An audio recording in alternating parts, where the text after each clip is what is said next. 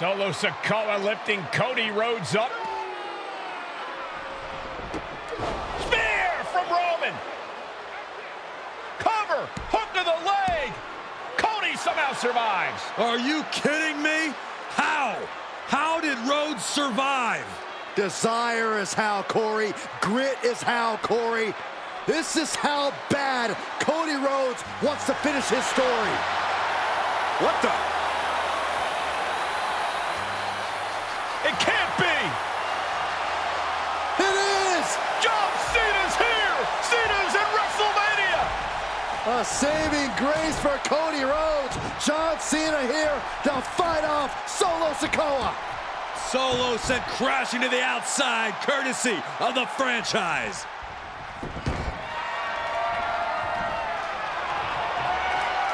Cena's got Roman up, attitude adjustment. Down goes Reigns.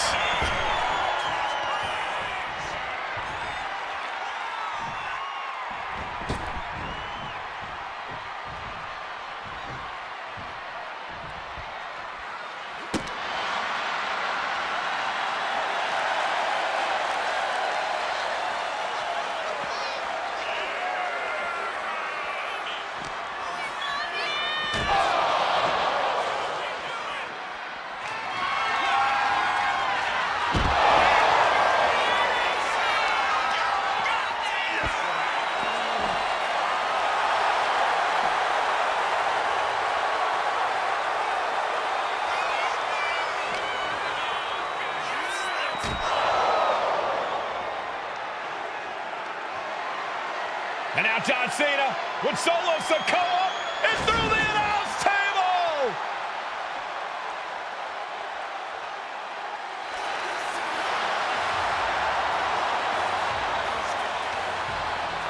Oh, hold on, guys. Hold on.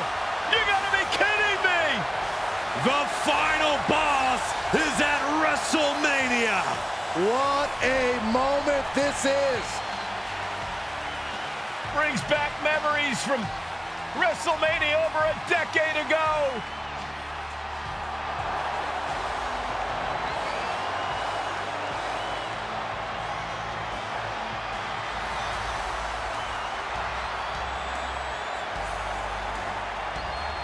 Now this is a WrestleMania moment. Rock and Cena face to face, feeding off the electricity of this crowd. This is absolutely surreal.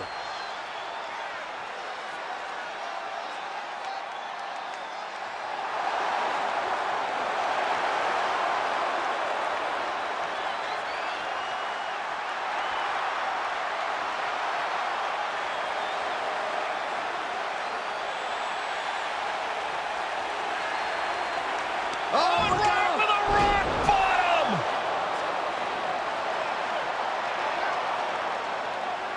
The final boss strikes, and Cena is down. And now The Rock taking off the Mama Rhodes weight belt, and he's going to use it against Cody. What? Oh. No way. No way. Guys, What is going on here?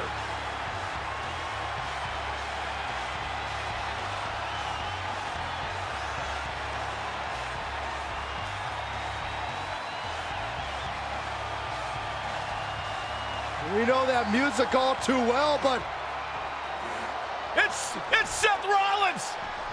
And a Superman punch by Reigns intercepts Rollins, who's out here in the old Shield gear.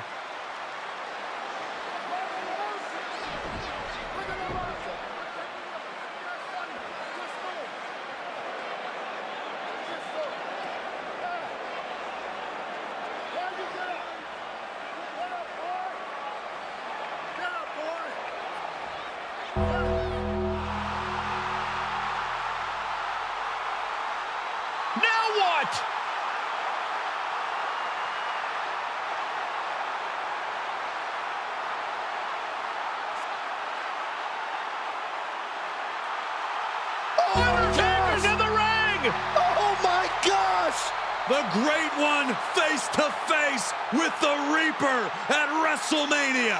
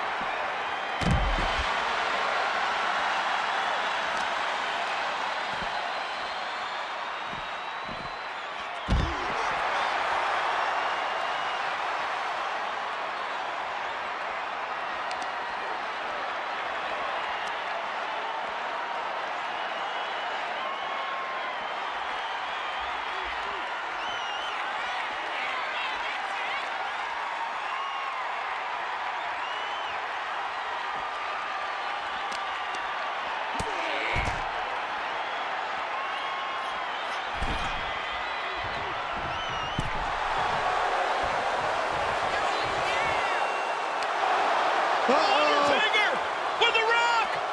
Choke slam! The Undertaker's back in WrestleMania! Unreal.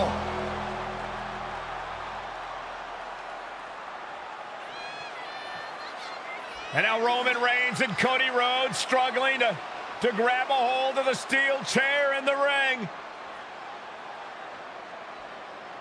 Both men struggling to their feet. Roman beats Cody Rhodes. And this could be disastrous for the American Nightmare. 10 years in the making. The Tribal Chief putting a ghost of his past to rest.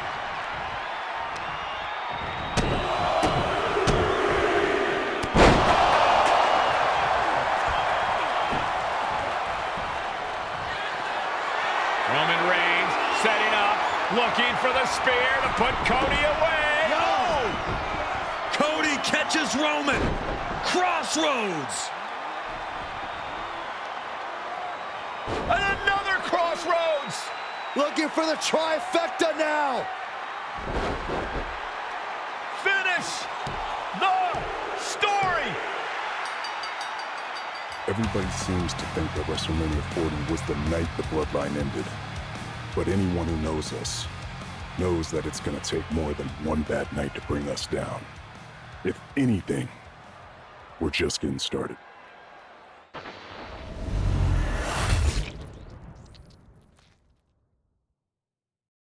Ladies and gentlemen, my name is Paul Heyman, and I serve as special counsel and the wise man to your tribal chief, Roman Reigns, the undisputed, uncontroverted, unquestioned leader of the Bloodline, the most dominant group in recent memory and in the entire history of WWE.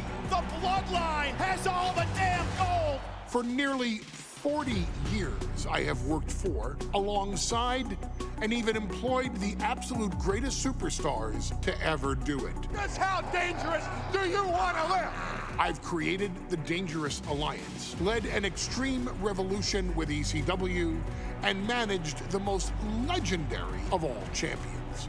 And for me, none of that compares to the relationship I've built with the Anoa'i, Fatu, and Maivia families, the triumvirate that composes this dynasty that we know more colloquially as the Bloodline.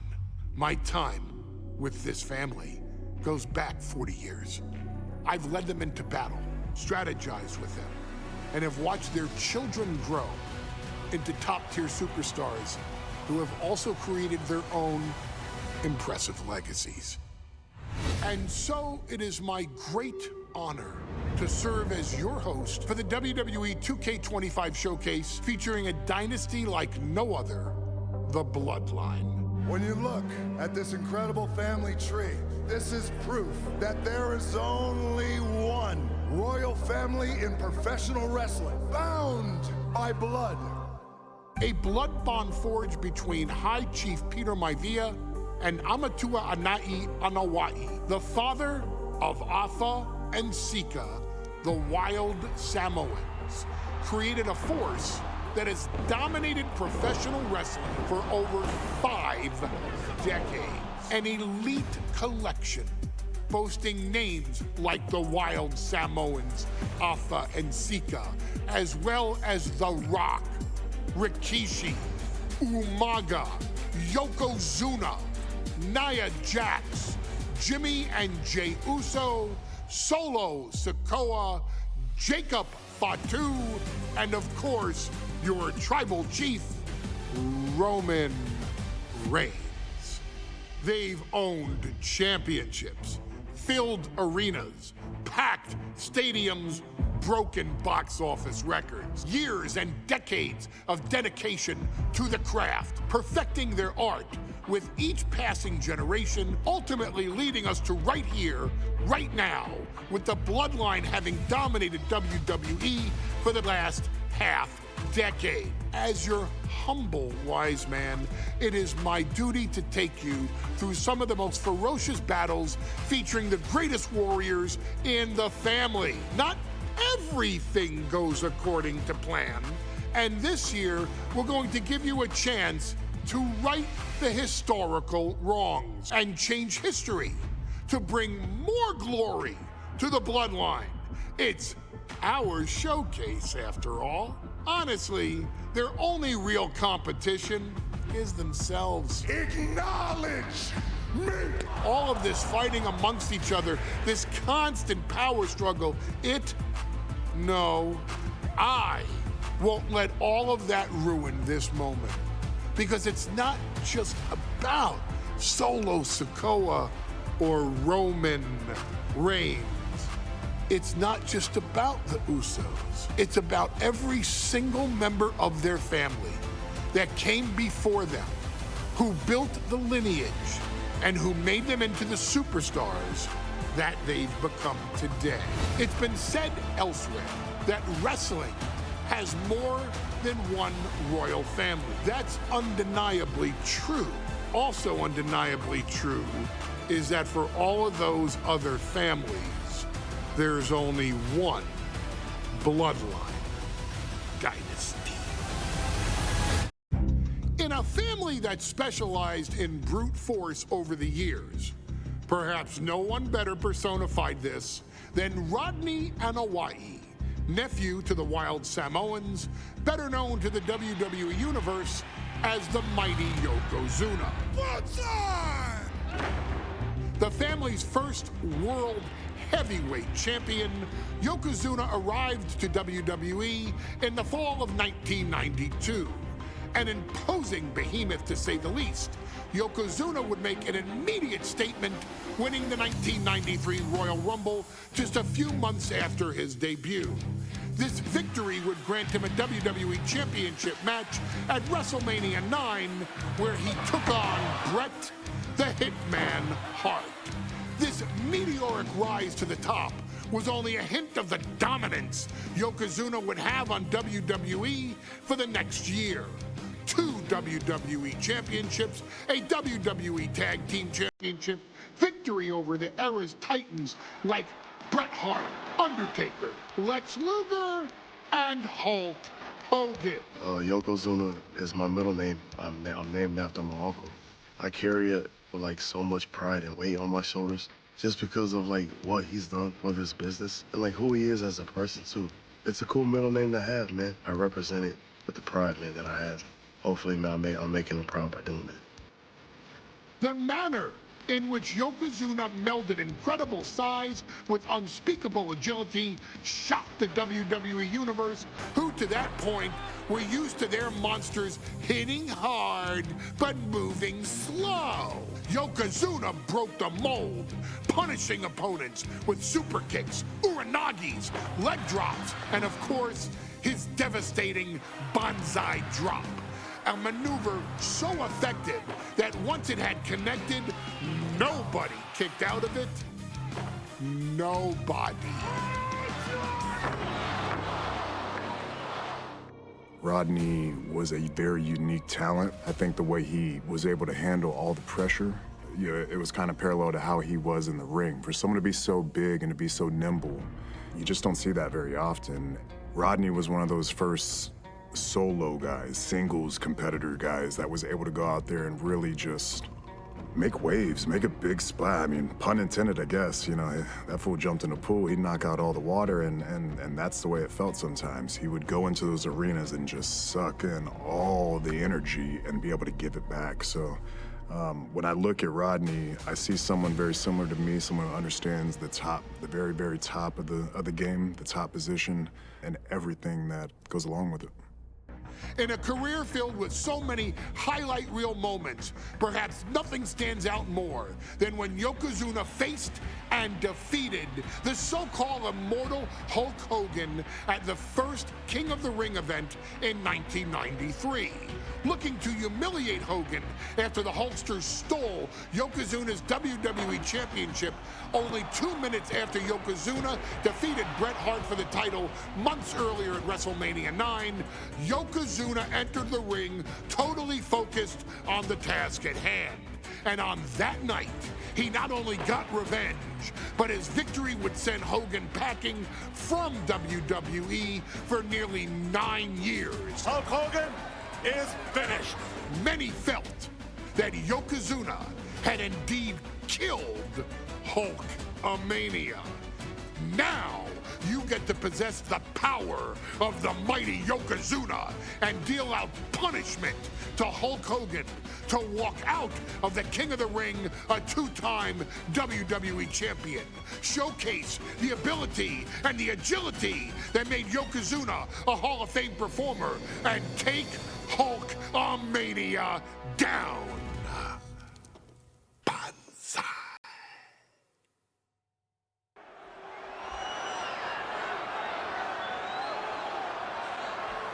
Ladies and gentlemen, this is an event of international magnitude.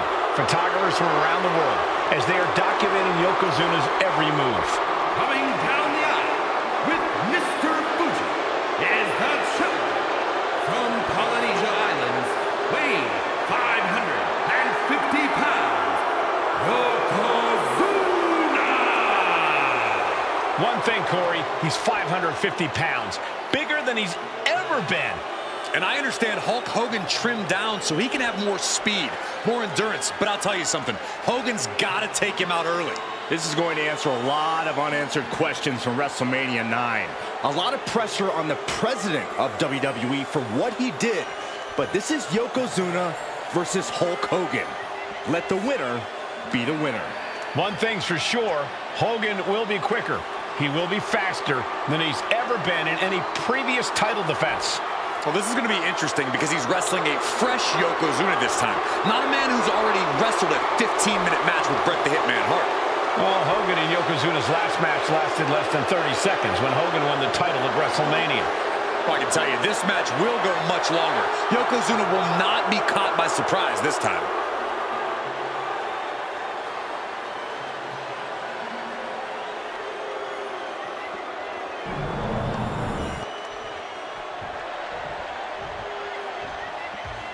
Listen to this! What a phenomenal ovation for the WWE Champion!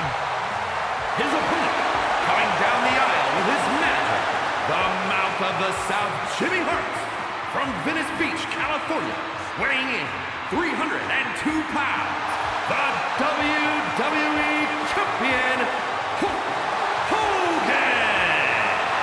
You can feel this facility shake, literally moving. The rafters shaking with the ovation of the WWE Champion Hulk Hogan. Hulk Hogan thrives on these people. He thrives on the Hulksters, the little Hulksters. This is what keeps this man going. Hulk Hogan's relying on the fans. He wants to hear them cheer. He wants to draw strength from them. But Yokozuna's focused. He has not taken his eyes off Hulk Hogan. He is ready, believe me. The Hulkster ready for war, and you can bet, ladies and gentlemen, it will be warfare here. Well, he's been saying for weeks that he is going to be the first man to slam Yokozuna. Oh, nobody slams Yokozuna. Well, we'll see. Hulk Hogan wanted to prove it was not a fluke that he beat Yokozuna. And now, we're going to find out if it was a fluke or not.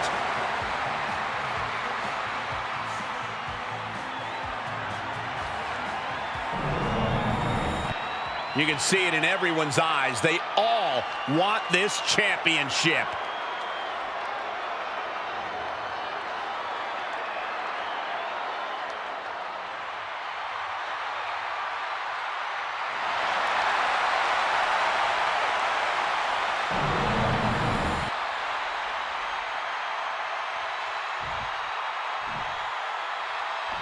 Michael Cole alongside Byron Saxton and Corey Graves, emanating from King of the Ring, 1993.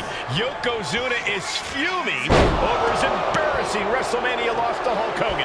Now, Yokozuna has vowed to reclaim the WWE Championship and wipe Hulkamania off the map. Indeed, the last time these two shared a ring, it was disastrous for Yokozuna. Mr. Fuji issued a challenge to Hogan on behalf of his client. And 22 seconds later, Hogan was the new WWE Champion. But that night was mired in controversy as Yokozuna had just been to battle with Bret Hart to win the title.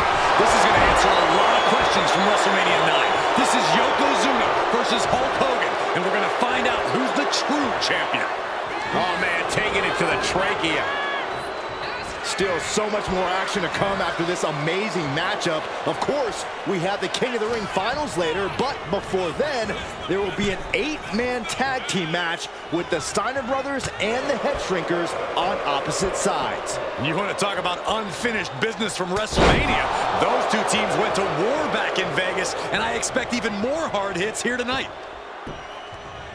Down to Owen, and a double axe handle smash. Double axe handle smash. Uh-oh. I wouldn't be getting up if I were him. Has him set up in the corner of the ring. Tagged with a punch.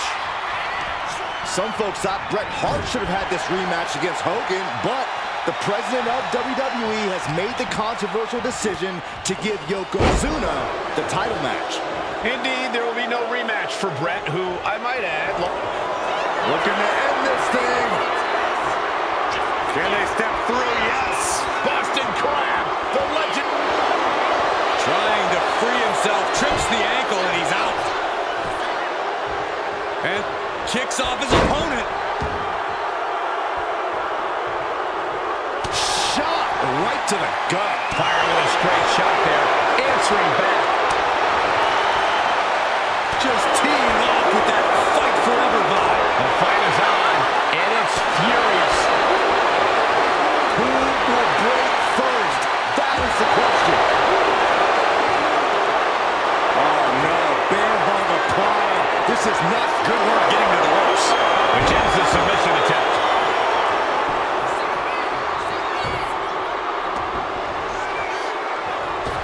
Hitting the ropes.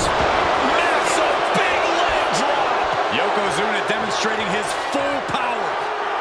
Yoko says this one's over. Bonsai drop. It just got as bad as it could for the champ. Cover. We almost had a new champion. I can't believe it. We were a second away from a new champion. Are we close to the start of a new reign? And Yoko's taking flight. Comes down with force.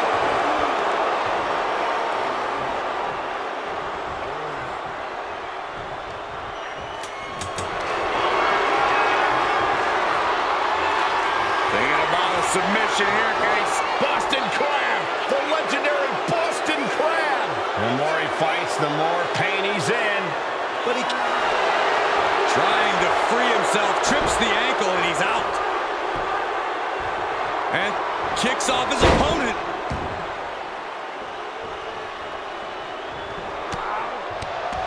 Uh-oh, Hulkster's in trouble. Oh, wait a minute.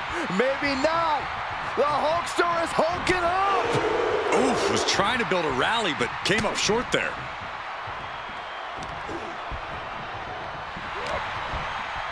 Hooked him up. High angle belly-to-back suplex. Bombastic claims coming out of both camps coming into this one, gentlemen.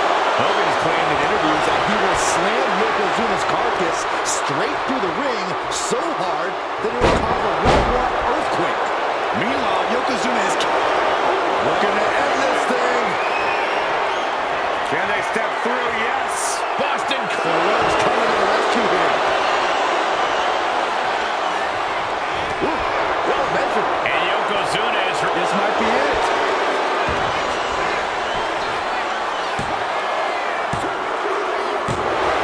And Yokozuna is once again champion. I can't believe it. The winner of this bout and new WWE Champion, Yokozuna. We have the official word. Yokozuna is indeed the new WWE Champion. We may have just witnessed the end of Hulkamania, gentlemen. There's no may about it, Cole. Yokozuna just conquered Hogan, and every news...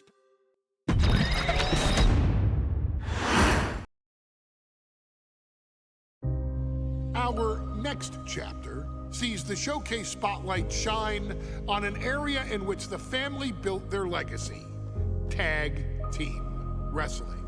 Starting with the Wild Samoans, Afa and Sika, all the way through to more recent champions like the Usos or Tama Tonga and Tonga Loa. This dynasty has always excelled in tag team competition, consistently showing an ability to dominate the division with a wide variety of looks. And the first team that we will look at, accompanied to the ring by Afa himself. Fatu and Samu, the Head Shrinkers. They put the fear in people's hearts. That's what the Head Shrinkers did back in the day. Second to none in that ring. You know, hard-nosed, battle-tested. They went for it every single night. More astute fans may also know that early in their journeys, Samu and Fatu were managed by me, Paul Heyman, then known as Paul E. Dangerously, and the SST, the Samoan SWAT team. The Samoan SWAT team is here. Vengeance is mine. Already an imposing force that early on, their future greatness was obvious to so many industry experts. Afa, more than anybody, knew he had the team on his hands, with Samu being his son and Fatu his nephew. The tribal elder was able to mentor both, instilling in them the same unrelenting approach to competition that made the Wild Samoans world famous. The team toured through regional promotions before a quick stop with me in WCW, but WWE was always their goal.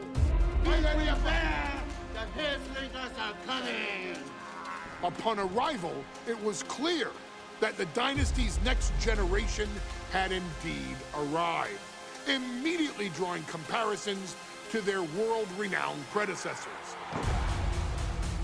10 years before it became cool to say, Samu and Fatu displayed ruthless aggression in the ring, overwhelming opponents before the bell and continuing the non-stop attack until their hands were raised in victory. Deceptively agile for men of their size, they brutalized the opposition with devastating dives from the top rope. The duo would eventually go on to capture the WWE Tag Team Championships in the spring of 1994, fulfilling the promise and carrying the legacy to even greater heights.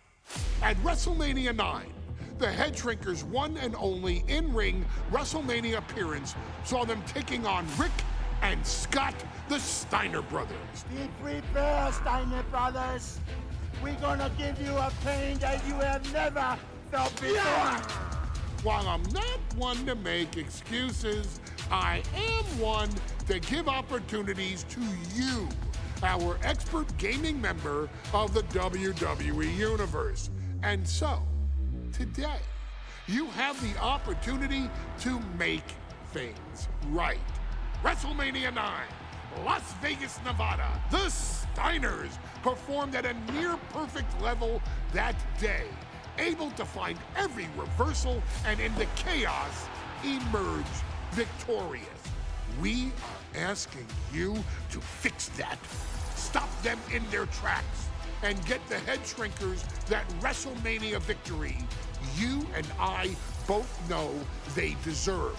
But if you're not careful, you're going to find yourself reliving the very same memories that have haunted Samu and Fatu for years.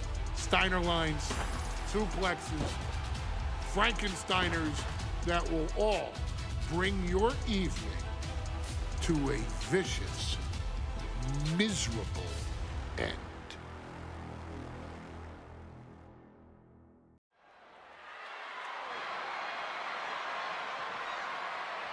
One of the toughest teams in WWE history. Nearly 600 pounds of pure savagery. Is a tag team match set for one fall. On the way to the ring, accompanied by Alpha at a combined weight of 565 pounds. Samu and Fatu, the Head Shrinkers. Fair warning, this one may not be too pretty, guys. You talk about rugged individuals. These are two tag teams that can really bring the fight to anyone that steps in their path. Yeah, there's about to be a seismic collision in the ring.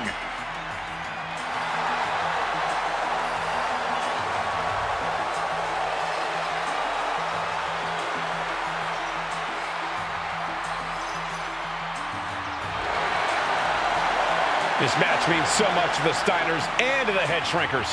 Well, the whole world is focusing on WrestleMania 9, and the last thing you want to do is come up on the short end. Pride is on the line, and as is a stake to the claim of being the toughest team in all of WWE.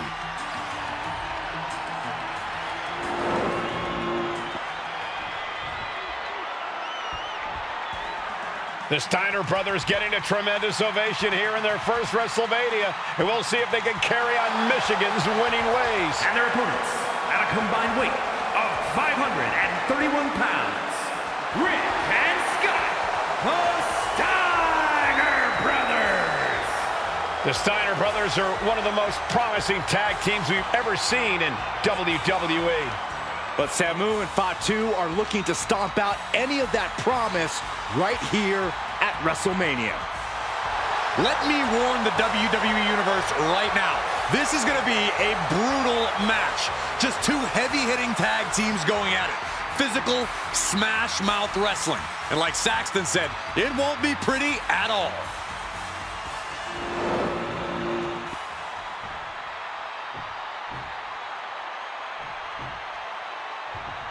Big fight feel in Las Vegas as gladiators face off here at WrestleMania 9. And we are watching four men who would have been right at home inside of a Roman Coliseum. The Head Shrinkers and the Steiners are ready for a true battle. Both teams are relatively new to WWE, but we've seen that each duo is not afraid to get physical. Each side is looking for their first WrestleMania win, and they will do anything to earn it. Placed him in the corner here. Oh, uncorked a big punch. WrestleMania 9 shaping up to be a big night in the tag division, guys. Indeed it is, Michael. Two great young teams competing now. And later tonight, none other than Hulk Hogan will lead the Mega Maniacs against Money Inc. for the tag team titles. Oddsmakers in Nevada have the smart money on Hulk Hogan leaving Vegas with the gold tonight. Oh, not to the belly! And that will slow Rick for the moment. Fatu looked as brutal as ever on that exchange.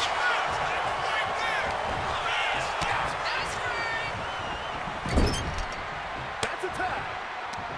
Tag made.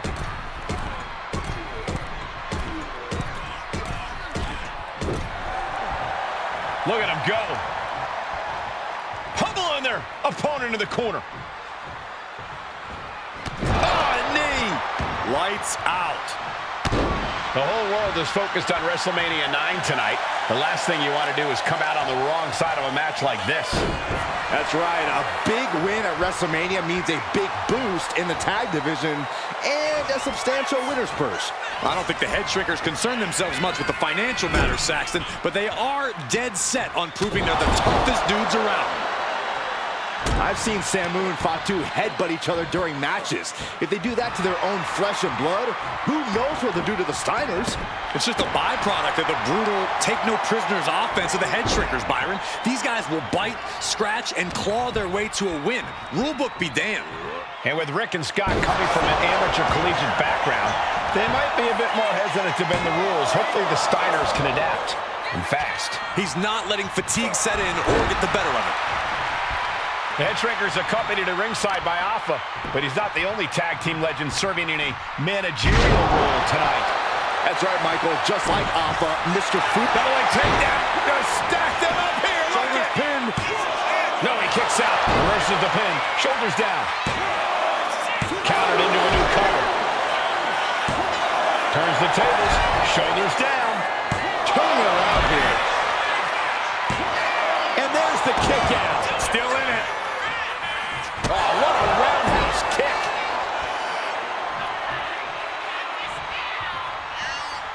Rake right across the back.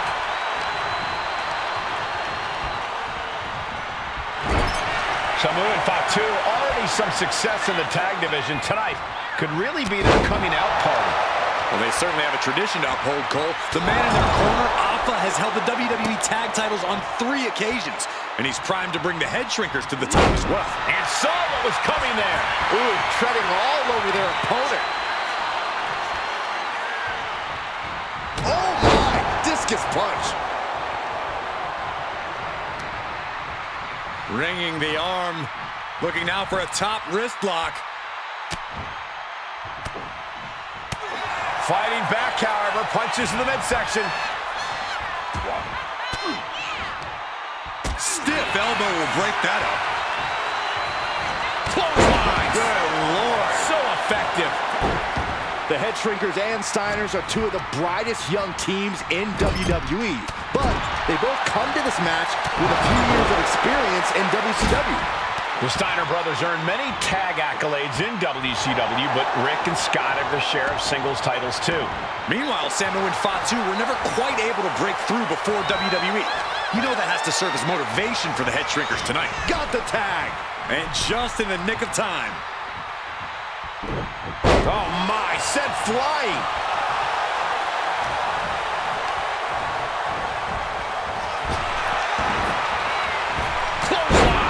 Effective. Oh man, jarring headbutt. Before this match began, you heard the Steiners speak backstage. Scott saying, quote, "Me and my brother are going to go out with a game plan and do what we do best, and that's wrestle." That's all well and good for the Steiner brothers, but Alpha has gone on record saying that his men are looking to tear Rick and Scott's heads off. Back suplex. Spine crushing. What the leg? Look at this. He just tossed the leg. He's starting to feel the results of this pounding. Steiner putting those amateur instincts to good use. That'll put Samu's toughness to the test. Steiner putting all of his freakish power to... Look out! Diving hammer strike. Drops the hammer. Right on the lower back. Double underhook. Driven down with a powerbomb. And we are really seeing the amazing skill sets of all 4 men in this tag team showcase. Well, we already knew about the brawling of the head shrinkers and the grappling of the Steiners, but men as big as these 4 behemoths should not be able to fly around the ring like they have thus far. It is made for an extremely tough act to follow, guys. Ooh, headbutt! And another.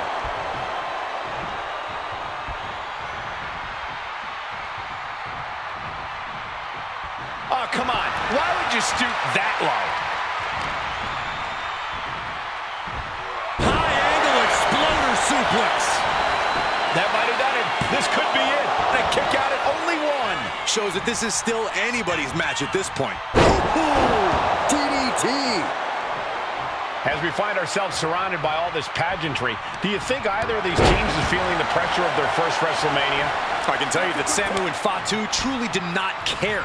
Alpha has turned these men into brutal fighters who simply want to destroy their opponents no matter where the fight takes place. And as for the Steiners, we know they have big match experience, tons of amateur championship bouts in college, and some of WCW's biggest events. But even those can't hold a candle to the spectacle of WrestleMania. He's getting fired up now, really feeding off this crowd. And guys, what a war we're witnessing between the Steiners and the Head Shrinkers. This is the trickiest bet in all of Vegas, Cole. Both teams so evenly matched, I wouldn't know who to bet on. Oh, and a headbutt. Wow. What a punch.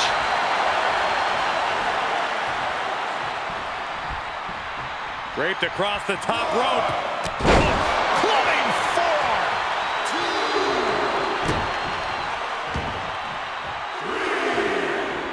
And he's tagging his partner in. Power slam. Oof. Oh, man, a little extra luster behind that kick. He's got it down. Here we go. And the Head Shrinkers get the win. Here are your winners, Samu and Fatu, the Head Shrinkers. And what a huge win for the Head Shrinkers tonight. Samu and Fatu making their family proud and proving themselves as top contenders in the tag division.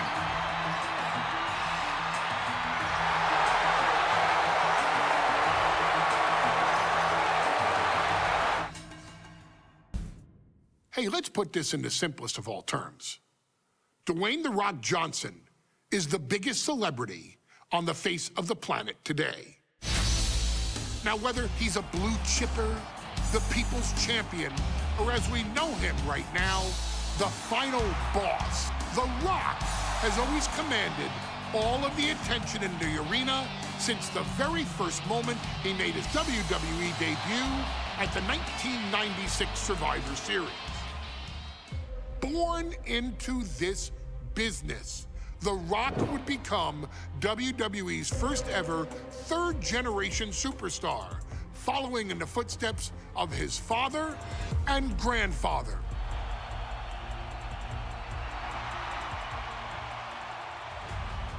Who had competed in WWE rings before him. Dwayne had the huge responsibility. There's a legacy, and you have to take it so seriously. Even with incredibly high expectations, the Great One surpassed them all. Along with the usual achievements, if your name is The Rock: 2 Intercontinental Championships, 5 Tag Team Championships, 8 WWE Heavyweight Championships, a Royal Rumble victory, not even to forget the fact that The Rock once led an entire nation. The Rock has one of the more noteworthy feats in WWE history, earning WrestleMania victories over Hulk Hogan, Stone Cold Steve Austin, and John Cena. Each of these men are known as the faces of their respective era. Each of these men found out what happens when you go one-on-one. Oh, you know the rest. Of course, The Rock rivaled Stone Cold Steve Austin's popularity during the vaunted Attitude Era, tearing opponents down with rock bottoms and people's elbows while tearing them apart on the mic with cutting one-liners and catchphrases that are still recited to this day. If you smell, know your role and shut your mouth. He ended CM Punk's 434-day title reign as WWE Champion at the 2013 Royal Rumble as well, after having only competed twice over the previous 9 years, displaying the always ready mentality and physical conditioning on which he has built his global brand. But you don't need me to rattle off The Rock's resume to you, now do you? Of course not. The man is an occasion unto himself. He has headlined the biggest events against WWE's most iconic superstars and has always found a way to, how does he put it? Layeth the smackdown on some jabroni's candy ass. I couldn't have said it better myself, although I think I may have just done that. But indeed, he has. On a Thursday night in February of 1997, The Rock, still known as Rocky Maivia, would find himself challenging for the WWE Intercontinental Championship. Only a few months into his tenure, he would be matched up against a face that would ultimately become one of his most familiar and hated rivals, Triple H, Hunter Hearst Helmsley. Seemingly overmatched by a more seasoned opponent, a youthful Rock would demonstrate all the traits that have come to define him in the years since. Tenacity, high IQ, and that legendary Samoan strength to ultimately surprise Helmsley and kick off the first championship reign for Rocky Maivia. It would be the first step of a journey that has ultimately led The Rock into the pantheon of WWE's elite. So now it's all in your hands. It's up to you to showcase the undying drive that makes The Rock the hardest worker in the room to deliver a shocking upset against the Greenwich snob himself. Guide The Rock to victory over Triple H at a very special Thursday, Raw Thursday, to give the first jolts to what would become the most electrifying career in sports entertainment.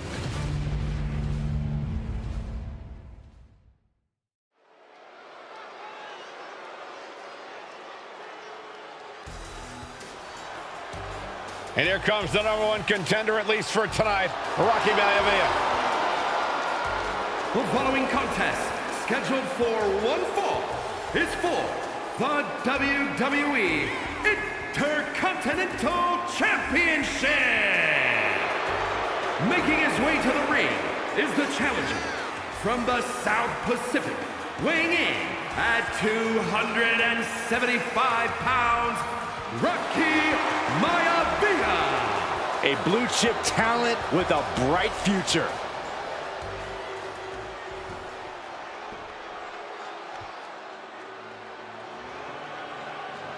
On his way to defend the Intercontinental Championship, Hunter Hearst Helmsley.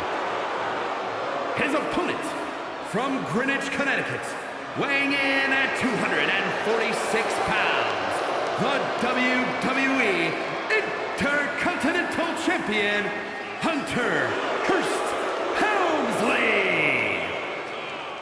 Helmsley is scheduled to face another challenger at an upcoming show this Sunday, and he's taking the risk, stepping in here against a newcomer, Rocky Maivia.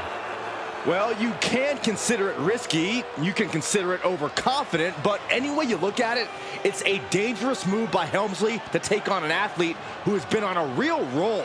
Rocky Maivia has been successful thus far in WWE, and Rocky is focused. Rocky is only thinking about tonight. Saxton, just curious, have you ever exercised your right to remain silent?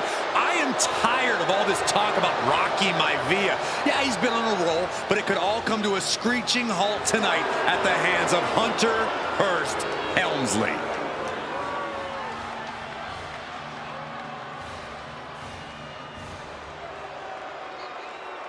You can see it in everyone's eyes. They all want this championship.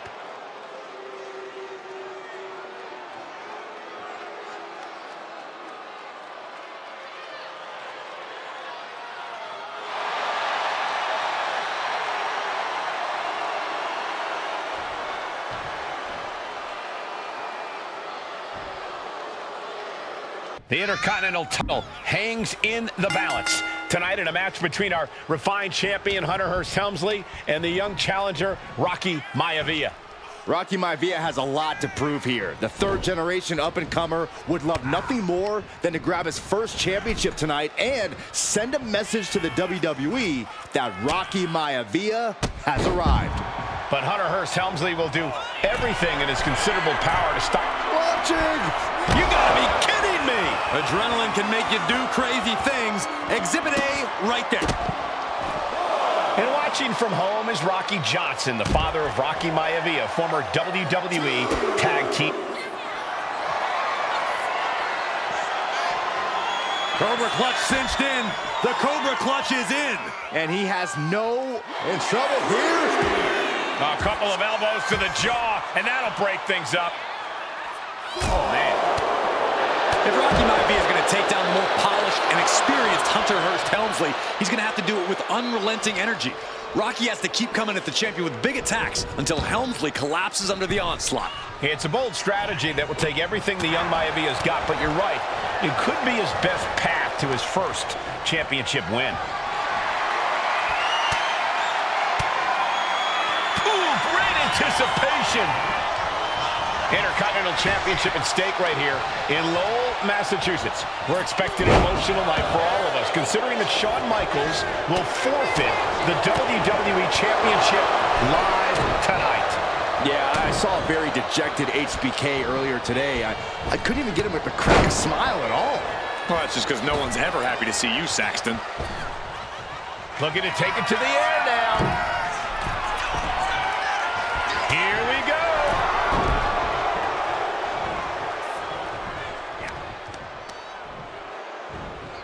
Hoisted up.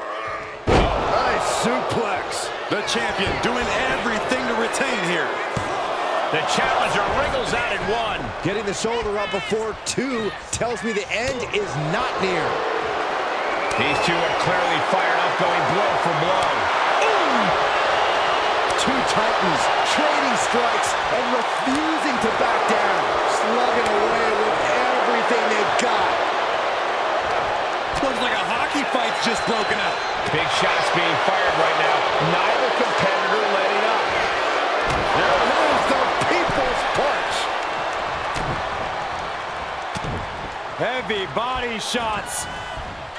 Whipped hard. What a clothesline. Maivia way up high. Soaring. Nobody home. Oh my gosh, what impact. And Helmsley just showing his huge edge and experience here. I would say the most cerebral Intercontinental Champion we've had. Cerebral, I like that description for Helmsley. Deeper into this match now, and I think it's Helmsley who's reaching peak frustration. Can't quite put Rocky Maivia away. A testament to the never-say-die attitude of this young superstar. And he gets it from his dad. He gets it from his... Launching down with force. Maivia took to the sky and executed that high risk perfectly. I don't think Helmsley had that scouted at all.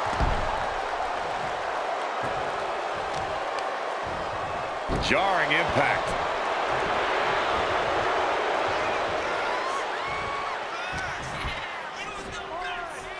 Hunter whipped into the corner. Nobody home. Rocky hit hard. And now Hunter looks to take over this match. Helmsley muscling Maivia up to the top turnbuckle and a big right hand. Helmsley with something big in mind here for his challenger tonight.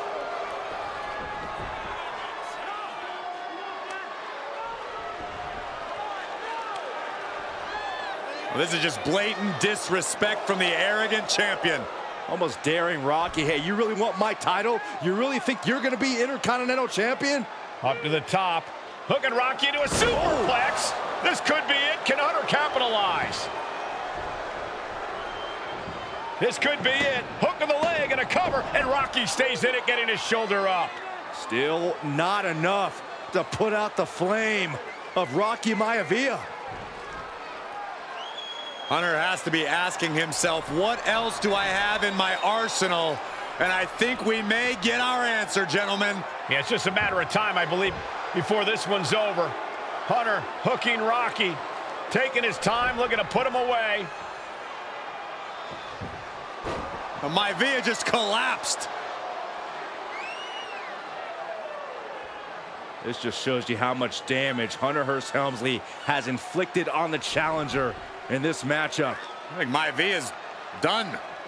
Official might want to step in, call this one. The official checking on Rocky. Hunter Hearst Helmsley believes this is close to being over. Lifting him back up again. Rocky rolls through. Shoulders down. Rocky wins the title. Rocky Maivia has shocked Hunter Hearst Helmsley. Here is your winner and the new Intercontinental Champion, Rocky Maivia.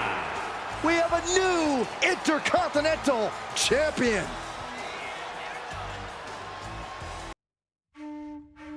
In a family of elite combat athletes and top-tier performers, the final boss has always stood out, even when he was just a blue chipper. But there wouldn't be a final boss, there wouldn't even be a bloodline if it wasn't for The Rock's grandfather, the High Chief Peter Maivia. You can think of him as the first boss, predecessor to the tribal chief. He is one of, if not the foundation for our family. The Anoa'i Fatu Maivia wrestling dynasty. I don't think there's anybody more responsible for what's going on now than the High Chief himself. Peter Maivia isn't simply one of the two principals behind the sacred blood bond. He's also an incredibly decorated professional wrestler who traveled the world and won titles everywhere he went. New Zealand, Japan, Europe, and here in the United States, where he enjoyed especially successful runs in Hawaii and California. Maivia would eventually find his way to WWE, engaging in legendary battles with the likes of superstar Billy Graham. His larger-than-life personality would win the WWE Universe over in short order, as it had throughout his entire career. In the ring, High Chief Peter Maivia was a potent blend of brawn and grappling technique, often muscling his opponents down to the mat through a variety of joint locks and then switching to more painful holds once grounded. His sleeper hold and stump puller were both feared and renowned, and make no mistake about it, Maivia knew there was always more than one path to the ultimate victory. Out of the ring, High Chief Peter Maivia also ran one of the most successful wrestling promotions on the planet, Polynesian Pro Wrestling, based out of Hawaii, showing his mastery of the business in every aspect. His induction into WWE's Hall of Fame class of 2008 was supremely deserved, forever enshrining Peter Maivia as the legend he always was. And now, we present to you the opportunity to walk in the boots of the legendary High Chief Peter Maivia, facing off against one of the most legendary WWE rivals, George the Animal Steele. You will settle this score once and forever, and showcase the overwhelming strength of Peter Maivia, which has ever since remained as a hallmark for every single solitary member of this bloodline. Steele is no easy battle, though. He thrives in the chaos, one of pro wrestling's true madmen. He'll even try to eat part of the ring if he thinks it'll help him break you down. So do your best and honor High Chief Peter Maivia properly with a resounding victory.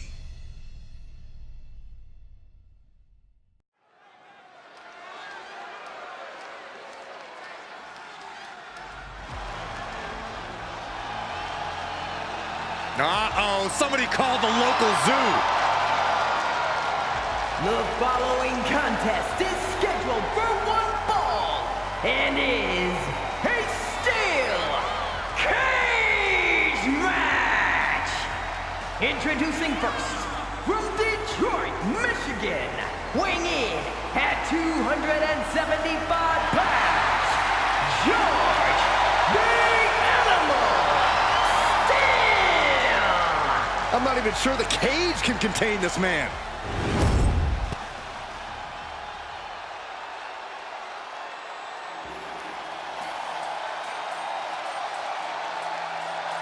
And strolling down the aisle, the opponent of George Steele, Peter Maivia. Always a chaotic matchup. His opponent from the Isle of Samoa, weighing in at 275 pounds, High Chief Peter Maivia. Steele had better keep an eye on Maivia because Maivia is a true brawler. Few men can handle the chaos of the animal inside a steel cage, but I believe the High Chief is ready.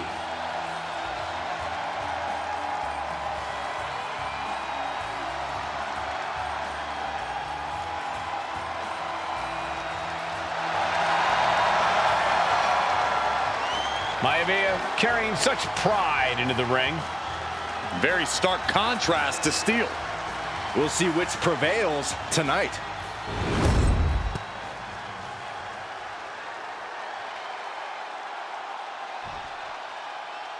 High Chief Peter Maivia taking on George the Animal Steele in a steel cage match. Quite a heated history between these two guys. Yeah, Michael, and I think it's because Maivia is one of the few superstars brave enough to take on the animal. Most of their contests have ended in countouts or disqualifications. Thanks to the cage, we'll get a decisive victory in this one. Well, that really depends on if a cage can even contain that. Just breaking down the opponent. The High Chief Peter Maivia really making a name for himself at WWE, but he's had plenty of experience on the way up. Plenty of championships on the West Coast, but he's made the biggest splash in Hawaii where he earned multiple tag team titles. Oh yeah, Maivia is a huge celebrity on the islands. In fact, I've heard some consider him the personification of Maui.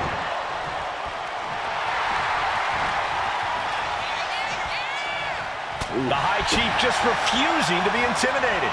The animal has no idea what to make of Maivia. Nice takedown. Stack them up.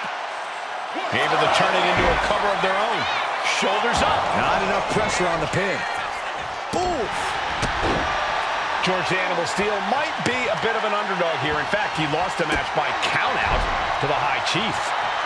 In Steele's defense, I'm not sure he knows how to count exactly or how to read a rule book. So he's got to be happy to be in this cage.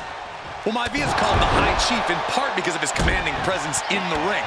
He's more than ready for what the animal will throw at him, even inside a cage. And there is no other term for that than just cheap. A cheap shot. Down opponent and a double axe handle smash. Momentum is all with Maivia now. And you can see Steele is struggling to weather the storm with the High Chief. There is some power behind that punch. Overhand right lands. Well scouted. Peter Maivia very tough, but he also has movie star good looks. Quite the combo. And it served him well, Michael. In fact, the High Chief has major acting and stuntwork credits to his name. And who knows? Maybe we'll see the Maivia name on Hollywood billboards again sometime. Well, before any of that happens, the High Chief needs to survive this war against the animal. We've seen that. This can't bode well. There's the backbreaker. Does Peter Maivia have this sewn up? He's taking a beating, but can he hold on? Yeah, Maivia has really figured the animal out here. Shoulder tackle.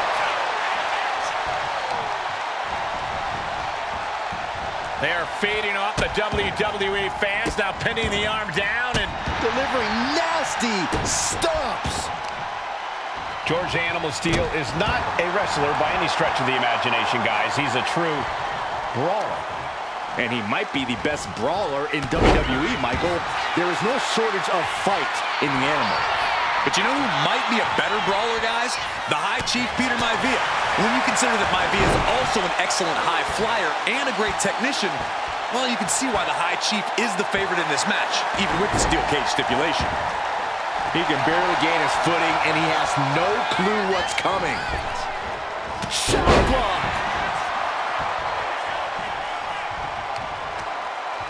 What now? Stop right to the gut.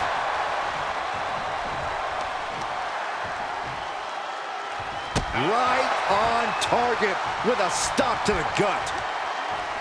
The animal has to be elated to be in this steel cage against one of his biggest rivals, no less. Yeah, Byron, we've seen the animal brandish a weapon against Peter Maivia before when it was against the rules. The High Chief better be prepared for Steel to get even crazier. Oh, Maivia is prepared, all right. The man is extremely tough and agile. In fact, the High Chief's entire body can be considered a weapon. Attacking the torso again, doing a little more damage. Once more, setting it up. Oh, I might have just broken something. And George is laid out. And an impactful display of offense we just witnessed there. Maivia overwhelming his opponent here. Steel now just trying to survive. That unraveled on George. Some folks call Peter Maivia the Flying Hawaiian, and the reasons are obvious for that moniker. But guys, how has he earned the other nickname of the High Chief? Well, Cole, Peter Maivia is very close to and down for the count. He kicks out before the count starts. How'd he do that? Punch lands. Haymaker after haymaker. Ooh. So much pride, so much resiliency on display. Neither competitor is backing down. The willpower, the sheer guts of these two. WWE Universe appreciating these athletes going all out. Big impact. He's going back to the well. Landing on the spine. Does it again, and there's no way to come back down. And the High Chief defeats the animal. Here is your winner, High Chief Peter Maivia. Anytime these two have faced off, it's been eye for an eye. But the steel cage has finally delivered a decisive victory for the High Chief, Peter Maivia. George Steele is one tough animal, but the way Maivia faced him in the cage tonight just... She's not like most girls. She's also not like most WWE superstars. Nia Jax, the reigning queen of the ring, is a reckoning, a force of nature that blitzes right through her competition. A cousin of The Rock, Nia Jax arrived in NXT almost 10 years ago with astronomical expectations. Undaunted, Nia Jax would dominate early opponents, finding herself competing for the NXT Women's Championship mere months after her debut. It did not take long for those running Raw and SmackDown to take notice. Well, our next pick, Nia Jax. And Nia Jax would join the Raw roster as part of the 2016 draft lottery. And since joining the main roster, absolutely no one has been safe from Nia Jax. She is a two-time women's champion. She is a two-time women's tag team champion. She competed in the men's Royal Rumble match in 2019, even getting an elimination while in the ring. Nia Jax looking to eliminate. She does. She's battled standouts like Charlotte, Bayley, and Becky Lynch. And all the while, she has left undeniable destruction in her wake. In the ring, she applies many of the same tactics that once benefited Yokozuna, even using her own version of the Banzai drop, known as the Annihilator. And just like its namesake, if it connects, your night is over. And Nia Jax remains driven for even more success, jumping at any opportunity to prove her dominance. This last year, That included entering into the 2024 Queen of the Ring tournament after earning victories over Naomi, Jade Cargill, and Bianca Belair. Nia Jax would fight her way into the finals, taking on former NXT Women's Champion Lyra Valkyria. Valkyria built a lot of momentum, defeating Dakota Kai, Zoe Stark, and Io Sky to punch her ticket into the final at the Queen and King of the Ring. With an obvious game plan, Lyra would look to stick and move, avoiding the colossal attacks of her opponent. Unfortunately, as often happens when competing against Nia Jax, Lyra made one miscalculation, and that error in judgment provided Nia Jax with the opening she needed to annihilate her competition. This is your opportunity to crown the first queen in Bloodline history. Make Lyra suffer. Make her regret ever entering your ring. Showcase the otherworldly power that forces an entire roster to cower in your presence. Because when you're an irresistible force like Nia Jax, resistance is futile.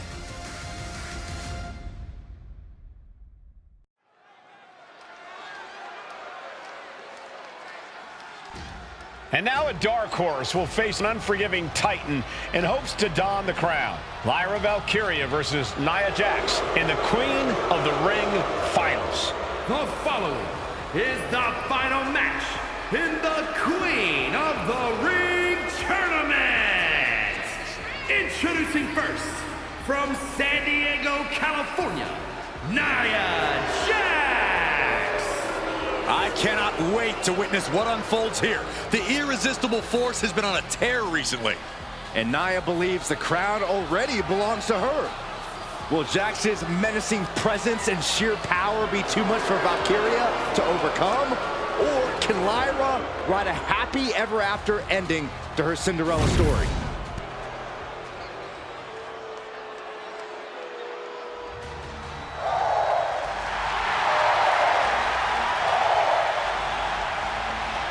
Lyra Valkyria fancies herself a Morgan, which is an Irish goddess of war. As they were on the battlefield, they used to take the shape of ravens to fly around and decide who would live and who would die. That is what Lyra Valkyria is bringing to the ring here tonight.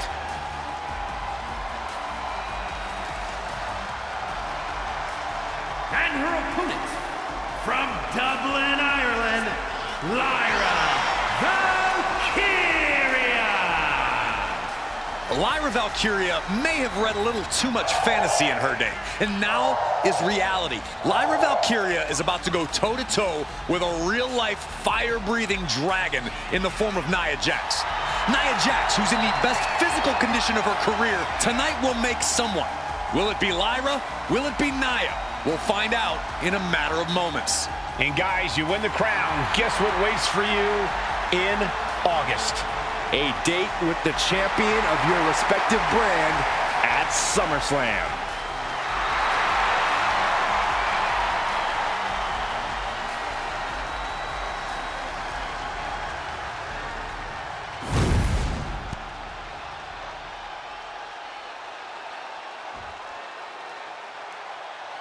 And it's all come down to this, the finals of the 2024 Queen of the Ring tournament.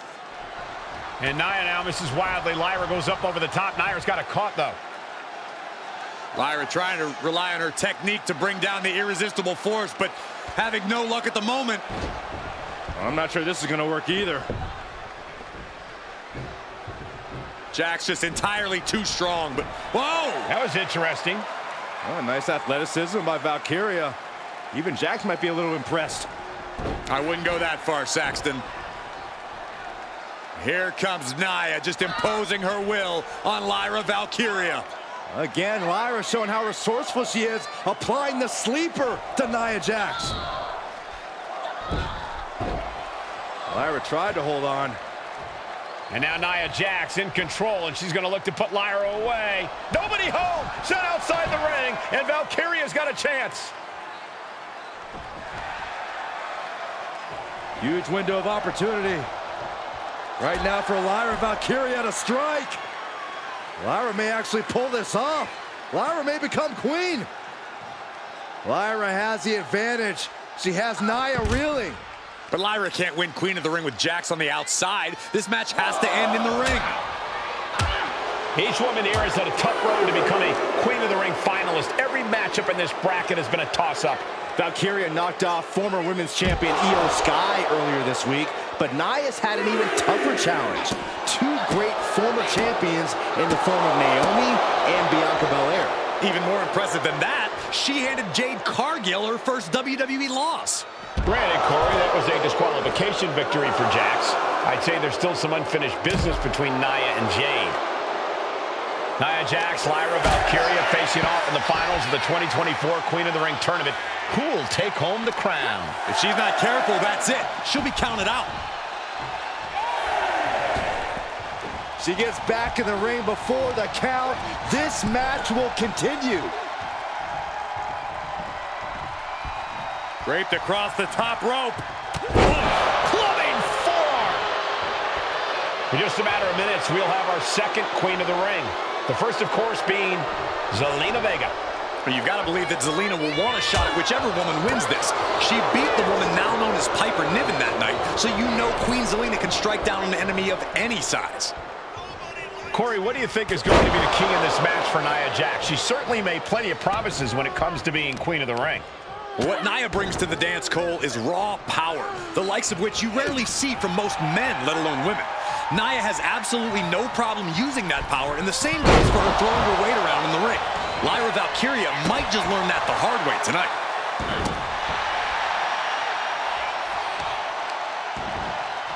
Kick to the back. Confidence is always a key for Nia Jax. She comes into every match thinking she hasn't won. But when you have this business in your blood like Nia does, that confidence is genetic. But ever since the Irresistible Force returned to WWE 8 months ago, her confidence has been on another level. And she's gaining even more confidence as this match progresses. Jax may just be unstoppable now. She wants to seize the moment now, waiting on her opponent.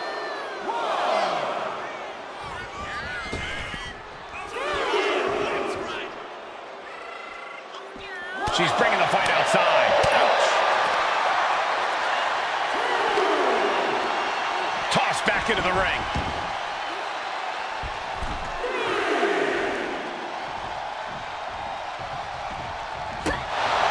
Many in the WWE Universe getting their first look at Lyra Valkyria. She's only had 3 main roster matches so far. Lyra Valkyria powering up her opponent. Nightwing connects. Now Valkyria needs to end this. Oh my God.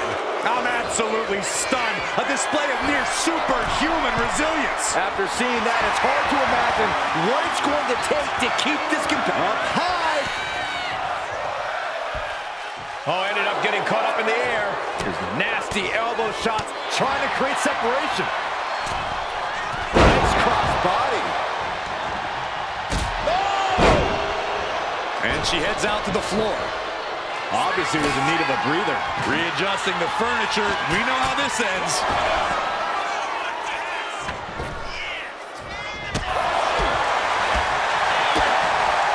DDT!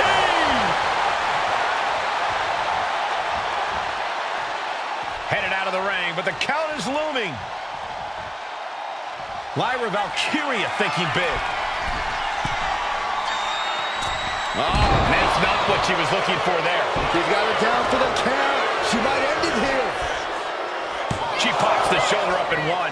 I'm happy she did. I don't want this match to end. Set hard into the corner. Headbutt. Golly, Nia is just cornering Valkyria. Jax abusing Lyra, showing no mercy. I think it's a preview of what kind of queen Nia Jax would be. The kind of queen that will happily send victims to the guillotine. Alabama slam! There's so many moves at Nia's disposal that she can end this match with. For Lyra, not nearly as much. Yeah, I can't imagine it'll be easy for Valkyria to pick up Nia Jax and drop her with the knife on the top.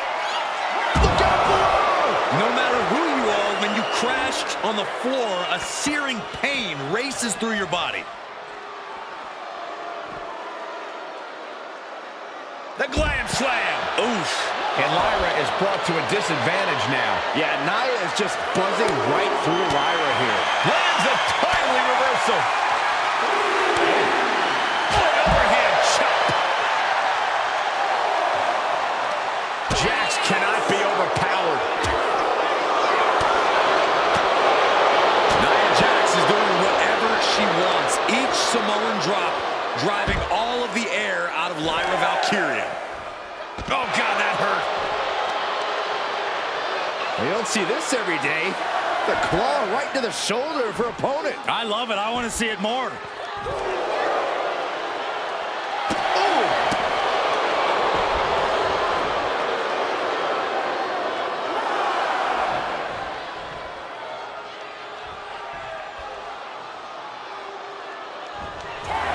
And she got it. Nia Jax is queen of the ring.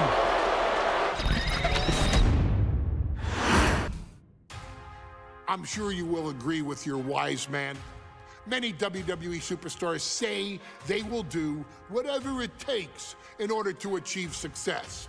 Quite often, it's a bunch of BS. But if you're lucky, you may run into someone who is willing to look out for the group. Someone willing to make sacrifices. And for this family, there was no one better than Rikishi. After the Head Shrinkers run in WWE came to an end, Rikishi, then known as Fatu, would go on a journey of self-discovery. This journey would lead to him taking on the name Rikishi, a subtle nod to his cousin Yokozuna, as well as an opportunity to start fresh with a global audience.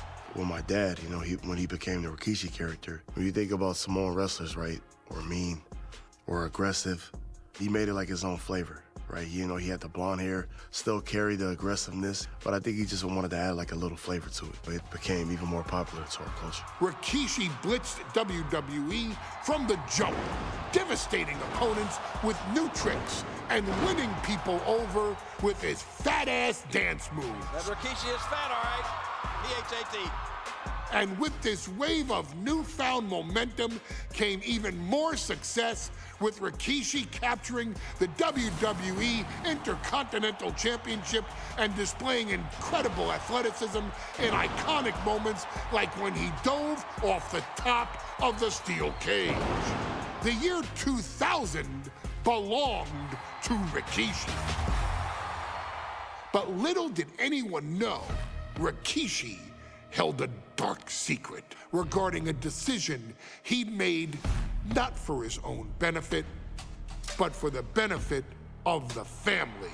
It was at the 1999 Survivor Series that Stone Cold Steve Austin was hit by a car in the arena parking lot, forcing him from the main event later that night for the WWE Championship. For nearly a year, all of WWE was consumed with figuring out who was driving that damn car and why Austin was targeted in the first place. The verdict came in. The car was driven by Rikishi. Rikishi would stand strong. Stone Cold Steve Austin. I didn't do it for me. I did it for The Rock. What? Rikishi would lay out a years-long gripe that WWE preferred Steve Austin to The Rock, and so Rikishi had made sure that The Rock's only competition had been removed from the picture. Rikishi sacrificed his own popularity to reach this goal. The Rock thrived while Austin was on the shelf. For Rikishi, the struggle and fall was all worth it. Rikishi knew that he would eventually have to face off with the Texas Rattlesnake to answer for his sins. And he welcomed that meeting with open arms. What Rikishi was unprepared for was for WWE to stack the deck entirely looking to make Rikishi pay for taking out their golden goose. Stone Cold Steve Austin was allowed to drive his truck directly to the ring and was generally given the freedom to do whatever the hell he wanted in the name of revenge. We are going to make things right. This time, when Rikishi and Stone Cold Steve Austin lock horns, there will be no stacking of the deck. Someone willing to give of himself so that his family, this family, can succeed, deserves better. So get in there and showcase the never say die spirit that has led this family to victory time and time and time and time and time and time again.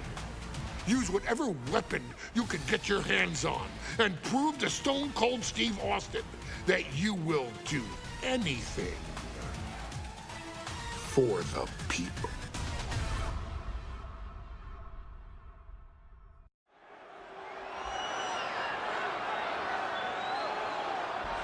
Is it legal to not show up? Rikishi has brutalized Austin lately.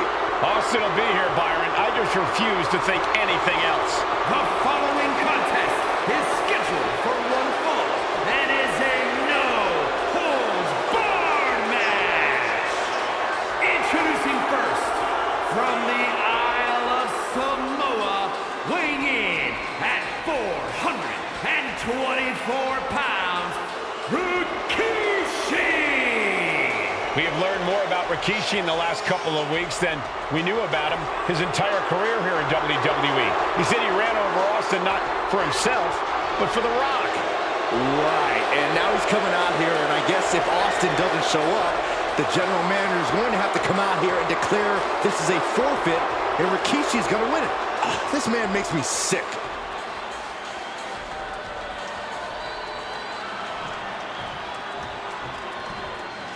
Is he here? Well, there's the Rattlesnakes music. He's here. Austin's here. Stone Cold Steve Austin came here with no fear, no hesitation, just revenge. His opponent, from Victoria, Texas, weighing in at 252 pounds, Stone Cold Steve Austin fought for his life to make it back here, to make Rikishi pay. Now there is no way Rikishi can escape the Texas Rattlesnake. It's been almost a year since Austin competed in the ring. Austin is a man possessed.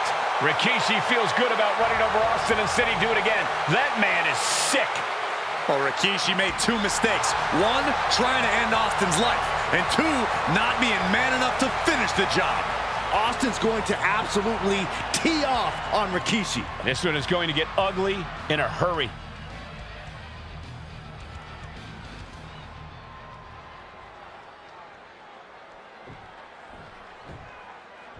It's a miracle Austin survived being run over by Rikishi.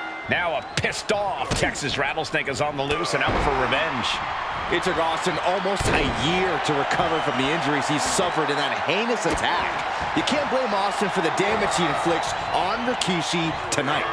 Byron, a lesser man wouldn't have survived. Stone Cold promised that Rikishi's days of walking above ground are over. This is no holds barred. Clubbing blows. We've talked so much about motives leading into this match. In my view, Rikishi's are delusional. His family have been given equal opportunities, and they all took full advantage of them. Yeah, my blood boils at the propaganda Rikishi's been selling. But I'll tell you about the most legitimate motive in this story, and that is payback for Stone Cold. Austin nearly had his life taken from him, and there is no greater reason to stomp the tar out of somebody than that. And he caught him right on the cheekbone.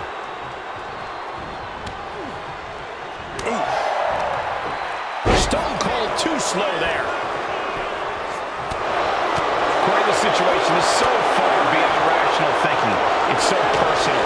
What does Stone Cold have to do in this one to leave here victorious against Rikishi? I don't know if you can tell someone who almost lost their life at the hands of their opponent to think rationally.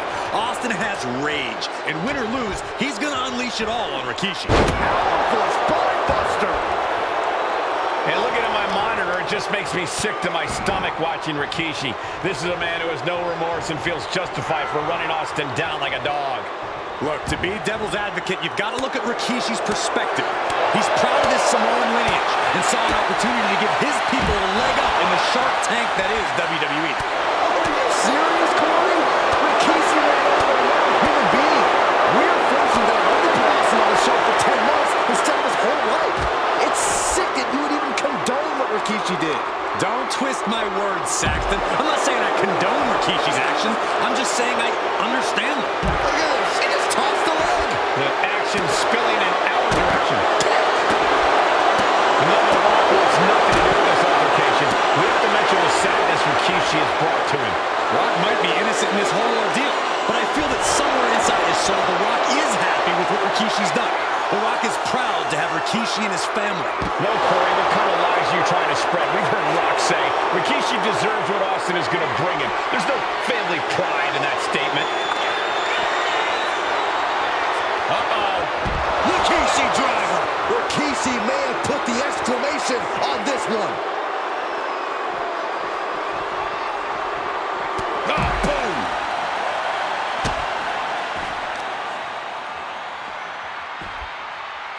Down to opponent and a double axe handle smash.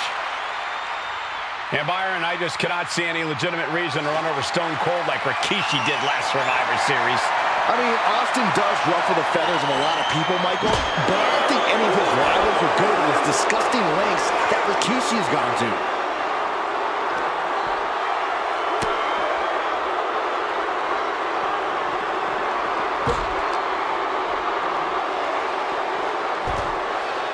Get this back into the ring now.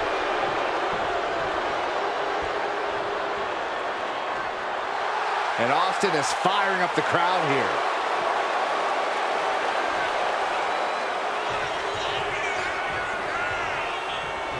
A great display of confidence, but he doesn't want to give his opponent added motivation.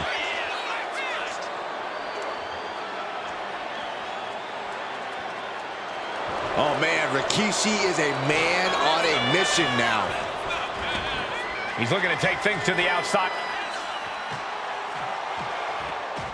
Austin and Rikishi trading heavy artillery on the outside, and here comes the rattlesnake. Stone Cold Steve Austin fired up and revenge on his mind. You got to think about how bad Austin has wanted this ever since Survivor Series last year. Been dying to get his hands on Rikishi. All of that venom, all of the vitriol inside of Austin being unleashed on Rikishi right now. Remember, this is no holds barred. Anything goes. Austin has Rikishi down. The rattlesnake is red hot. And do you hear this capacity crowd? They want more from Stone Cold. All that he wants to see Rikishi get beaten down like a pile of human filth. He's in a bad way, but still has something left in the tank. Oh, man, meeting the barricade. Ooh, hello. There's been a lot of vitriol coming from fans towards Rikishi these past few weeks. And this all-way crowd is continuing that pattern of disdain.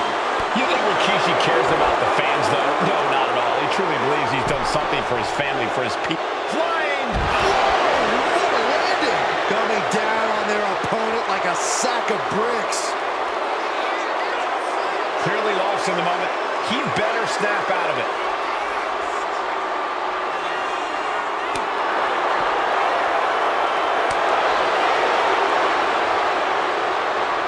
Goes under the ropes and into the ring. Rikishi finds his target with that one. And Rikishi lately has been calling himself a visionary, a pioneer. Rikishi hoisting up his opponent. Rikishi driver. Is that enough to take out Austin? Two. Somehow he kicked out. Austin somehow kicked out. I cannot believe the beating he's been able to endure. Everything possible. Tried to win there, but it just fell short. Wow.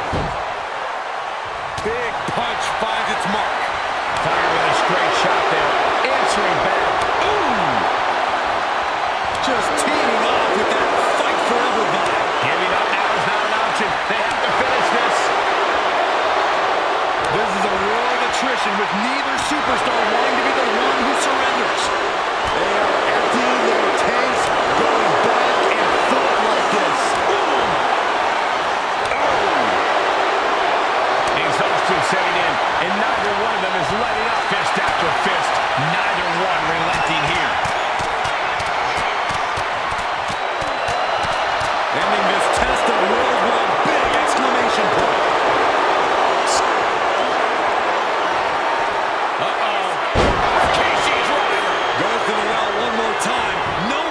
back from that. 2 count. Rikishi somehow defangs the rattlesnake. Damn it. The winner of this bout, Rikishi! This is not what many of us expected to see. We wanted to see retribution, but Rikishi was too much of a monster for Stone Cold tonight. The vitriol that consumed Rikishi powered him to finish the job and leave a battered Austin in his rear-view mirror.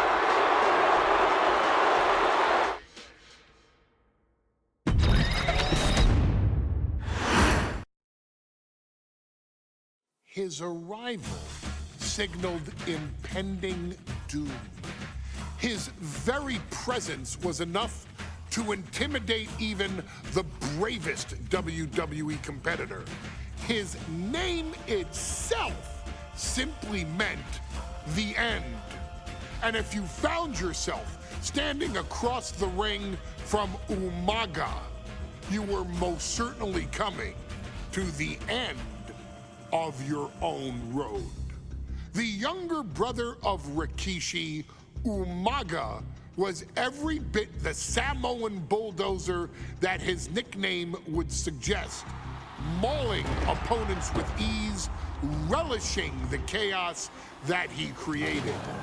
A menace to the entire roster, an unrepentant badass, Umaga tortured his prey with high-impact collisions before ultimately sealing their fate with his vaunted Samoan spike, a vicious move used today by Solo Sikoa. Inside the ring, man, he was just a complete monster. Anybody that stood in front of him, he was gonna wreck him no matter what he had to do. He was just a crazy, wild Samoan. Outside of the ring, man, just a loving guy to be around. A fun uncle, always joking, always barbecuing at his house. I always looked up to him. He was just so cool. Perhaps an unheralded aspect of Umaga's game was his mastery of mental warfare. Umaga loved to present a wild, out-of-control savage, one who needed manager Armando Alejandro Estrada to handle all the details while he destroyed opponents. Umaga was the perfect definition of the word aura. A two-time intercontinental heavyweight champion, Umaga established himself as one of the purest forms of dominance to ever set foot in a WWE ring. His intense clashes with Batista, the Heartbreak Kid Shawn Michaels, and Triple H, along with WWE Championship battles against John Cena, still live on in the memories of those who were fortunate enough to watch Umaga perform. And Umaga will live in immortality through every member of this family, whether it's with a huge Samoan drop, a running bulldozer into the corner, a Samoan spike, or even a war cry in the middle of battle. Umaga is forever. I wish he was here. I know he's watching from above. So you, our beloved Us in training, are asked one simple thing here in the WWE 2K25 showcase: to defeat John Cena. You've done that in this mode before, right? Simple. It was at New Year's Revolution in 2007 that Umaga and John Cena first collided for the WWE title. Umaga appeared to be too much for Cena in the minds of many pundits. Undefeated in WWE some 9 months after his debut, and things were going very well for Umaga. Until they weren't. Umaga would see his undefeated streak end by, of all things, a damn roll-up after rushing directly into the outstretched shoes of John Cena. 1 second of luck allowed John Cena to escape the inevitable And now it's on you to fix it. Head into that ring. Showcase Umaga's cruel brutality. And get Umaga the WWE Heavyweight Championship victory that he should have gotten in the first place. I assure you, my dear friend, Armando Alejandro Estrada will make sure nothing else goes wrong if you take care of business inside the ring.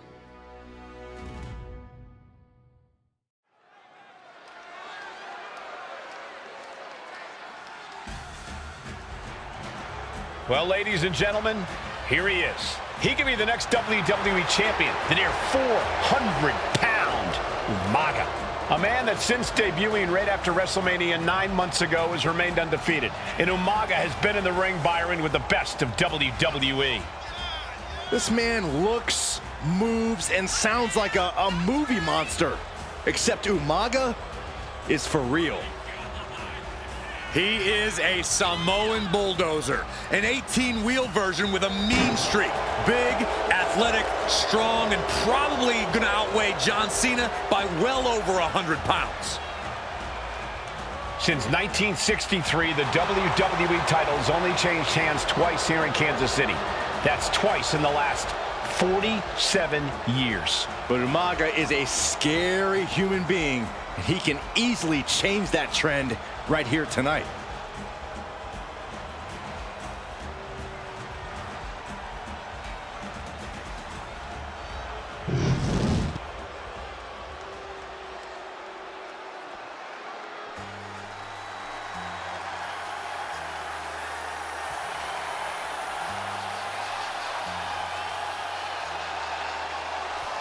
A phenomenal ovation in this arena because the champ is here.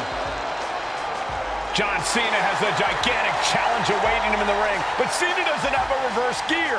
Absolutely not. The champ only goes one way, and that's straight at you.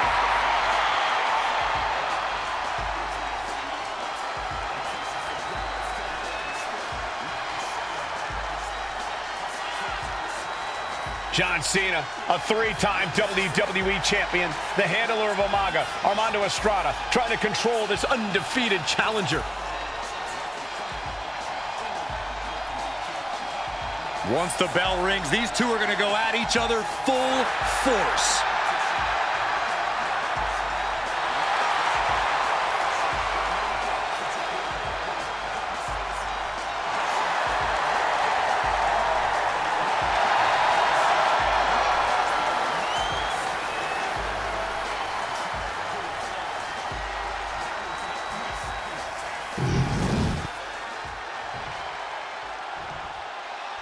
The following contest is scheduled for one fall, and it is for the WWE Championship.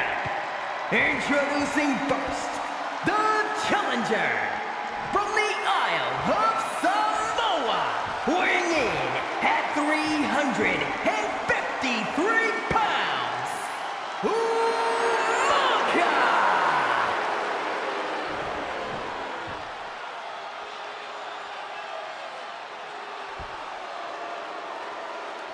And from West Newbury, Massachusetts, weighing in at 248 pounds, he is the WWE Champion, John Cena!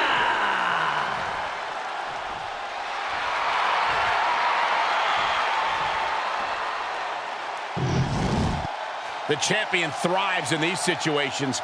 Pride and heart will be tested.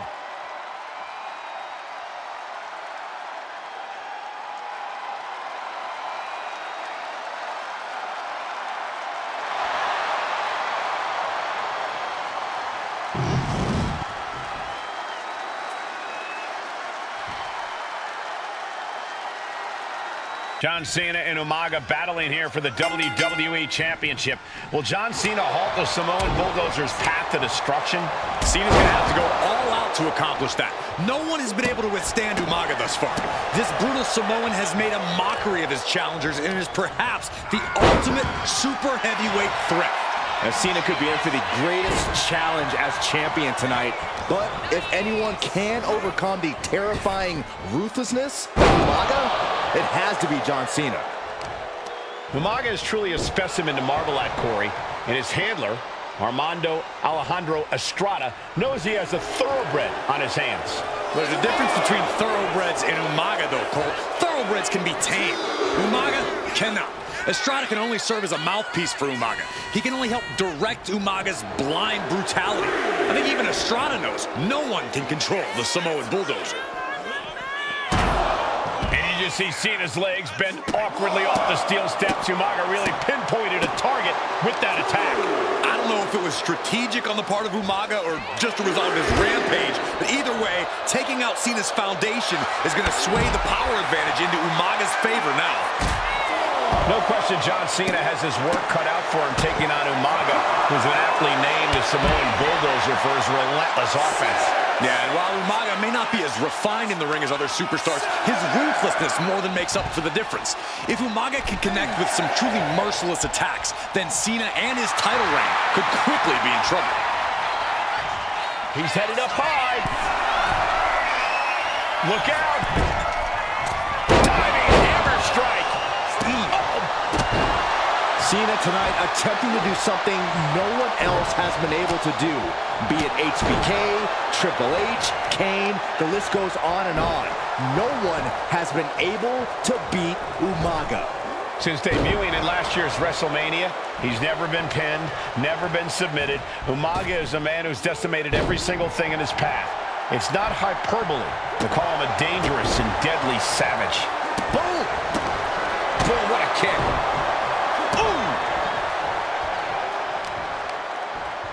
The arm getting pummeled.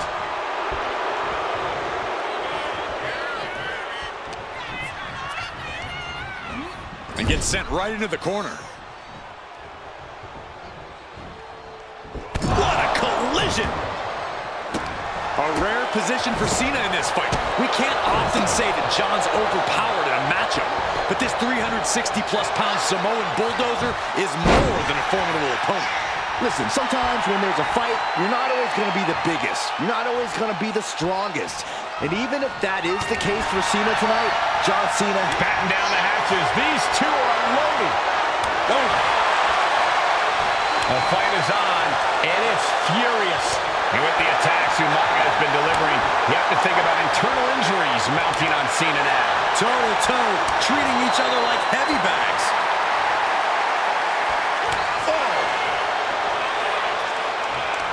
What impressive determination from both competitors, keeping at each other no matter what.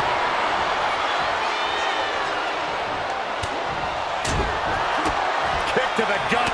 Oh, brutal forearm. Umaga with a crazed look in his eyes, staring down Cena. Here it comes. Samoan spike. The challenger might have what it takes to win this. Oh. Ooh. Getting up real slow. Not quite all there. Oh, did you hear that? Ooh. And I could look at Umaga and he reminds me of Yokozuna. His unmatched thickness and size is an orthodox offense. Look at Umaga's thighs, his calves. They give him a great power and a great base. It makes him almost impossible to knock off his feet. He's thick, he's strong, he's nasty, and he won't be slowed down. Dragon screw. Oh, God. Oh. Catches the kick. Dragon screw.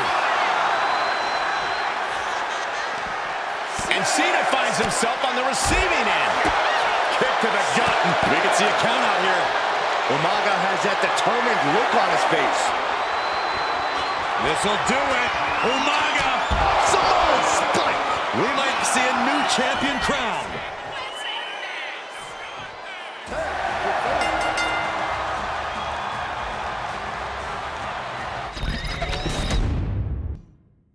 Hey, in WWE, things move really fast.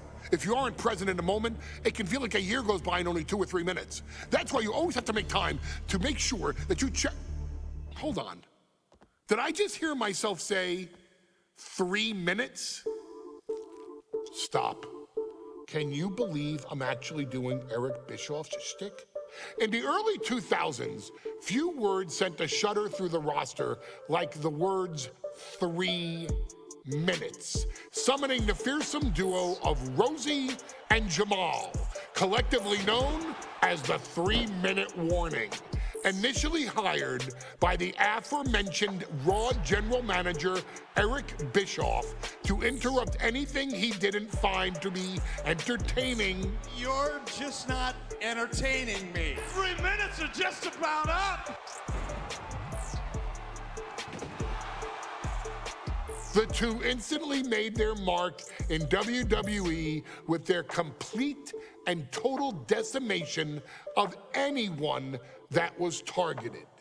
Their formula was really simple. 2 bruisers with surprising quickness who took pleasure in throwing opponents all around the ring with reckless abandon. And the trail of bodies left in their wake remains a testament to their devastation.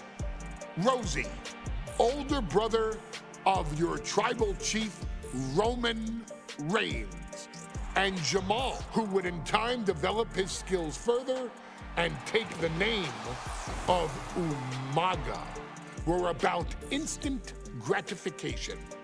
They treated matches like a race, seeing how much damage they could fit into the shortest time possible. The 3-minute warning with my brother and my cousin, it was just one of the coolest gimmicks of all time to me. It was catchy, you know what I mean? Like, you kind of knew what was happening.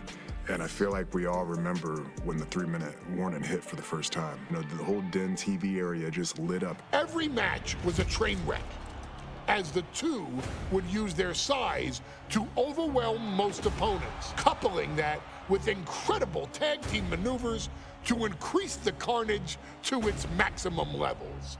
That approach, maximizing damage while minimizing time, was a 3-minute warning signature. The team itself saw its run in WWE last for a little over a year, but in that time managed to make such an impression with the WWE Universe that it still resonates today. They are proof of the impact anyone can make if they capitalize on their opportunities, as 3-minute warning did every single time. It was a short-lived gimmick, but it was a really cool gimmick, and I just think it shows the versatility of, hey, if you need us to go out there and tell you a Broadway story, I'll cover 2 hours if you like. But if you need us to come out in 3 minutes to make an impact, we can do that too. But you gotta be really good to be thrown in there with the very, very best in the industry. I'm getting all pumped and proud, you know, for my brother and my cousin right now, just thinking about it.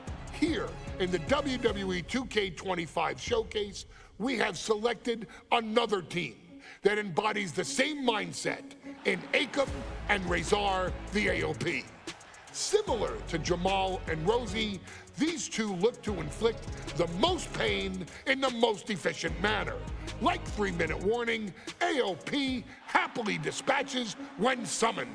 Like 3-minute warning, AOP features 2 Goliaths who will hurl your body from pillar to post before finally bringing it all to a most painful conclusion. It's up to you in this Extreme Rules contest to beat the AOP to the punch and showcase the Wrecking Crew approach that made 3-minute warning the premier bruiser squad in all of WWE. And don't worry, we will give you more than 3 minutes to make that fact perfectly clear. As a matter of fact, take your time and enjoy dishing out the punishment.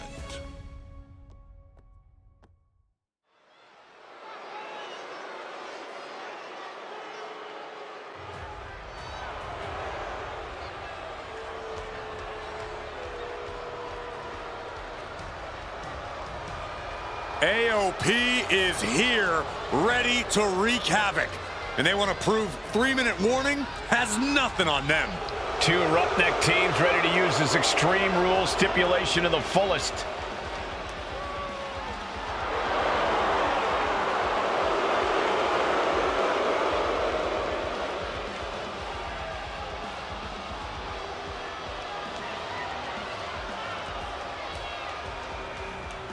The following contest is a tag team Extreme Rules match and accompanied by Paul Ellering at a combined weight of 620 pounds. Akon and Razor, the authors of pain. AOP look unintimidated by the task at hand. They are totally prepared for the merciless tandem of 3-minute warning. You know, there's actually a lot in common between these two teams in terms of tactics and physicality.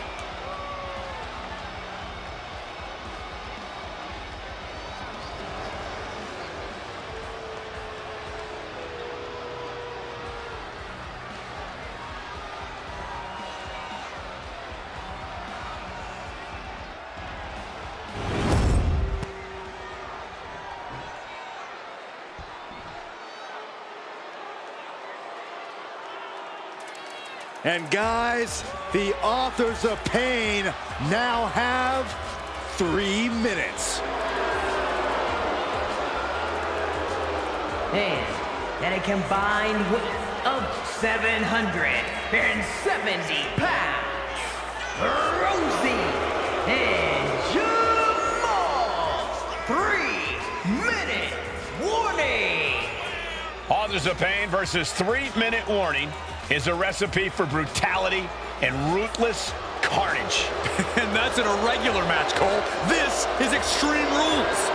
These two hit squads are going to tear each other apart. 3-minute warning made a career out of demolishing anyone who got in their way. Why would AOP be any different? Because that's exactly what AOP does too. They play the same game as 3-minute warning. We got 3-minute warning and the authors of pain clashing tonight in what should be a harrowing Extreme Rules match. Considering the teams involved here, it comes as no surprise that we have medical teams standing by backstage. How are they going to get away with this? Oh, this is bull! Just kicking out at one takes a lot in a match like this. Pay special attention to Rosie in this matchup. 6'5", 375 pounds. The man can run a 40-yard dash in 4.8 seconds. This guy is a pure athlete. Rosie played high school football with a legendary running back before playing college ball in Hawaii. Imagine being pancaked by the force Rosie brings. Authors of Pain taking on 3-minute warning in a match that feels created for them. Extreme Rules. Many would call the AOP and 3-minute warning equally brutal. How can one of these teams get the edge in this head-to-head contest? It's true they're well matched, but AOP tends to be the more methodical and calculating of the two teams. If AOP can get control of the pace and smother 3-minute warning's chaotic in-ring style, they'll be in a position. First up top. Back and forth trading reversals. Boom! Ah, kick! Nasty kick. Oh, man, In attempt, here it is. Denying a 2 count there. Getting that shoulder up seemed to be pretty easy. Where's Rosie going now? Not a good spot to be in. From the top, all the way to the outside. Completely throwing self-preservation out the window. I don't know how your mind would even think about doing that. Spectacular counter into a dragon screw. Just grounded and pounded. Holy, meet the barricade. And what need is there to go looking under the apron like this? About to introduce some metal into the mayhem in the form of the trash can. Watch for the hardcore style of 3-minute warning. Both of these men are from the hood, so to speak. Grew up in the streets, brought up to be tough. Rosie and Jamal have a rough tenacity. The duo that couldn't care less about headlocks. They're just all about beating the hell out of you. 3-minute warning's thug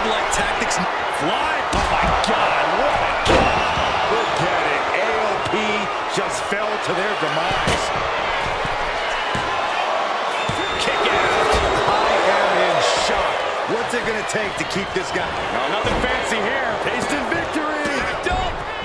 The WWE Universe is pouring more fuel on his fire right now. Oh, what a kick. He's making his move. For the win. Kicks out before the 2 count. It's hard to believe, but it looks like he still has some gas left in the tank. Man, Rosie and Jamal, Akam and Rezar representing the biggest, most imposing teams WWE has ever seen. Both teams don't care what the motive is, don't care who the target is. Their goal always remains the same, and that is complete destruction of the opposition. We call them equal opportunity ass kickers. Here's the cover. Hook of the right. Wait a minute. Feet on the ropes. Rosie and Jamal survive Extreme Rules. Here are your winners, Rosie and Jamal. 3-minute warning. Gotta give it up to 3-minute warning. In a contest between two of the most badass squads we've ever seen, they were the tougher competitors. Yeah, but AOP certainly made 3-minute warning earn this win. Just think about all the carnage we witnessed here tonight. We've come to the part of the showcase where we get to talk about Tamina. Ever since walking into WWE, shoulder to shoulder with the Usos, Tamina's alliance with this dynasty has never been in question. I remember watching Monday Night Raw and I seen Tamina debut with my brothers. It was a pretty cool, dynamic, right? Two of my brothers and Tamina. Together, Tamina and the Usos helped each other navigate through a trial-filled first year in WWE, making sure they all survived together. In later years, Tamina has formed alliances with both Naomi and Nia Jax, honoring this family's connection. While Tamina has looked to create her own name in the industry, she has never missed a chance to acknowledge her place in this family either. Trained by Afa and Sika, the wild Samoans, Tamina was instilled with the same instincts that have carried each member of this family to wrestling glory. Her in-ring approach is similar to many in the bloodline. Quick striking, high-impact attacks, and smothering holds. As capable with a super kick or a big splash as anyone else, Tamina has maintained a remarkable level of success in her WWE career. A constant contender, Tamina has competed for the Women's Championship on many occasions. She's also held the Women's Tag Team Championships along with 9 separate reigns as the 24/7 champion. Tamina has proven capable in any environment against any opponent. Tamina is always the perfect test for a rising contender. Defeating Tamina proves that you're at the top of your game, and she will always expose those who aren't quite ready yet. Taking her lightly is the easiest way to book your visit to the local medical facility. Tamina has taken part in many memorable moments, but in the 2K25 showcase, we're going to give you the chance to make history. In the first ever women's Money in the Bank match, Carmella, of all people, would walk out victorious after letting someone else do all the work. Tamina, Becky Lynch, Natalya, and Charlotte Flair were all robbed of a great opportunity that night by Carmella. So this is your chance to make it right. Showcase Tamina's grit and take out the other 4 ladies in this ladder match to become the first ever winner of the Women's Money in the Bank. Carmella might still sneak out with the win. But if she does, she's doing it on her own, because we're not allowing anyone else at ringside for this match in our showcase.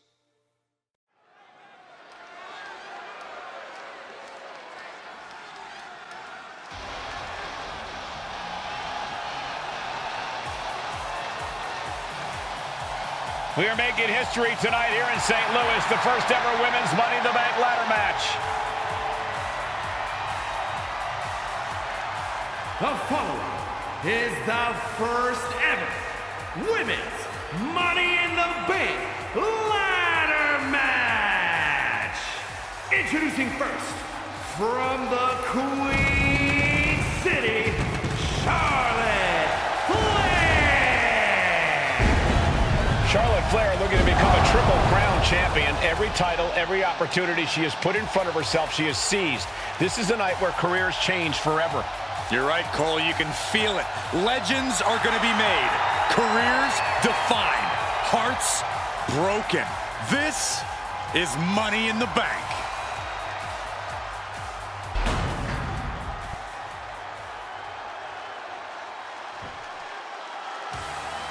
And Byron, Becky Lynch with a very astute point. I rip off arms. You can't exactly climb a ladder with no arms.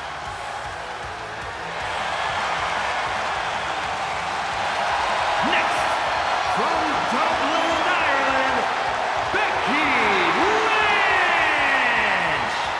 To add to that, Michael, I talked to Becky earlier and I asked, are you nervous about this? She said, yeah, I'm a little nervous, but I'm more excited than anything because I get to be part of history.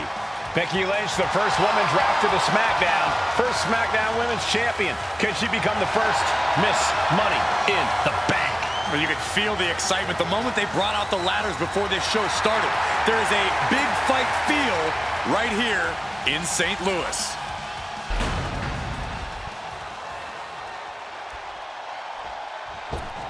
There's a big fight coming. Tamina, perhaps the most dominant superstar in this match. And I guarantee she is not fazed by taking on 4 different opponents in a ladder match. From the Pacific Islands, Tamina. This is a milestone moment that is being watched all over the world. And Tamina is hoping to live up to her family's legacy. She wants that briefcase. She wants that title. It's in her blood.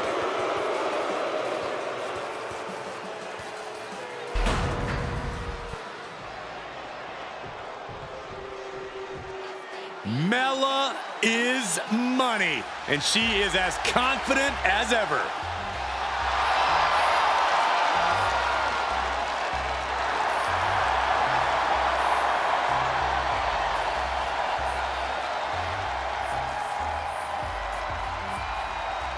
Making her way to the ring from Staten Island, Carmella.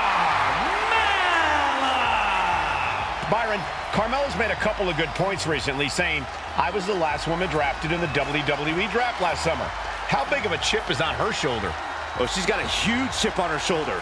And also, don't forget, Carmella has had some major victories lately, so she has all the fuel you could need heading into a match of this type.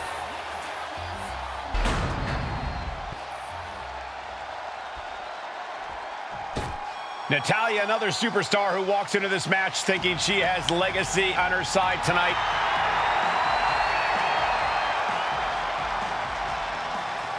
And from Calgary, Alberta, Canada, Natalya. Every last woman in this match has chased this opportunity so fiercely. They have chased the championship, perhaps none more so than Natalya.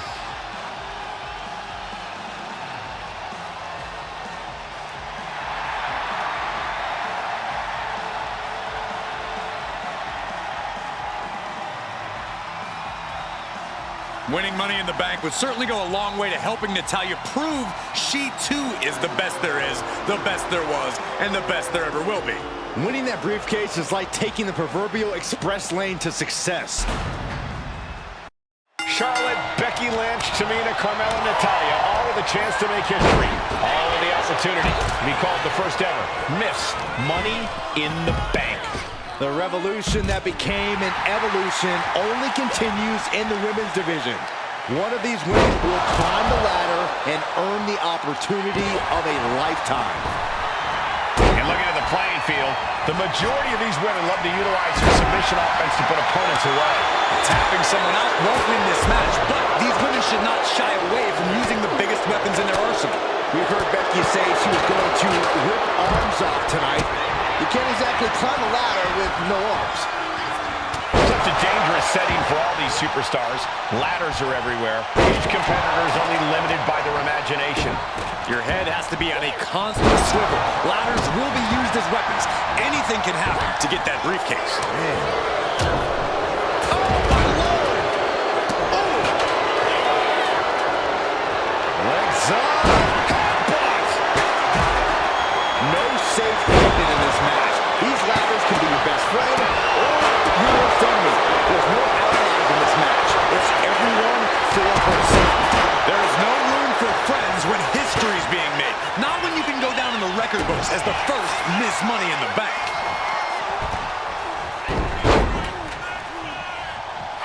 Into the ankle breaker. Goes without saying, but a leg injury will hamper your ability to do just about anything. She's headed to the outside. No threat of count out here. And if the first stop doesn't send you the message, the follow-up ones definitely will. Tamina not caring that Becky's a fan favorite. The crowd's adulation is meaningless. All that matters is the contract suspended above the ring. Tamina's been showing so much dominance in this match. 3 second-generation superstars competing in this match. Carmella, Charlotte, and Tamina. And Natalya, of course, a third-generation superstar. Women bred for these kind of moments. Any of these women will add a significant chapter to her legacy if she can become the first Miss Money in the Bank. Carmella might need to start leaning on her in-ring IQ after an attack like that. And Becky's confidence looked rocked after that. Yeah, Tamina just inflicted as much pain as possible and enjoyed it. Becky moves out of the way with the lariat. And Tamina's confidence must be low after that attack. Becky giving her all and managing to land a nice blow there. Looking for something, anything under the ring.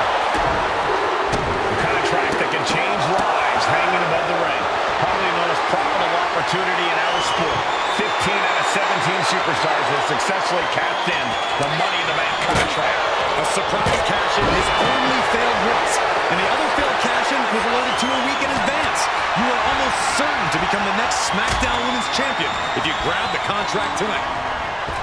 Going up high with the punch. Powerful contact by Tamina. Big impact off the leg drop. Oh no, there could be trouble lurking for her with this submission maneuver. She's trying to slip out of this submission. Oh, the cross armbar was locked in good, but a great counter there. Is there anyone more intimidating in this group than Tamina? I've said it before, it could be a coming out party for Tamina. This is her time to live up to her family's legacy. If Tamina wins the contract, it guarantees her her first title opportunity in over 2 years. More than an opportunity, it pretty much guarantees Tamina will become the next women's champion. Caught square by the haymaker. She's starting to struggle here. Yeah, Cole, taking this much damage now seriously impacts your speed up the ladder.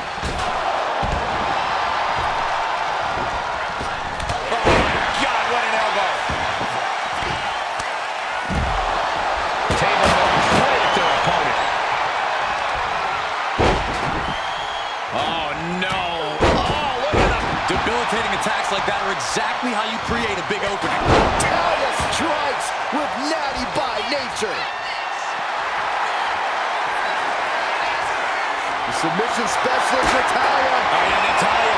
This is a Hart family tradition. The sharpshooters applied. Just looking to do some damage. This hold can't even just... And she releases her own submission. Not the question as to why she would do that. This looks like she's setting the foundation for a masterfully laid trap. Money in the Bank briefcase still hanging high. This is what it's all about. The opportunity of a lifetime. What are you willing to do? How much can you sacrifice to be the first Miss Money in the Bank?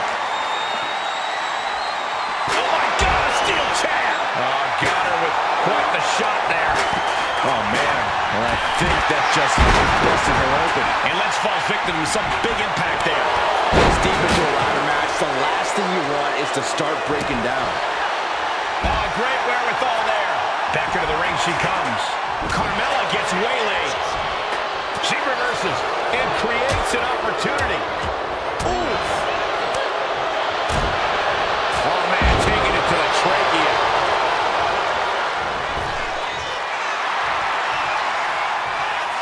All-the-way slam with oof. Oh, the hood of the announce table just ripped off here on the monitors as well. Some bad intentions here, guys. Lift it up. What's next?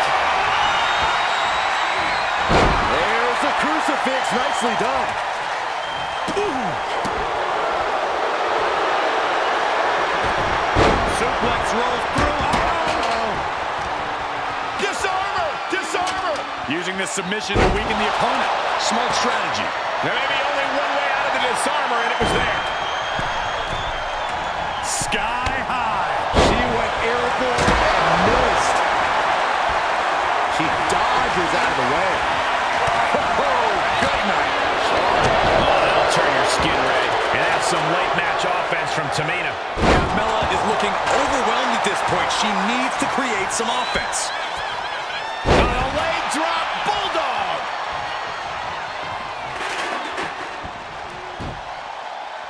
Got the head scissors on. Oh, elbow to the face. Big time clothesline. Good grief.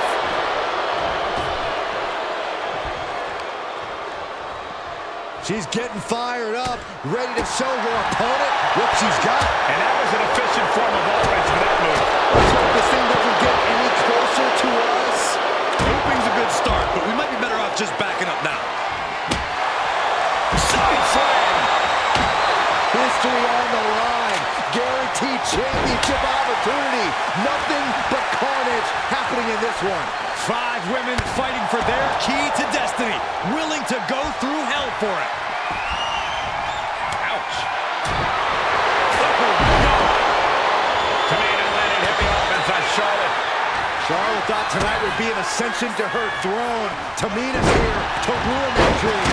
Flipped over into an arm drag there. And that was a precisely measured attack. Stepping out of the ring here. Whoa, that was a stiff chair shot to the dome. Center of the ring. Perfect ladder positioning and placement here. Headed up that ladder. Center of the ring. He's got it in her hands. Can she end it here? It's just a matter of time now.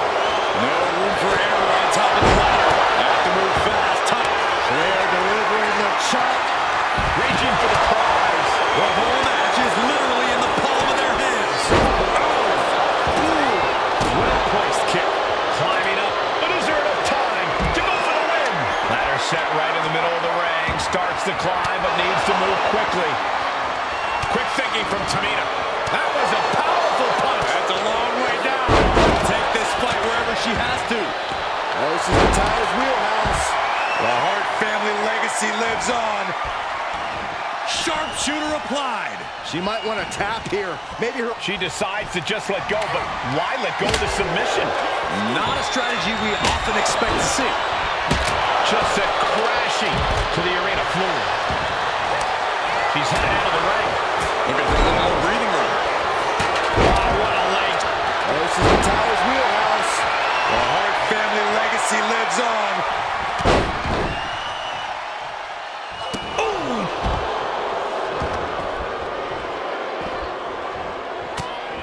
Ooh, what a forearm club.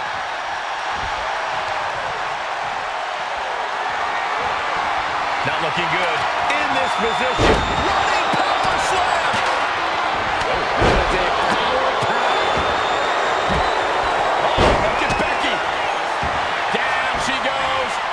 Disarmer locked in. Got the submission, but that's not going to win this match.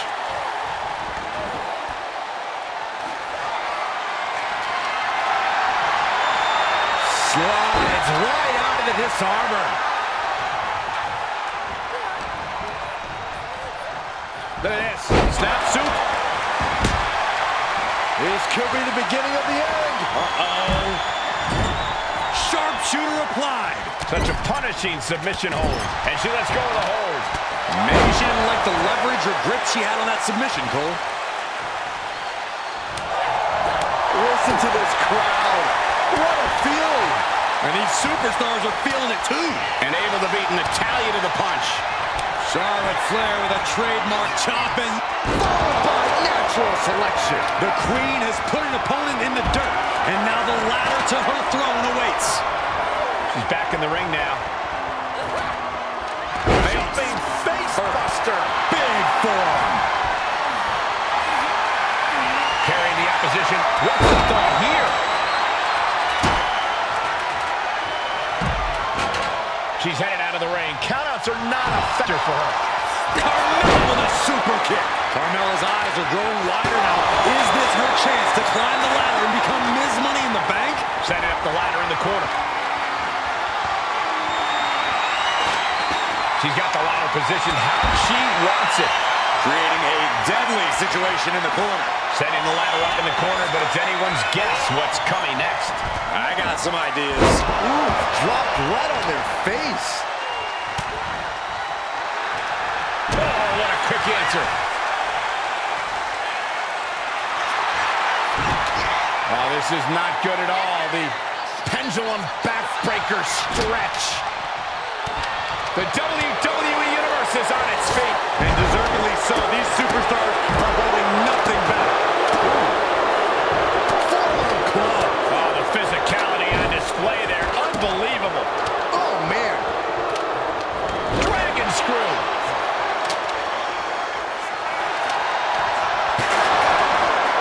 Ooh, walloped by a huge club.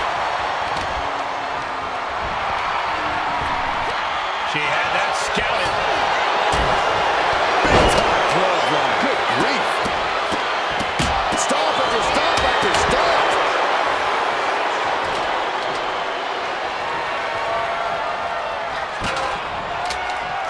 Oh, man. A kendo shot to the head. That can't feel good.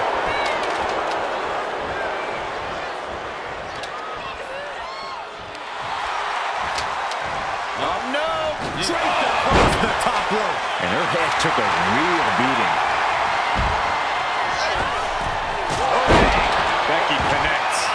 And you wonder why her head continues to be the target here.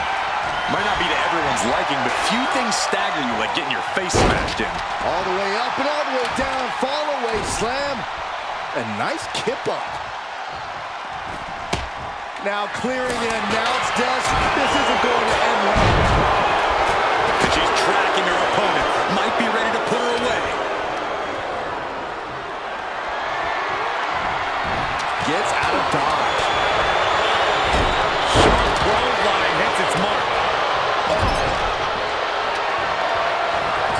Being carried around now.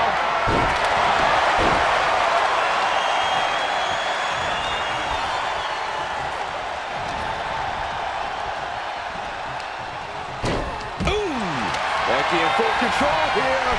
Handle slam.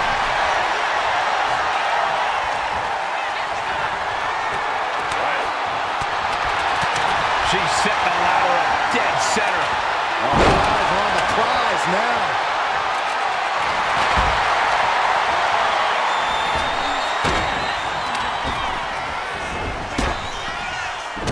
Lynch saw it coming.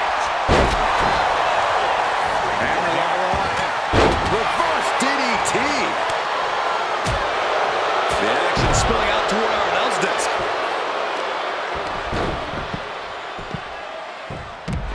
That's got Carmella's tangled up. Then Tamina. Oh, what a splash. bye-bye. Becky with a takedown, looking for the disarmer. Can she cinch it in? This could have just broke the hold there. Getting carried to a vulnerable position here.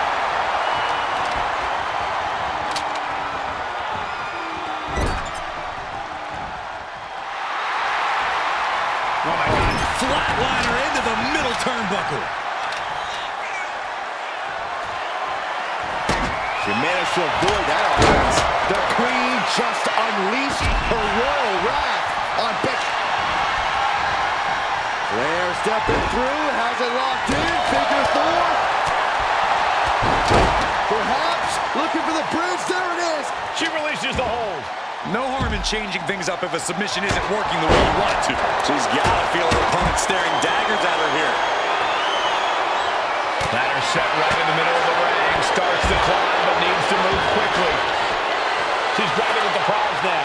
Any opening could be the opening. You just have to go for it. Natalya has a grip on the briefcase. Natalya's gonna do it. She's gonna do it. It's within arm's reach. Just needs to capitalize. It's just a matter of time now, Michael. And now Tamina sent ringside. Forearm to the face. Oh, nothing fancy about that.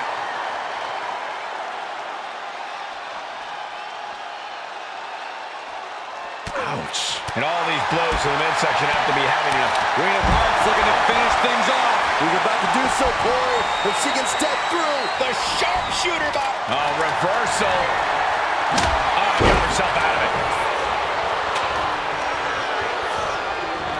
Oh, toss across. And an elbow drop to the arm. And back into the ring she goes.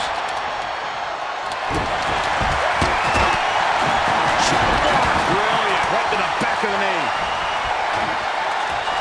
Hooked up. Oh, shin breaker. Totally helpless at the moment. Scoop slam sets things up. Oh, man. Oh. Saw it coming and avoided it. Driven face first.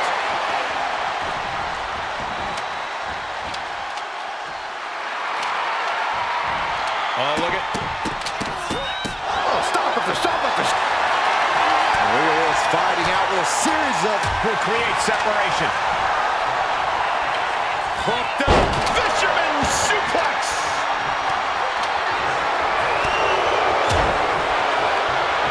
Queen changes the direction of that one.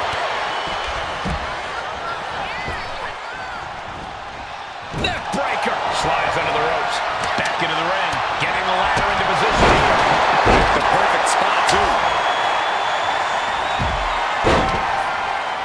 The boat, Natalya, doing what she does best.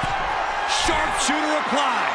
It's got to be a matter of very unique escape to fight her way out of the sharpshooter. What a chop.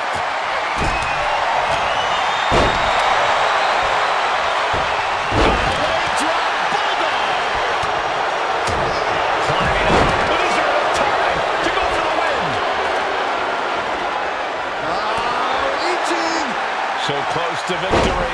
Looks like scaling the ladder was the easy. Lynch has got it. Smashed with a forearm. And she had Charlotte's number there. Oh my God, a clothesline. Off the ladder now. Let's see if this is right for the picking. She's reaching up and trying to unhook it as fast as she can. Maybe this isn't a good position to go for it. That certainly seems to be having trouble. Carmella has her hands on it. The contract is in her grasp. This is where steady nerves are a necessity. Victory is within reach now. All eyes are glued high above the ring. And Natalya dodges there. Running power slam. Natalya making the climb. From the top. Elbow drop. Oh, it's a piercing elbow. Now bringing the fight back into the ring. Looking to explore things ringside now. Oh, man, watch. They're delivering the chop. Natural selection. And that is going to put Tamina out of the equation for a long time. Headed up that ladder. Center of the ring. She's stretching, but can she get a grip? But it looks like that hook is causing a lot of problems up there. She's got to. Charlotte Flair tying up her opponent in the figure four leg lock. Can she exacerbate the pain? She's leaning the ladder. Lynch. And she's tapping, but it doesn't even matter. It can't save her here. Got the disarm Let's go over submission hold. Not sure what she's got planned here. Ooh. Becky Lynch suplex rolls through into disarmer. This could be over. Disarmer locked in. Might tap here. Not that it'll matter. She can tap out all she wants. It's not going to put an end to the suffering. She's ready to take this match to the outside. Sliding in under the rope. She's back in the ring. Weakening the leg with another shot. Lynch with a back kick to the body. Hooking the leg and driving them down. Ladders in position. Gonna make the climb. Boom. Houston crashing back to the ring mat. That definitely wasn't in the plan. Oh, look at the start of this. Could be going into the playbook for submission. Our bar is locked in, and they are just wrenching up. She breaks the hold. You can tell she's got her right where she wants her. Flying.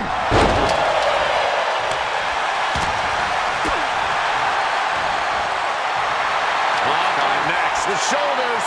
Oh, no.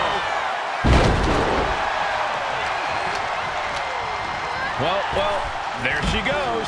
No idea where this one's heading. Becky Lynch looking for it. Manhandle slam.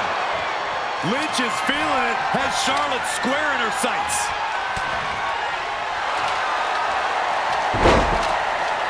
And Carmella with a takedown looking for... Locked in. It's locked in. And perched up top. And she's trying to ask for mercy, but not even tapping out can help her. And meanwhile, Tamina.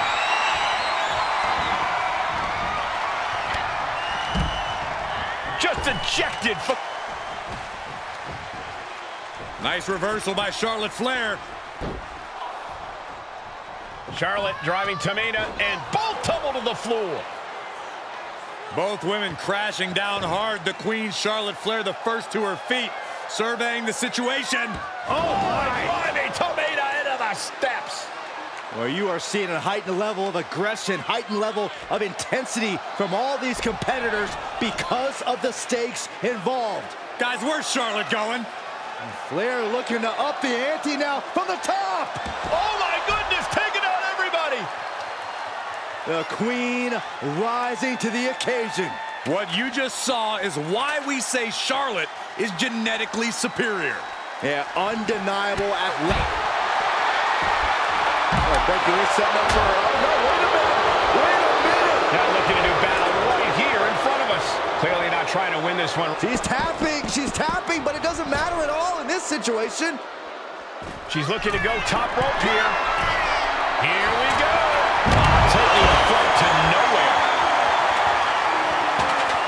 Tamina's absolutely wrecking shop on Natalya, making sure the veteran won't have the strength to climb the ladder at all.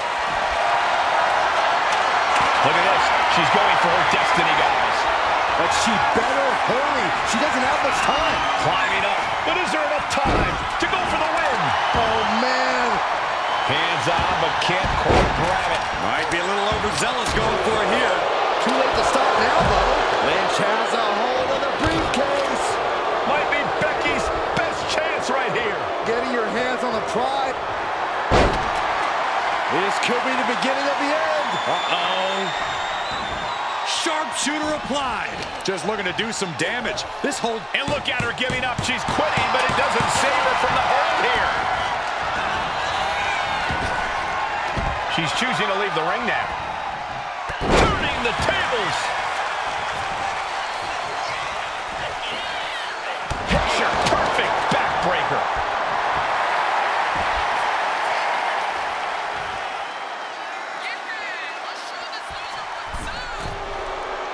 Getting back to her feet, but maybe only for a moment. A cross body for the middle rope. Here we go, Byron. Sliding back into the ring. Here we go. DDT. And she's absorbed a lot of strikes in the head area. Vision, balance, all being affected by these attacks. Big forearm. Power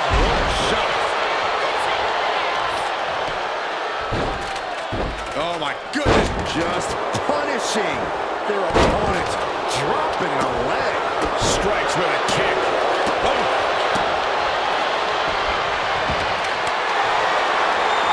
Super kick. Ouch. Ooh. Oh, she manages to reverse it. What? This is turning into Swanson Street.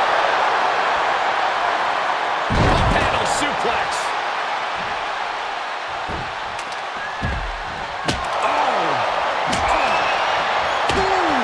And the damage is just going to keep on coming if you can't find the defense for this.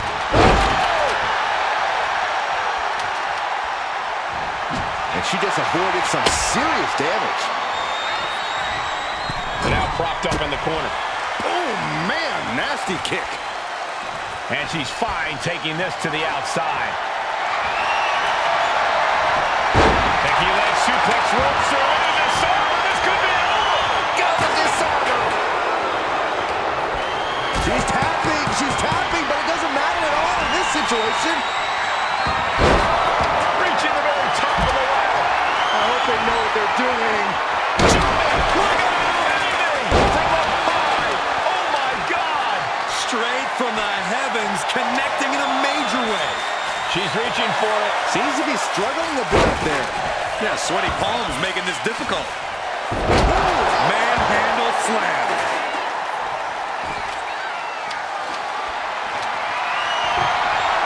Center of the ring. Carefully setting up the ladder. Heading up that ladder. Center of the ring. Oh, my God. Oh, man. And the Charlotte Flair with a trademark chopping.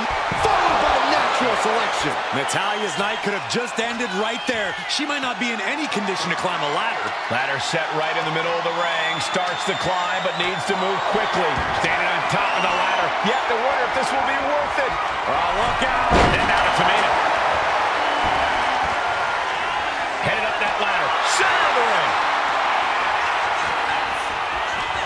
Working on the hook here. I assure you, this is even harder than it looks. Trying not to fumble around too much here.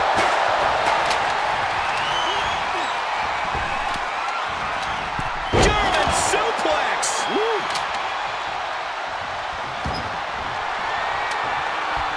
Oh, man. Big kick to the gut. Double axe handle smash.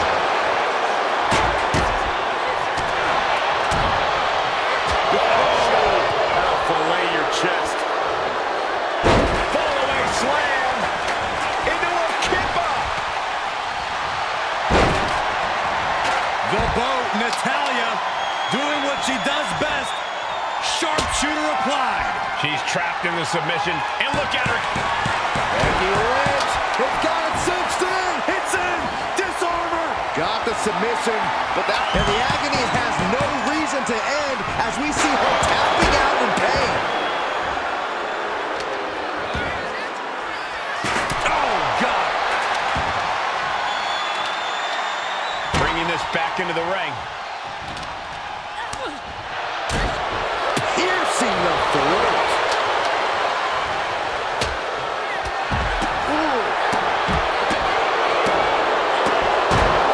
Manages to slip out of the way. There's the crucifix. Nicely done. She's getting that ladder exactly where she wants it. A crucial step off the ladder now. Let's see if this is right for the picking. Needs to move quick here. This might be her chance. Nasty chop delivered by Charlotte. Natural selection. And that can take her out of the match for a while. She better shake the cobwebs before her opponent makes that climb. Chop block. Brilliant. Right to the back of the knee. Quick thinking from Tamina. Ooh, a vicious shot right to the dome.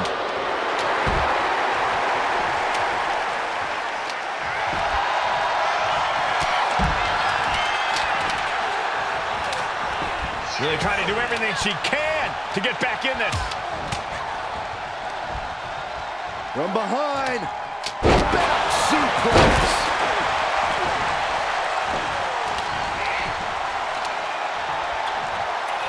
chop block. Brilliant. Right to the back of the knee. Lynch landing awkward on the outside.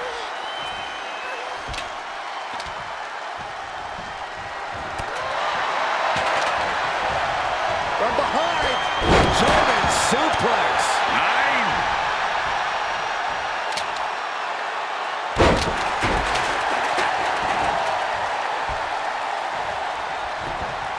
Carmella with a super kick. And now is the time to act and go for that brass ring. And she's coming back to the ring now. Planted face first. And this one's taken to the outside.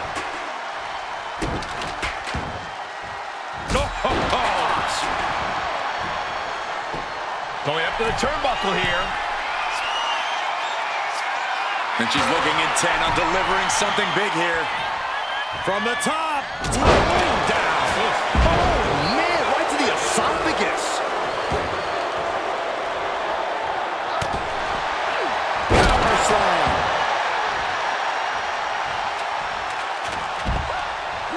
She's tossed right out of the ring.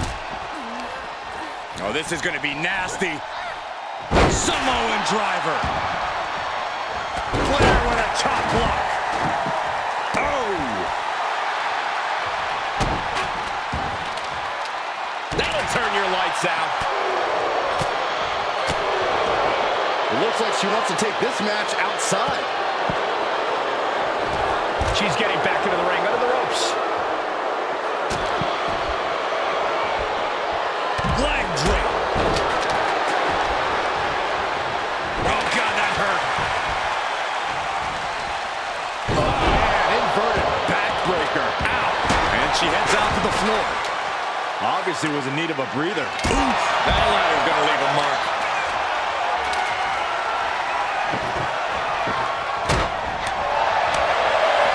Here's the pump handle. Suplex. And now Carmella. And she just carved a path for herself. Laying out the competition before attempting the ascent.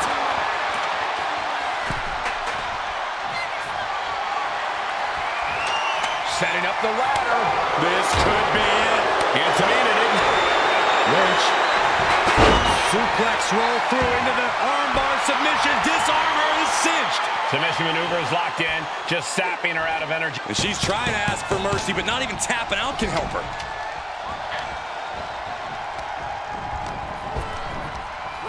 Forced to the outside. Not a good predicament to be in.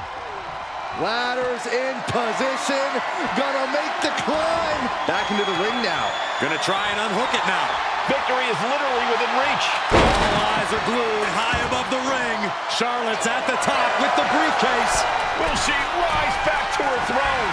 So close. Has to go faster. Sky high. Got them off their feet here. Face first. Flapjack.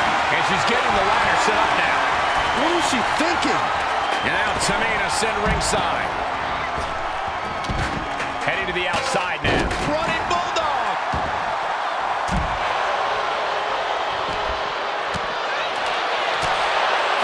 Natalia. Looking to step through. And more attacks landing against the skull. It's a brutal. She can tap out all she wants. It's not going to put an end to the suffering.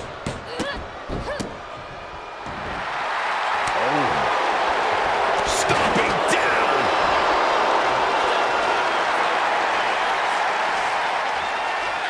Down with force.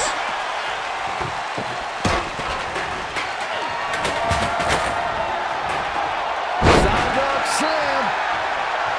Doing whatever it takes. And the leg getting more attention paid to it.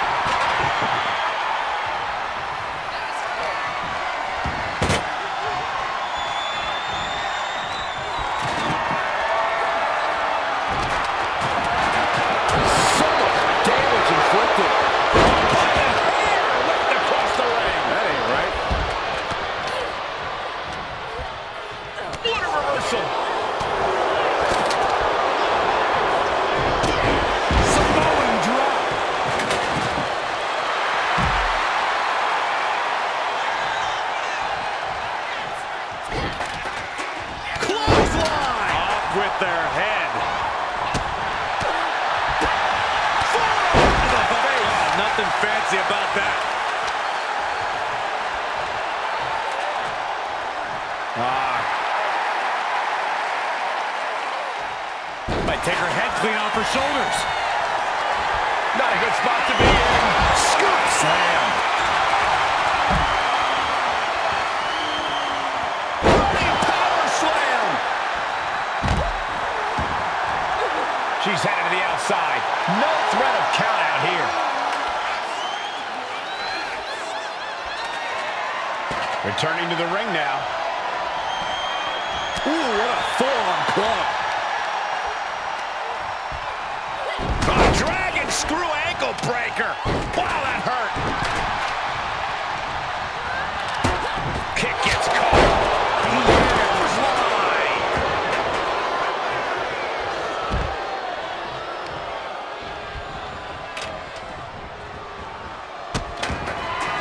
Oh no, trapping the arm. Vicious stomps to the hand. Kick land. Becky Lynch looking for the disarm. She's trapped in the submission. This won't, and look at her giving up. She's quitting, but it doesn't save her from the hold here. Becky Lynch. Manhandle slam.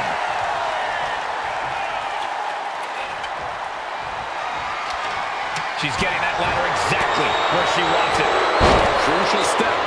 Ladder set right in the middle of the ring. Starts to climb, but needs to move quickly.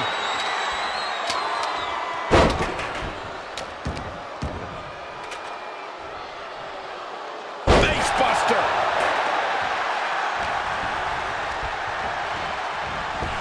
Oh, the jaw getting rattled. And she's taking a lot of damage to her head. She's got to be seeing stars here. This can't be good. She barely knows where she's at. And now here's Tamina. Super kick! Ouch! Bang! Boy, what a kick. Look at this. This can't be good. Oh, look at Becky. Down she goes. Flair delivering the chop. Natural. She's trying to ask for mercy, but not even tapping out can help her.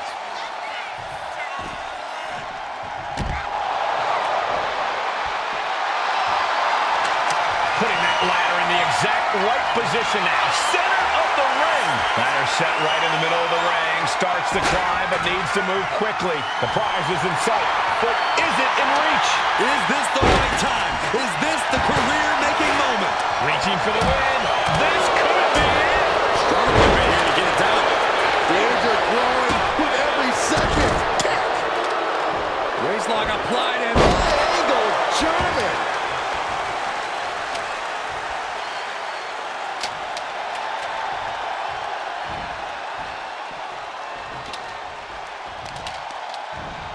Jarring impact. And this is a cause for worry, guys. That arm might be on its last thread. I tell you, the concentrated attack we've seen in that area has been barbaric.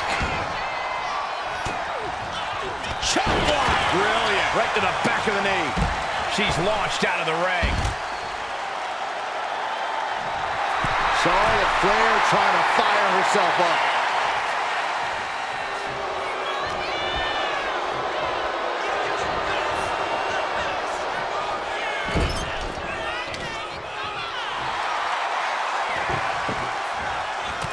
Driving the elbow. She's setting the ladder up dead center. Her eyes are on the prize now. Oh, this is the Tyler's wheelhouse. the Hart family legacy lives on. Sharpshooter applied. Submission locked in, but remember, and she's tapping, but it doesn't even matter. It can't save her here. Head up that ladder. Center of the ring. Climbing up. But is there enough time to go for the win? Oof, she's taking the fight to whatever height it needs to go to. No sign of fear in her now. Scaling the ladder even further. That's too high. You don't need to go this far. Working on the hook heel. Time is your enemy here. I just don't know if there's enough of it to get it down. Up on the ladder and throwing hands. This could end badly. And she keeps treating her opponent's leg with total disregard. She wants her crawling back to the locker room. What in the world is going through that brain? This is too much for me. Oh, God. brutal chop block.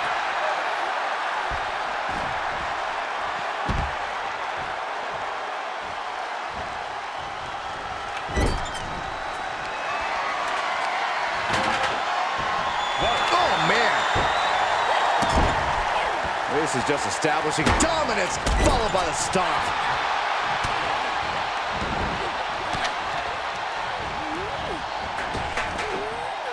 Back body drop. You see the height on that? Leg drop.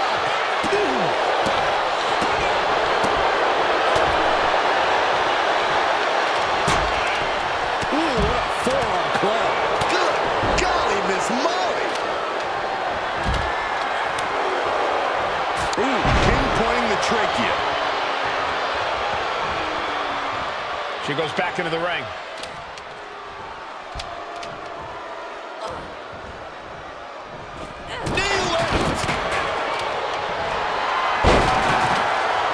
The boat, Natalya, doing what she does best. Sharpshooter applied. Just looking to do some damage. And the agony has no reason to end as we see her tapping out in pain. Shoved right out of the ring. Now Natalya sent to the outside with authority. Headed to the outside. But for what reason? Smack dab in the center of the ring. Perfect placement. Targeting the throat there. Up the ladder now. Taking things to another level now. She's in place. Can she end this here? The whole match is literally in the palm of their hands. Trying to grab it. Looks like scaling the ladder was the easy part of the job. Unhooking the prize is the big challenge. It's just a matter of time now. No room for error on top of the ladder. Every second up there. That's it. Tamina has the briefcase. Tamina is Miss Money in the Bank. The winner of the Money in the Bank contract and the first ever Miss Money in the Bank, Tamina! Any member of this family that enters the professional wrestling business knows about the expectations that are gonna be on their back. They know about the prestige that their very name carries. They know that those who came before them have accomplished so much. Bearing the weight of those legacies can prove to be way too much for almost anyone. But that was never the case for Jimmy and Jey Uso.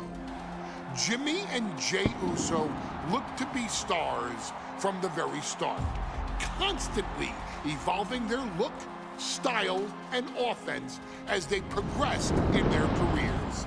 Face paint and war dances would fade away, and the two would embrace the day one-ish mentality, looking to punish opponents and send them to the Uso Penitentiary. The Usos are 8-time WWE Tag Team Champions. The Usos have main evented WrestleMania after initially fighting for a mere spot on the card. The Usos were the premier team of the 2010s. The Usos are the greatest team of all time. Jimmy and Jey are poetry in motion, each knowing what the other is looking to do next, each using every bit of savvy they gained growing up in professional wrestling to keep their edge. And sure, in recent years, it's been difficult between the two. Jimmy did cost Jey his match at SummerSlam against your tribal chief, Roman Reigns. After months of the anger building between the two, Jimmy and Jey ended up as the first two entrants in the 2024 Royal Rumble match, bringing things to a head.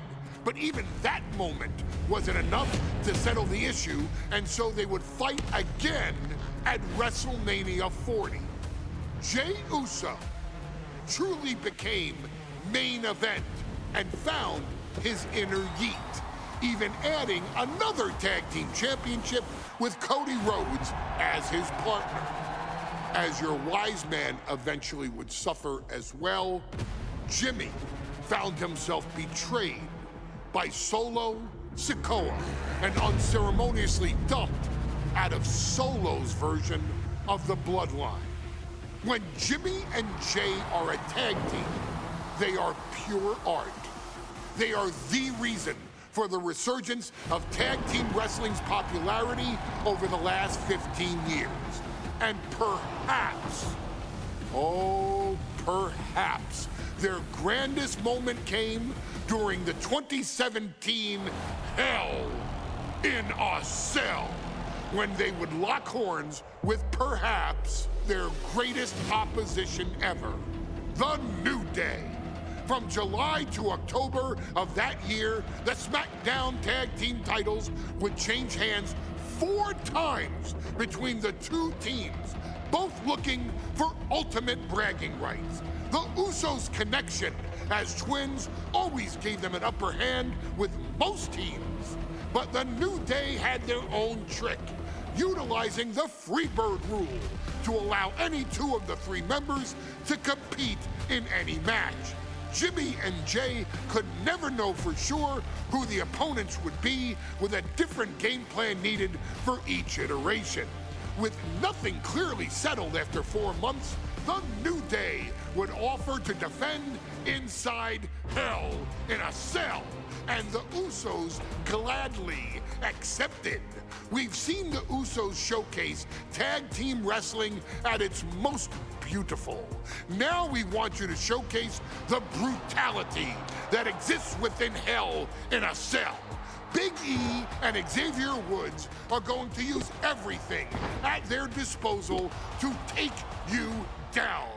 But you've been down since day 1.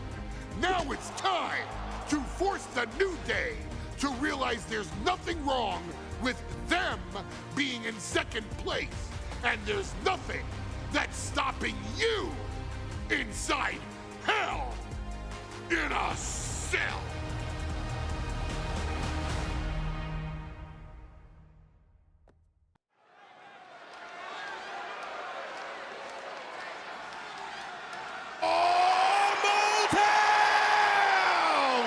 Don't you dare be sour!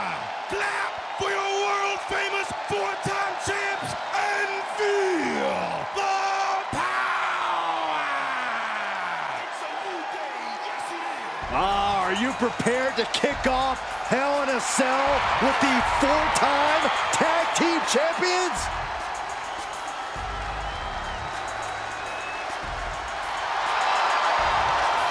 The following contest is a tag team Hell in a Cell match and is for the SmackDown Tag Team Championship, and accompanied by Kofi Kingston at a combined weight of 490 pounds, the SmackDown Tag Team Champions, Xavier Woods and Big E, the New Day.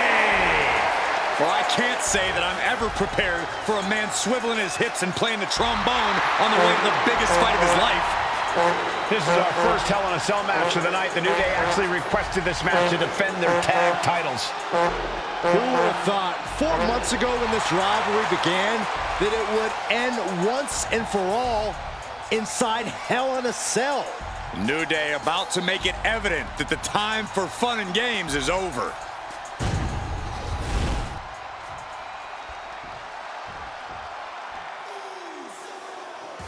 This is the first time that tag titles will ever be defended inside Hell in a Cell. And at a combined weight of 493 pounds, Jimmy and Jay, the Usos. Tonight in Detroit, the Usos welcoming New Day into the penitentiary. This is going to be like a Chow Hall beatdown. In every sport, you hear about super teams. Well, tonight, we're seeing 2 super teams of the modern era. This is going to be special.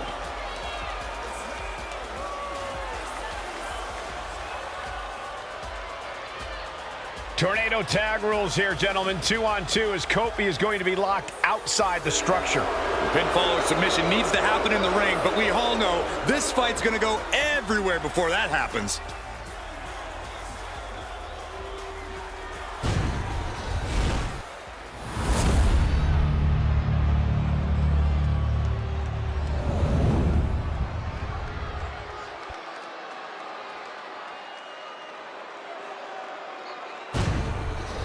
Here we go, gentlemen. The tag team titles are up for grabs. Final preparations between partners before the action begins.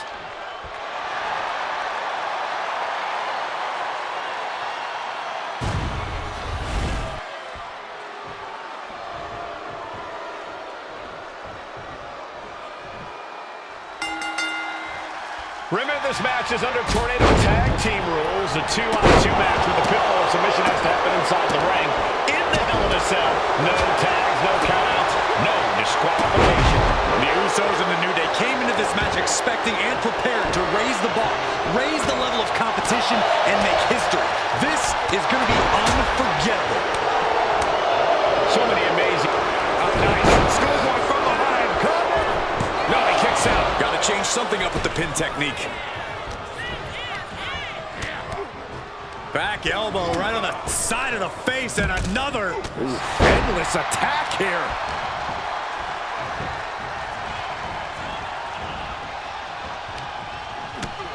First a knife edge chop, and now continuing the attack on the knee. Straight to the knee. About to be the proverbial three-legged man in the you-know-what kicking contest. And now placed in the corner. Vicious right forearm. Using the ropes. Oh. Corey, a few weeks ago, we saw the New Day walk out of SmackDown as champs in a street fight. A match the Usos handpicked, but this environment is totally different. There's nowhere to run, nowhere to hide. I think the New Day played right into the Usos' hand when they selected this match. Jimmy and Jay have a street mentality. They're perfectly equipped to turn Hell in a Cell into the Uso penitentiary. Corey, for as entertaining as the New Day are, they can scrap with the best of them. Remember that. Look, don't let the booty-os and trombones fool you. New Day can get down and dirty, especially when they have the Usos pushing them. New Day are prepared for an all-out brawl tonight. Oh! Big overhand. Oh, what a wind-up. The challenger unable to stay out of harm's way. Yeah, Big E really took control right there. The Usos and the New Day have had such a back-and-forth competition within the tag team division. You can just look at these teams' title reigns, their dominance. It tells you these are the two best teams that WWE has had in a long time. And while I do believe there's an underlying mutual respect, we won't be seeing it tonight because these are two very proud teams who feel incomplete without the championships around their waist. He quickly slides into the ring. Wheelbarrow facebuster. And right into the pin. Uh-oh. And there's the kick out. Keeping a loss at bay for now. Woods is thinking big here. Woods top rope with the crash landing. All the talking we've heard leading into this match. We've heard the end of the pin. Title on the line. Jimmy saves himself. Coming from the New Day there. Yeah, the Usos not looking thrown off in the least. The champ has absorbed some damage. Yeah, the champ is pinned. We might have a new champion here. And the champion gets a shoulder up just before 2. He is certainly sending a message, getting his shoulder up before 2. And here we go, returning to the ring. Cuts off their offense with a swift elbow to the gut. Oh, he fights Jay back. Saw what was coming and got out of dodge quick. And avoids taking any damage. The Usos following the footsteps of many great family tag teams, the Steiner brothers, the Head Shrinkers, who of course Jay and Jimmy's own father was a member of. It would be a very proud moment for the Anoa'i family if the Usos can capture their 5th tag team championship here. The apple doesn't fall far from the tree for Jay and Jimmy. Just a factory of elite specimens come from the Anoa'i blood.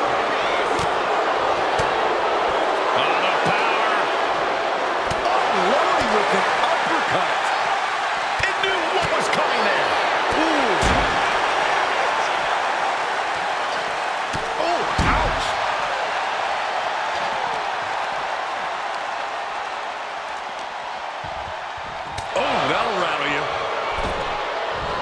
refer to this as their power lineup when having Big E involved in there with Xavier Woods. Big E, the obvious powerhouse of the group. Woods has that blend of speed and power, making him the most well-rounded superstar for New Day. What's interesting, though, is this is the lineup that lost to the Usos at SummerSlam. The New Day not choosing Big E and Kofi to beat the Usos a few weeks ago could prove to be costly. Steel chair to the temple. Cover. We're going to shut down. And the champ can't keep the shoulders down. Kicking out now sends a very clear message. Jay quickly moves. Uh-oh. Watch out. Right in the ring. Toss by impact. The challenger is getting torn into. The way the cell tests your endurance, your resiliency is no joke.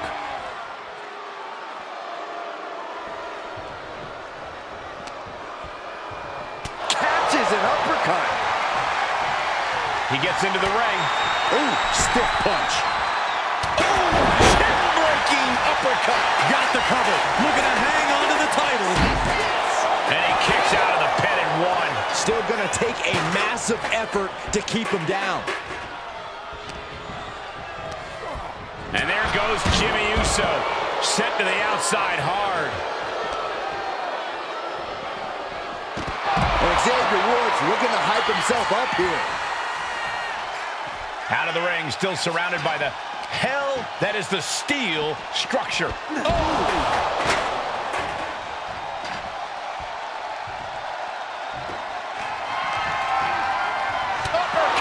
Man. And the champ's in really rough shape now. Yeah, I don't know how much longer a good defense will even matter at this point. Boom! What an uppercut. He's got the chair set up. Oh, boy, this is not going to be good. Under the ropes and back into the ring. Now heading outside. He's headed out to the ringside area. Bang! He finds a counter. Drop kick from behind. Oh, my gosh. Good night. Went after the head and neck again. Maybe trying to rattle the opposition's balance. Absorbing the pain of another attack to the head. He could be dazed. I have a feeling the Usos' objective is to send the New Day to the hospital. Well, two teams so familiar with each other, some innovation with weapons almost becomes a necessity. Knew what was coming there. Popped right in the face. Overhand right lands. Lands the haymaker. He gets back into the ring.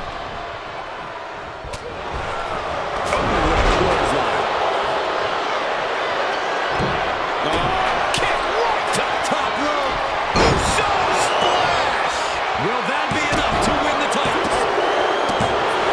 And the Usos are 5-time tag team champions. Here are your winners, Jimmy and Jay, the Usos. Hell in a Cell just became the Uso Penitentiary. It was barbaric. It was volatile. It lived up to the hype is what it did. The two greatest tag teams in the entire industry, raising the bar of competition inside the demonic structure.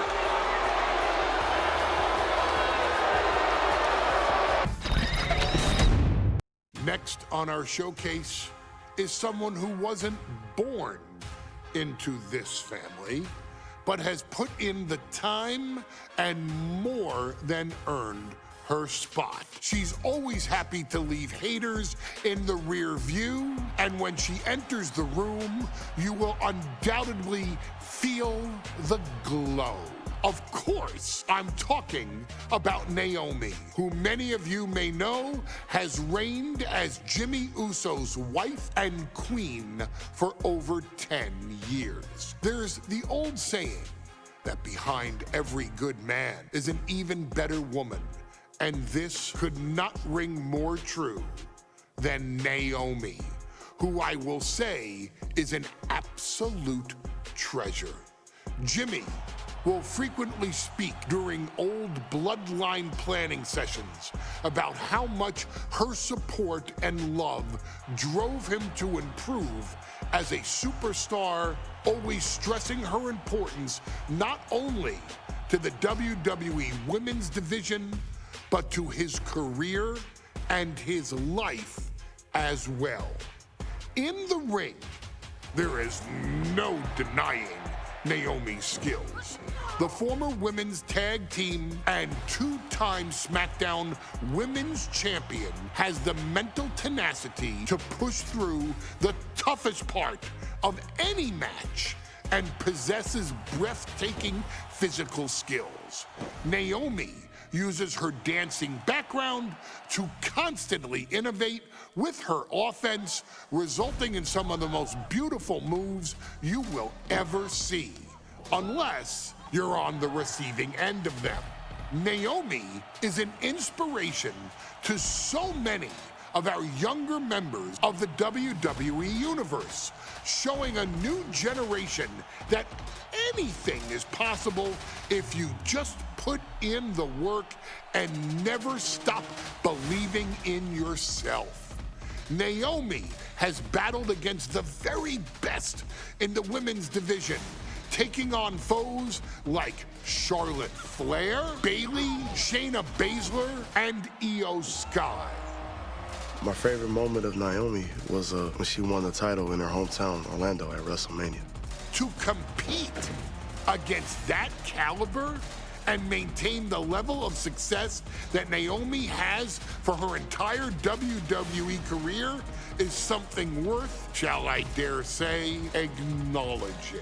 Naomi has even teamed with fellow family member Tamina through the years, proving the family you choose can often be the most important. And in true Uso fashion, Naomi shows an unrelenting desire to win, to achieve greatness, and to dominate her opposition. Many mistake her smile as a sign of kindness, but they quickly realize their mistake as Naomi unleashes a flurry of kicks, flies at them with moonsaults from all angles, and then ties them up in knots. Naomi is having fun, but Naomi is never playing. And now, we take you back to the 2020 edition of Super Showdown, which saw Naomi challenge Bayley for the SmackDown Women's Championship. Unfortunately, a ridiculously lax referee decided it was just fine for Bayley to basically do whatever the hell she wanted. Bayley's, oh my gosh, she's trapping Naomi's legs in her shirt. And Naomi wound up suffering an embarrassing loss after Bayley used wardrobe to her advantage. Well, Bayley, we can pretty much guarantee that trick won't work again. This is your chance to help guide Naomi to a third SmackDown Women's Championship, and to do it by defeating one of the greatest competitors WWE has ever seen. Your Wiseman has nothing but respect and admiration for Bayley's abilities, but those abilities are eclipsed by Naomi's extraordinary trinity: smarts, strength, and aerial attacks that should give all of you everything you need to get the win and the title.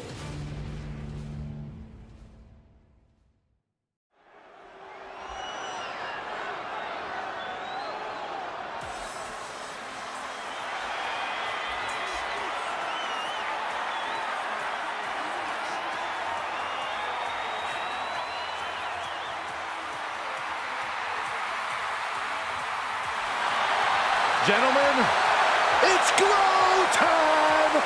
I got an idea, Saxton. Why don't you glow home? No, I cannot, Corey. When asked earlier this week about this matchup, Naomi said it is an honor to be here, an honor to make history, because for the first time ever, a women's championship will be defended in Saudi Arabia. Naomi certainly has momentum on her side, and as we've seen in recent weeks, it appears as though Bayley has at least a healthy respect for Naomi. Well, so much of Naomi's career has been predicated on making history. You think back to Naomi being the winner of the inaugural WrestleMania Women's Battle Royal, being the first African-American SmackDown Women's Champion, and tonight, once again, an opportunity to make history in her career.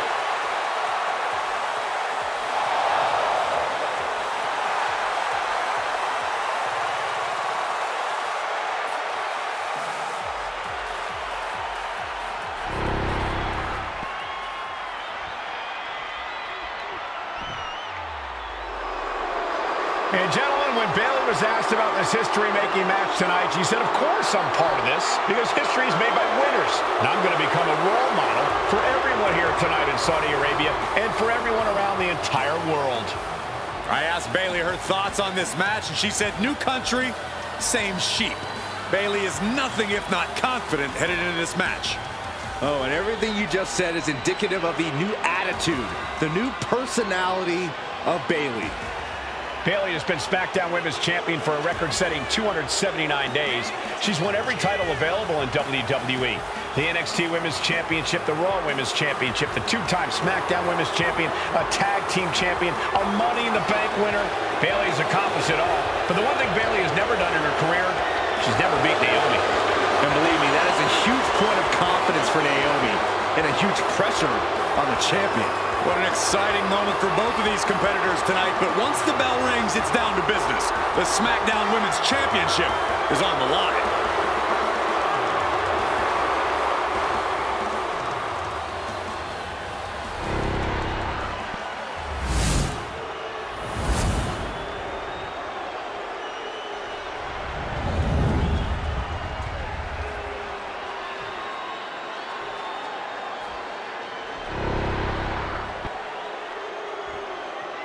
The following contest, scheduled for one fall, is for the SmackDown Women's Championship.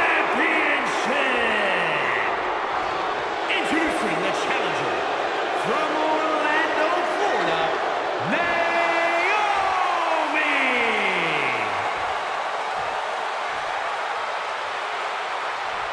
And her opponent from San Jose, California, she is the SmackDown Women's Champion, Bayley!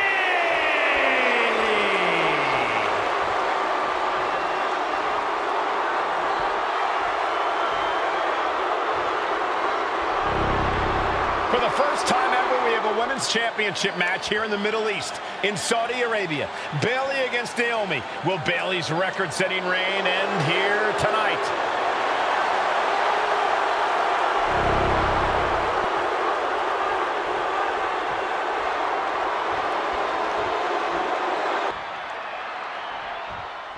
Guys, a very important component of this match. Bayley has won every title available in WWE. Bayley has accomplished it all. But the one thing Bayley has never done in her career, she's never beaten Naomi. And believe me, that is a huge point of confidence for Naomi and a huge pressure on Bayley. Yeah, but Bayley thrives under pressure. Her resume speaks for itself. Naomi has tested her mettle in recent weeks, as the road to this championship opportunity was a difficult one. Needed to defeat former SmackDown Women's Champion Carmella. We know Naomi has a heavy desire to become a three-time Women's Champion. Other superstars say they want the title. Naomi has said she needs her title back. Naomi's heading up top. Soaring. Look out below! Coming down on their opponent like a sack of bricks. Naomi going for broke. And this high-risk offense from the challenger might be catching the champion by surprise. The challenger being the aggressor here, but remember, the title can only be won by pinfall or submission inside the ring. We know that Naomi's going to want to pick up the pace in this match, but Bayley's going to look to wear Naomi down. Yeah, Bayley's going to want to slow down the pace and let the adrenaline wear off for Naomi. Bayley can also turn up the aggression here in a way I'm not quite sure Naomi can match. In danger of being counted out. Now's the time to get back to the ring.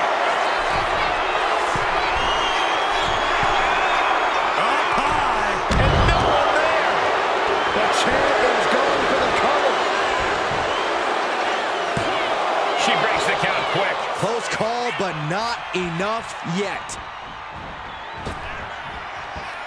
Wards that off. What a response. Oh, man. Strong kick. My goodness. And Naomi. Feel the glow. There it is. It is. It's locked in. A couple of knees and then another one, and that'll force the break. My goodness, did you hear that shot? Firing with a straight shot there. Answering back. She fights back with the counter. Chess match of counters and reversals happening here. Series of counters here. Who will finally capitalize? Each exchange just sapping the energy from these two.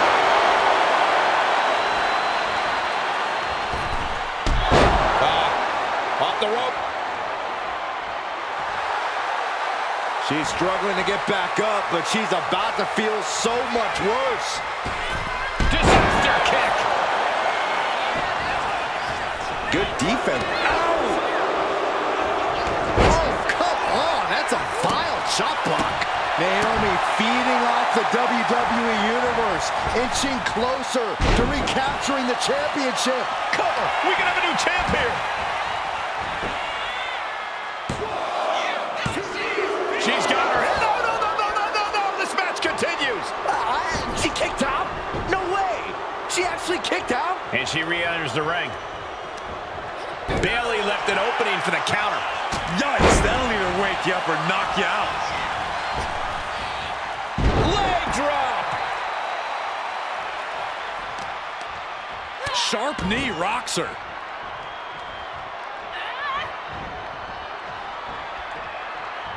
Naomi put a stop to that.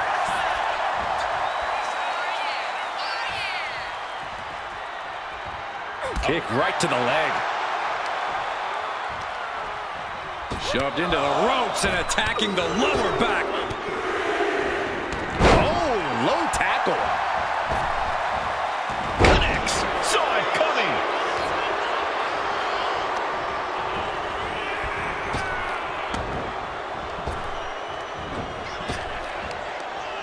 Kick to the gut. Creates separation. Look at this. This is outrageous athleticism. What a head scissor takeover.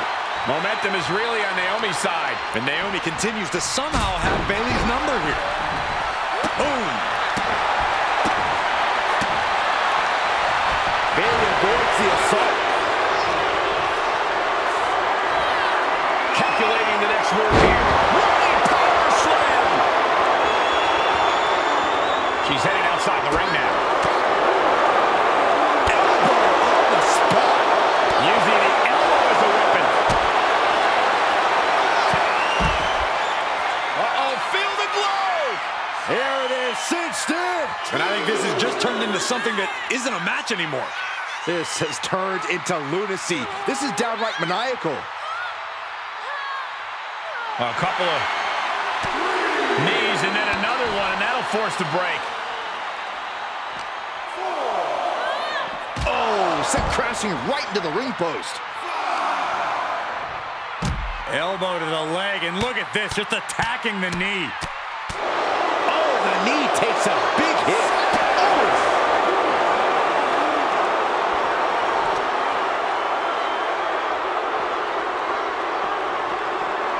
And now gets tossed into the ring. And she anticipated what was coming. Ooh, what a forearm. Kick combination. Relentless. Oh. Stiff kick. Right to the leg. A heel hook locked in. You can almost hear the opponents yelling in agony. Continuing to work on the leg. Shoulders down. Championship on the line. Naomi did it. We have a new champion. Here is your winner, and the new SmackDown Women's Champion, Naomi. Bayley's stranglehold SmackDown Women's Championship has ended. The Glow era has begun. Bayley was as aggressive in this match as she's ever been, but Naomi's confidence and athleticism were just too much. Ladies and gentlemen, if it weren't for the next two superstars in our showcase, none of this would be possible. Because without Afa and Sika, without the Wild Samoans, there truly is no dynasty. While it was their father who made the blood oath with High Chief Peter Maivia, it was Afa and Sika who built the family up, training generations of relatives, all with the single goal of becoming the best professional wrestler on the face of the planet. And while the two would together be WWE Hall of Famers, based solely on their work as trainers and cultivators of the next generation, their in-ring successes only add to their immortality. Afa and Sika formed WWE's most dominant tag team of the early 1980s, fighting their way to the WWE Tag Team Championship on 3 separate occasions. Opponents were often defeated before the bell even rang to start the match, falling victim to the aura and the intimidation factor of having to step into the ring with the Wild Samoans, accompanied by Captain Lou Albano. The trio formed a masterful group that was able to take all opponents off their game, be it through Albano's devious schemes or the overpowering nature of the Wild Samoans. WWE had never dealt with a team so primal, turning each match into a battle of survival. Most feared, the deadly Samoan drop, a move that has been imitated by many, but duplicated only by a chosen few. There they are, the Wild Samoans. These are immigrants coming from the island, trying to figure it out, trying to find a way. I couldn't imagine being these men. I couldn't imagine taking on these responsibilities of setting the tone in a whole new country. And then trying to break into entertainment on top of that. But they made it work. And that's what we are. We're workers. We make it work. These tribal elders set the standard for all of their descendants to not only follow, but they also taught their descendants how to surpass it. So beloved were the two that perhaps no moment holds more significance to your tribal chief, Roman Reigns, than when he was presented the Ula Fala by his father Sika and Uncle Afa after the 2020 Hell in a Cell event. You see, it was their acknowledgement that gave Roman Reigns the unshakable confidence to continue his journey to becoming the greatest of all time. The utmost respect, love, and gratitude for those men. Because if my father and uncle don't do what they do, we're not here. We now humbly present to you the honor of walking in the famed footsteps of the Wild Samoans, finding a tag team in WWE's long and storied history that we felt would test the Wild Samoans was not an easy task. But then, a thought came to your wise man. Why not give the audience exactly what they want? why not put the Wild Samoans against one of the greatest tag teams of all time? Why not present Alpha, Sika, the Wild Samoans versus Bubba Ray and Devon, the Dudley Boys? And if we're going to go that far, let's do it in a tables match. Showcase that savage brutality that made both teams the eternal legends we know them to be. No pinfalls, no submissions, no rules. Just be the team that avoids being put through the table, and you will emerge victorious. And with these four men, you better believe that things are going to get extreme.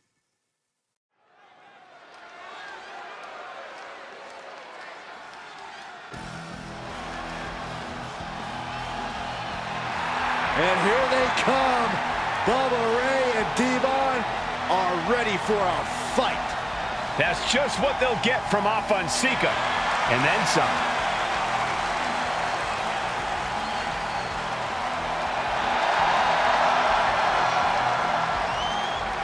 The following contest is a tag team tables match. And at a combined weight of 603 pounds, Bubba Ray and Devon, the Dudley Boys. It takes a strong brotherly bond to agree to go into battle against the Wild Samoans, but that's exactly what Bubba Ray and Devon have. I have a strong feeling this match isn't going to be for the faint of heart. Well, look, the Dudley Boys may not be all there in the head, but they're easily the most highly decorated tag team in pro wrestling history. They've beaten the best, they've beaten the toughest, and they're ready to come in and beat the wildest tonight. Both the Dudley Boys and the Wild Samoans are coming into this tables match with something to prove. Who's the best tag team of all time? Who's the more cohesive, brotherly unit? Who's more savage? Who's more extreme?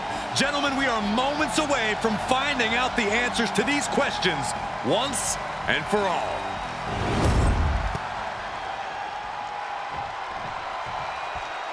Guys, this is going to be a great one. You can feel the electricity already. I feel the excitement and some fear, too. Welcome by Captain Lou Albano and a combined weight of 645 pounds.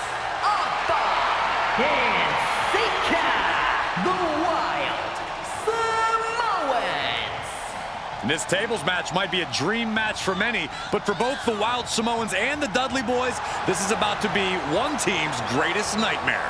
Alpha and Sika clearly not looking to back down here.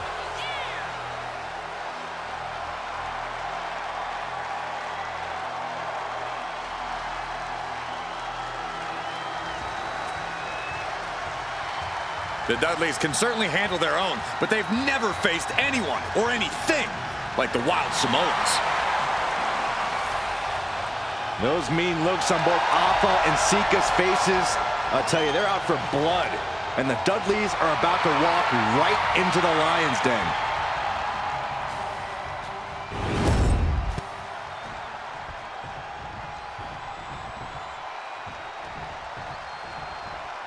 Here's the battle, and it's the Wild Samoans, Alpha and Sika, taking on Devon and Bubba Ray Dudley, the Dudley Boys.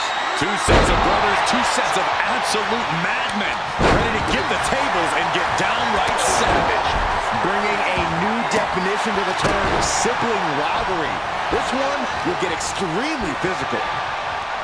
Corey, the Wild Samoans are about as tough and mean as they come. A very physical duo, and we've seen how they use their heads, almost like a concrete weapon. Yeah, they don't need much flash. They're just a formidable ground and pound team. If they lack in offensive creativity, they make up for it in blunt force trauma. And nothing packs more blunt force trauma than an Alpha or Sika headbutt. You could see that each strike drained their opponent's energy. That arm's going to be sore for a while. Could affect all their offense. Uh-oh. Chops the elbow. You have to question what kind of malintent is behind a powerbomb with that much force. And Sika had no reflexes to answer for that. Headed out to ringside now. What does he have planned? And we can harp on how this match was something almost tailor-built by the Dudley Boys. With a famous series of TLC matches they've had, the Dudleys have become synonymous with... Look out! Countering that offense. And Devon escapes danger. Now, these are obviously two juggernaut tag teams clashing, but this is also a match that clearly favors one team over the other. Be honest, Corey, do you think the Wild Samoans really have a chance in this one? This is the Dudleys' wheelhouse, Cole. No team knows more about excelling in a tables match than Devon and Bubba Ray. The Wild Samoans have a lot of unbridled aggression working in their favor, but ultimately, they're up against the Masters. On the apron! The hardest part of the ring. You are guaranteed to hit a steel beam out on the apron, and they definitely just felt all of it. Wicked clothesline! A very ferocious demeanor emanates from the Wild Samoans, like they're part of a pack of untamed beasts. I really wonder what it'll take for the Dudley Boys to have control of them. Maybe they'll take a sledgehammer? A truck? They're not human, Byron. You can knock them down, but they'll keep coming back.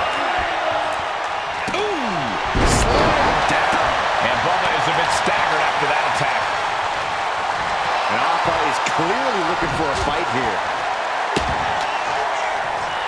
A great display of confidence, but he doesn't want to give his opponent added motivation. Such a peculiar look coming from the Wild Samoans, as if they have no control of their animalistic behavior. There's some power behind that punch.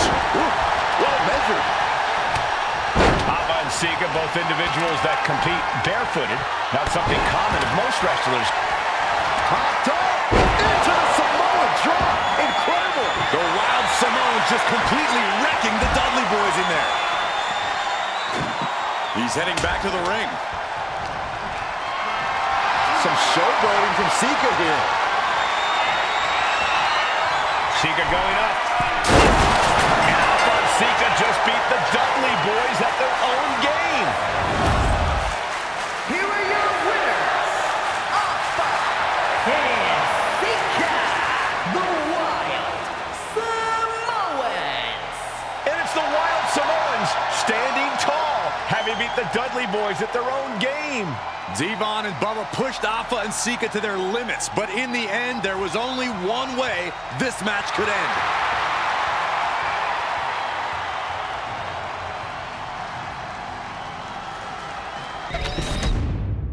From the very moment he arrived as the enforcer of the bloodline, Solo Sikoa has taken every brutal, savage element of his predecessors and refined them into a near-perfect smashing machine.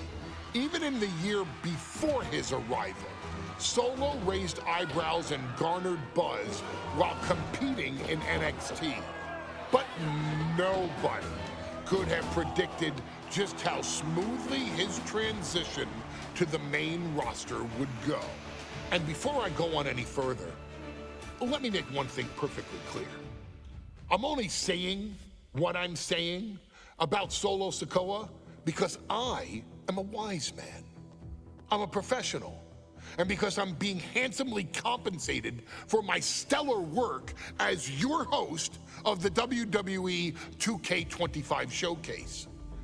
I haven't forgotten what Solo Sikoa and his rogue bloodline did to me. But I also know better than to let personal feelings hinder your professional endeavors. So with that being said, since his arrival at Clash at the Castle in 2022, Solo Sikoa has consistently been involved in WWE's biggest moments and biggest matches. He's been victorious in War Games. He's repeatedly enforced the Bloodline's will to maintain Roman Reigns' status as undisputed WWE Universal Heavyweight Champion. I brought Solo in as an insurance policy. Solo was here to protect me. Solo was here to maintain the promised land. He's violent. He's strong, he's fast, he's all those things. And he betrayed me. Any man who would betray me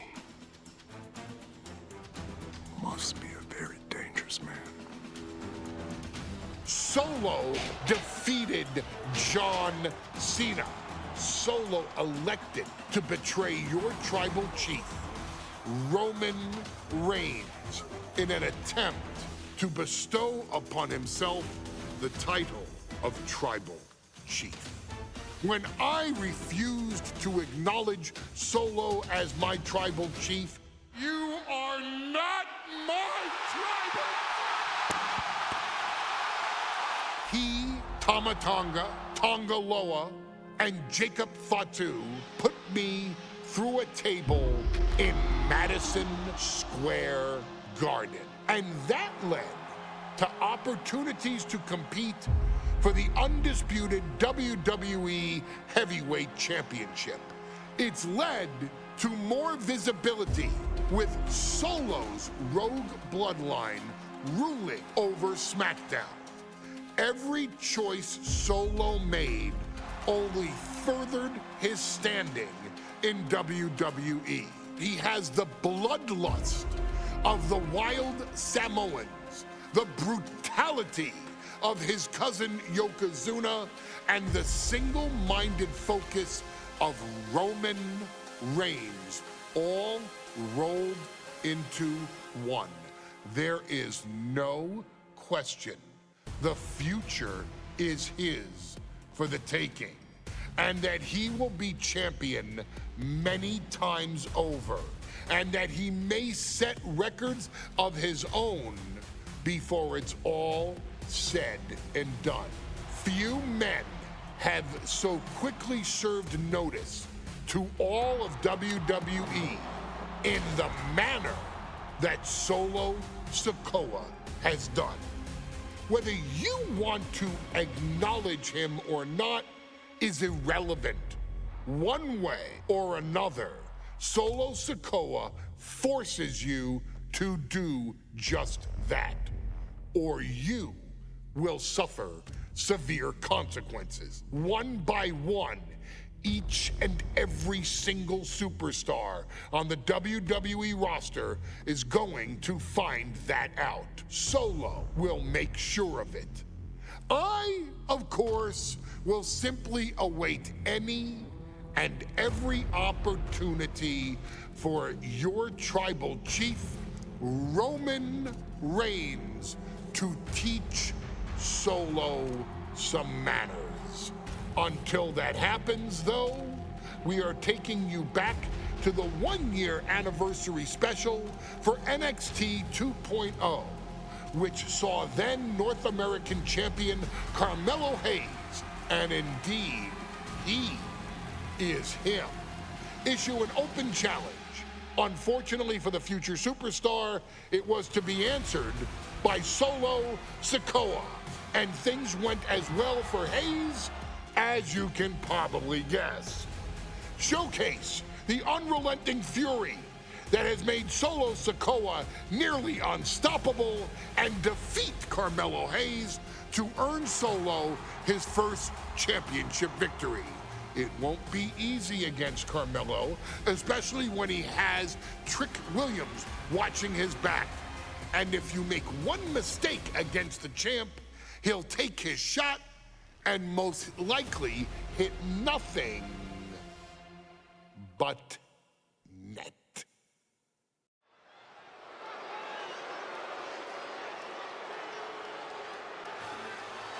Here comes the A-Champ. The following contest scheduled for one fall is for the NXT North American Championship. Accompanied by Trick Williams, he is the NXT North American Champion, Carmelo Hayes. Mello and Trick looking so pleased with themselves after attacking Wesley. NXT 2.0 celebrating its first anniversary, all thanks to amazing talent like this man. Hayes has a look right now. He probably thinks he's getting the night off and another day on his North American title reign. Well, after what Melo and Trick just did to Wes Lee, who's going to have the guts to step up and take Lee's place?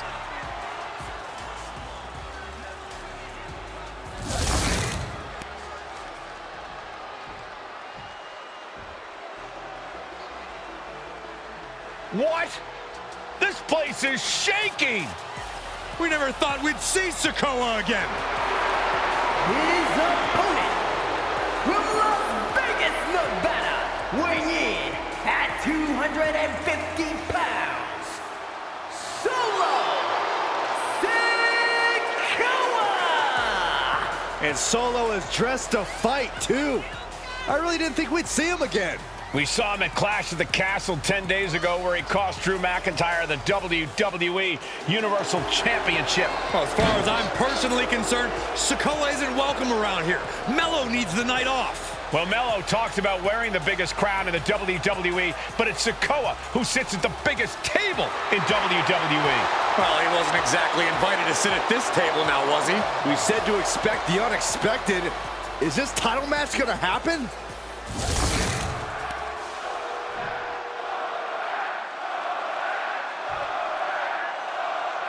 Now, this is a surprise. Carmelo Hayes seemingly had no challenger for his North American title, but Solo Sikoa just showed up here and said, I got next. Thank goodness. Melo had an opponent chosen by the NXT Universe as they voted for Wes Lee. But Melo and Trick brutally attacked Lee backstage. Now we're being spared a Melo-bration and getting a real match. And I would have never expected Sikoa to show up. He just joined the Bloodline on SmackDown, and now he's in the main event of NXT. Can the Bloodline get even more gold tonight? Strong words from Carmelo Hayes before this match saying, quote, heavy is the head that wears the crown, and Melo has the biggest crown and the heaviest head. Melo has indeed proven worthy of said crown, but he's face-to-face with a man who has a seat at the biggest table in WWE. Now, both men have earned their status thus far, that's for sure. Ouch. Oh, my! Drops the hammer. Right on the lower back. And now heading back inside the ring. And Sikoa sent toward the ropes, and Carmelo Hayes with a kick right to the midsection. Melo taking it to Sikoa here. The power of Solo just a little too much for the A-Champ in this instance. What a chop. Trademark viciousness. Lack of mercy. That's what Solo Sikoa is all about. Into the corner. Big splash by Sikoa. Melo in trouble. Sikoa. Trick Williams making sure Melo got out of harm's way. Well, at least momentarily. Yeah, momentarily is right. Sikoa continuing to inflict more punishment on the champ. And Hayes takes out Williams on the outside. Solo standing strong. Solo not allowing the presence of Trick Williams to distract him whatsoever. Solo has the mindset to destroy anyone in the way of him in the end. And look at this now, yes, applying the submission holds. And this is just to send a message. No. A single leg camel clutch and a great counter. You gotta be impressed by both Solo Sikoa and Carmelo Hayes. They've taken NXT 2.0 by storm over the last year. Yeah, since the shift to NXT 2.0, Melo has spent over 9 months as NXT North American Champion over 2 very long reigns. No! All the way down to the floor. Rolled the dice and got snake eyes. What a disaster. Missing completely on a very reckless move. He'll make his way to the ring. 5, 6.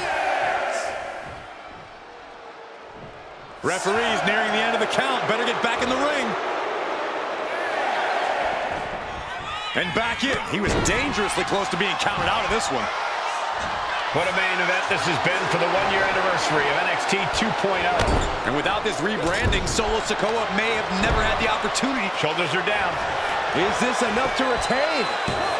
Kicks out on the pinfall attempt. Just kicking out at one takes a lot in a match like this. The temple's getting rattled. Springboard. Holy timed offense. defense there.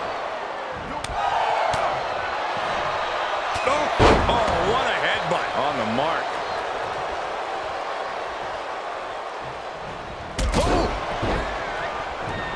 Ooh.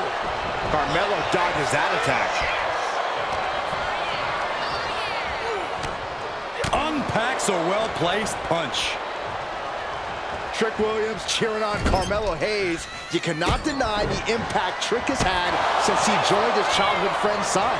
Yeah, that decision to bring Trick Williams into NXT 2.0 changed the trajectory of Carmelo Hayes' career.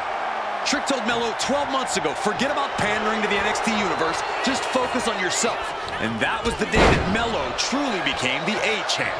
We saw Solo Sikoa join the Bloodline just 10 days ago. But this bond between Melo and Trick might be even thicker than blood. Dribbling the opponent's head like a basketball.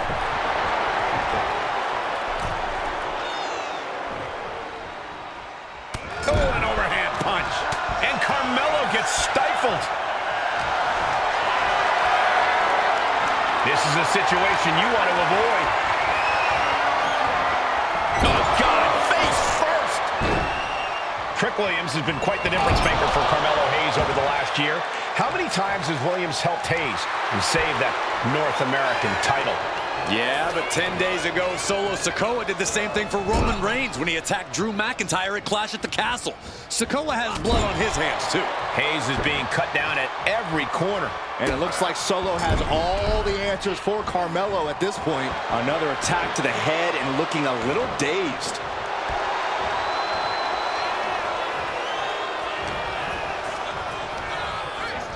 Leaning on the turnbuckle here. Knife edge. Big uppercut rocks the jaw of Carmelo Hayes. Ripped out of the corner. Looking to put him away, and now Trick Williams up on the apron, causing a distraction. Trick paying dividends. Ooh. First 48. And that could be the turning point for the North American champion.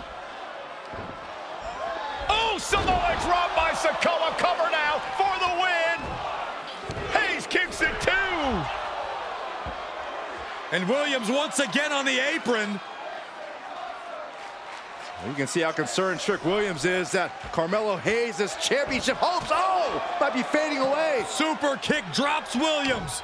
Hayes picked out of the sky. Oh, and a spinning solo. Is that it for Carmelo Hayes? Trick is out. Carmelo is dazed. Here's your chance, Solo. The title could be yours.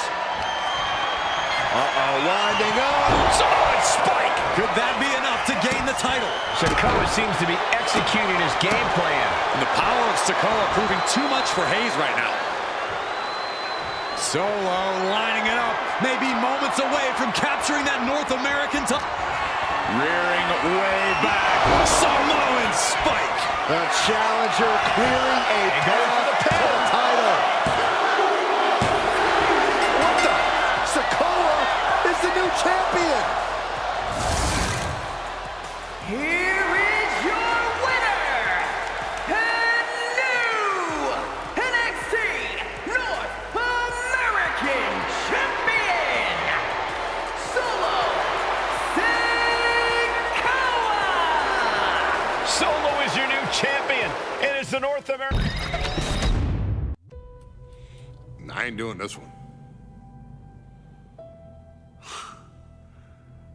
We can have all the fun we want with these video games and this showcase, and these fantasy matchups like Offensika versus Bubba Ray and Diva. But I'm not doing shtick about Roman Reigns and Seth Rollins. That's a little too volatile. And it's way too personal for Roman Reigns.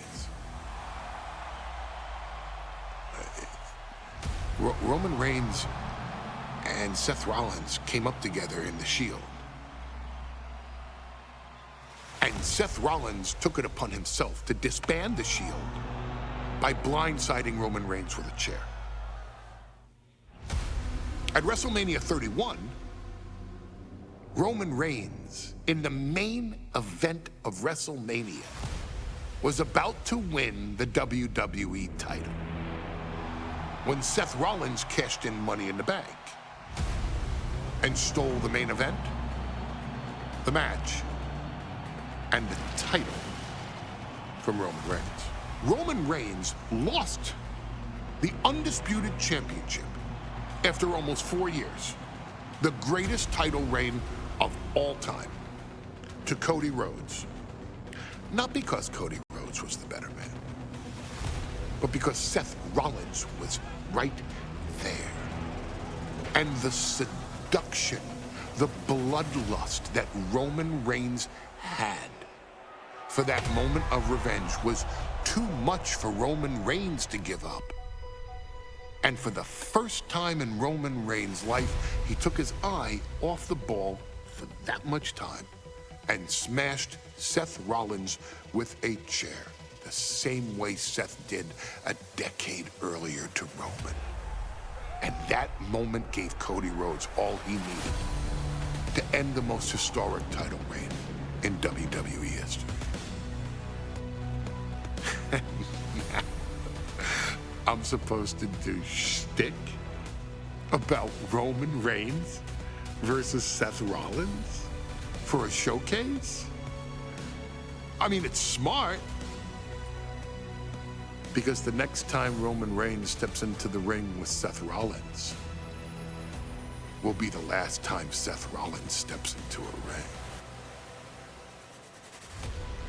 Next time Roman Reigns gets his hands on Seth Rollins, you won't have your architect anymore. You won't have your visionary anymore. You won't have your revolutionary anymore. You will have your tribal chief, Roman Reigns, but you'll never again have Seth freaking Rollins. Roman Reigns will put an end to Seth Rollins in WWE. And then the only way you'll ever be able to see Roman Reigns versus Seth Rollins will be in the WWE 2K25 showcase. Roman Reigns versus Seth Rollins from the 2022 Royal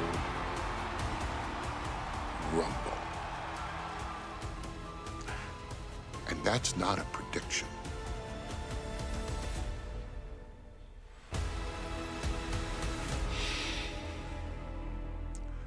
That's a spoiler.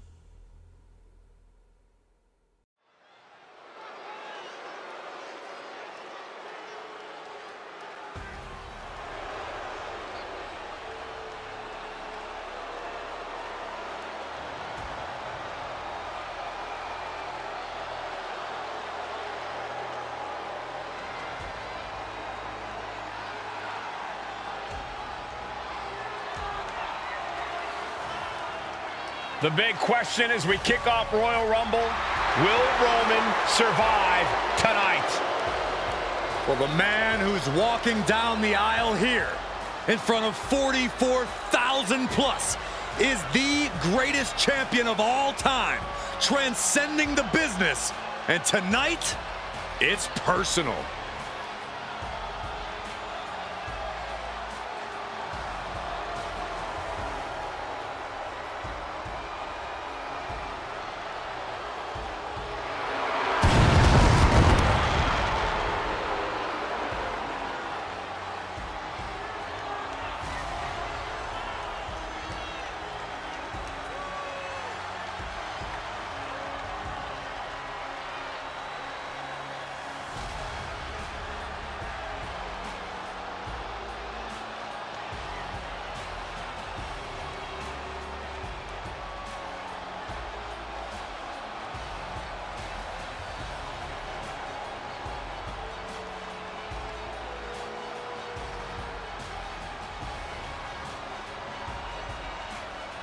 For 17 months, Roman Reigns has dominated everyone. And luckily for Roman, he's had a special counsel and his cousins to help him keep cool, keep focused, and concentrate on the business at hand. Now Paul Heyman is gone, and the Usos are barred from ringside. And without those calming forces, Corey, cracks started to form last night in Roman's armor. No telling how Roman's going to handle things on his own. It's been years since he competed on his own, but that's the situation we're seeing right now for the Tribal Chief.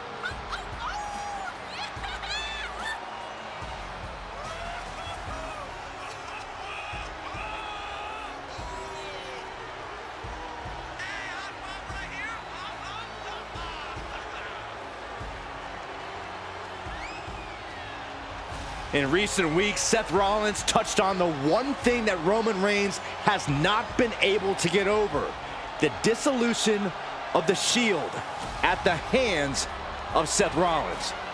Roman Reigns is a loyal man, a family man, and what Seth Rollins did to his family was cowardly in the eyes of the head of the table, the Tribal Chief, the man who was blessed by the gods of sports entertainment.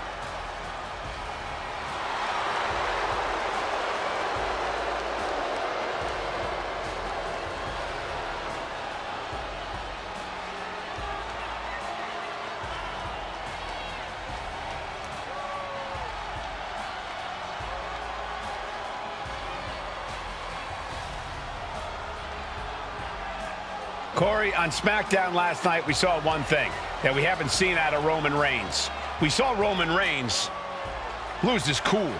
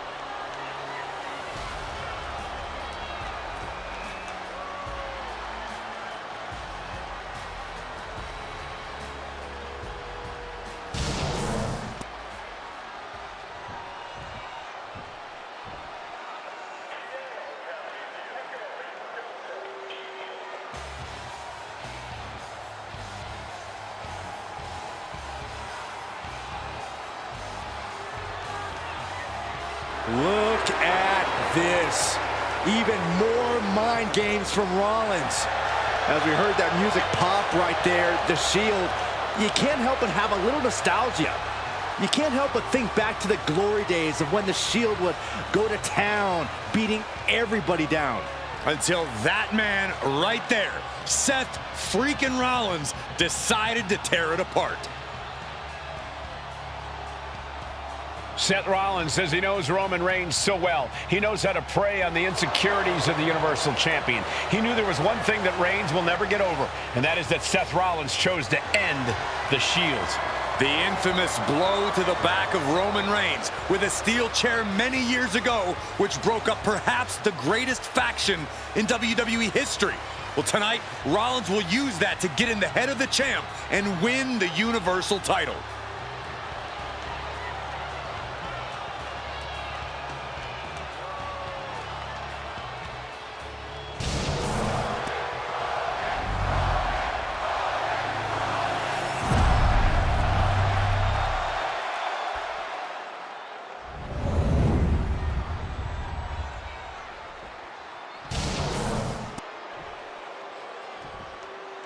The following contest, scheduled for one fall, is for the Universal Championship.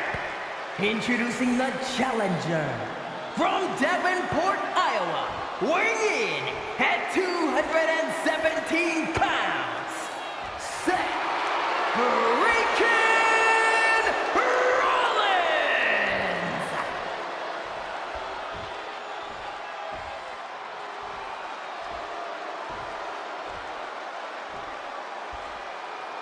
and his opponent from Pensacola, Florida, weighing in at 265 pounds, he is the Universal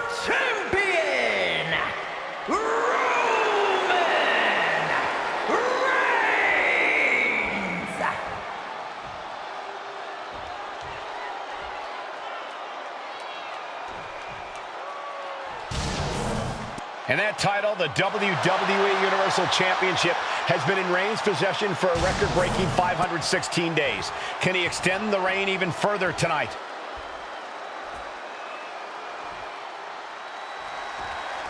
Bell rings and the WWE Universal title is on the line. Roman Reigns over 500 days as Universal Champion, but nobody. Takedown, looking for the crossface, gets cinched in. This could be over. This could be it. Looking to free the arm and does just that.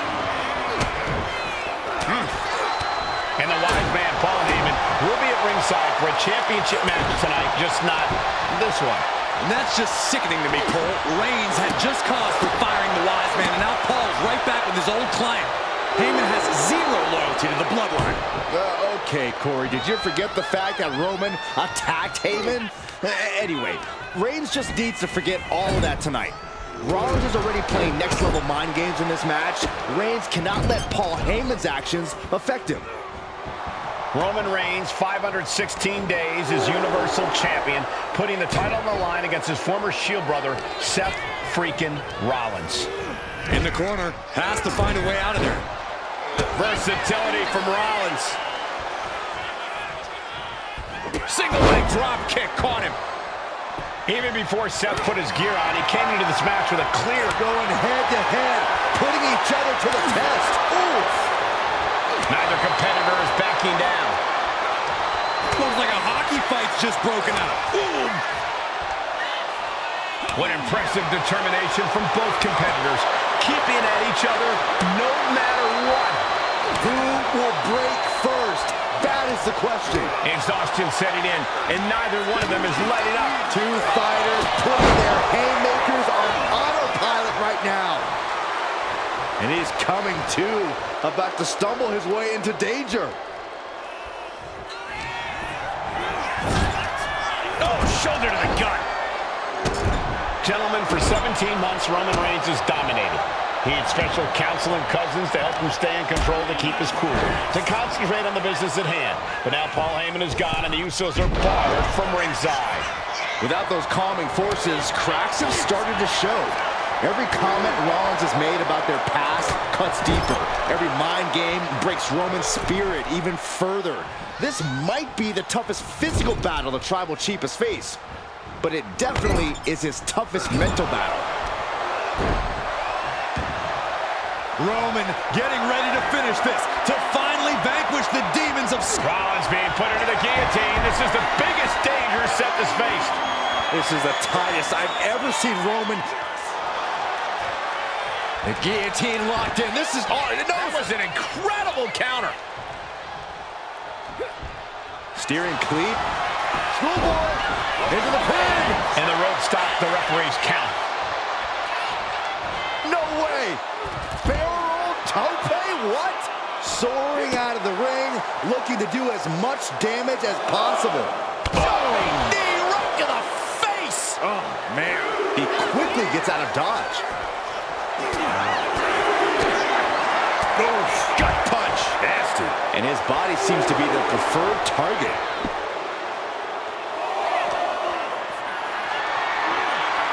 Setting up for something here. Oh, my goodness. Face ran a barricade. He's got his sights locked in now. He's got to make some moves here or suffer the countout. The Tribal Chief has been dominant over the last 516 days since he captured the Universal Championship. Month after month, he's dominated every top contender on the SmackDown roster. Roman Reigns has beaten big names over the last year and a half. But Braun Strowman, Rey Mysterio, the Demon Finn Balor, even John Cena. But Reigns has to be bothered by the fact that he has never been able to knock off Rollins in a premium ladder match in his career. Never successfully defended a title. He's looking for some sort of respite, unable to get out of the ring. He doesn't want to be hung up in the bottom rope like that. With a drive-by. Absolutely laid Rollins out.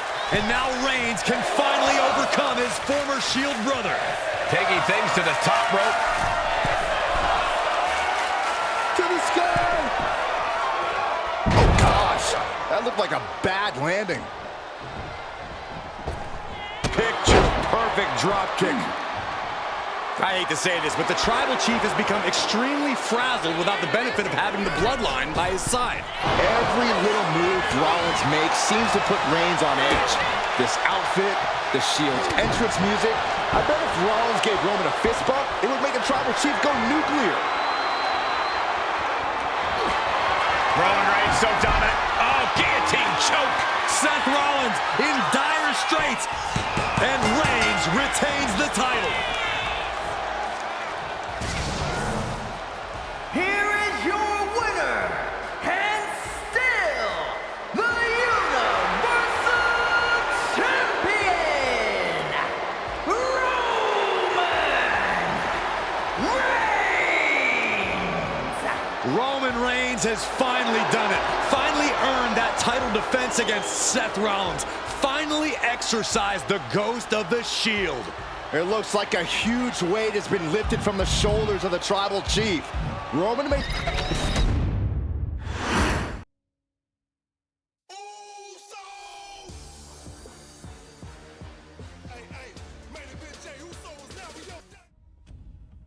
I'm the last guy to knock a revolution.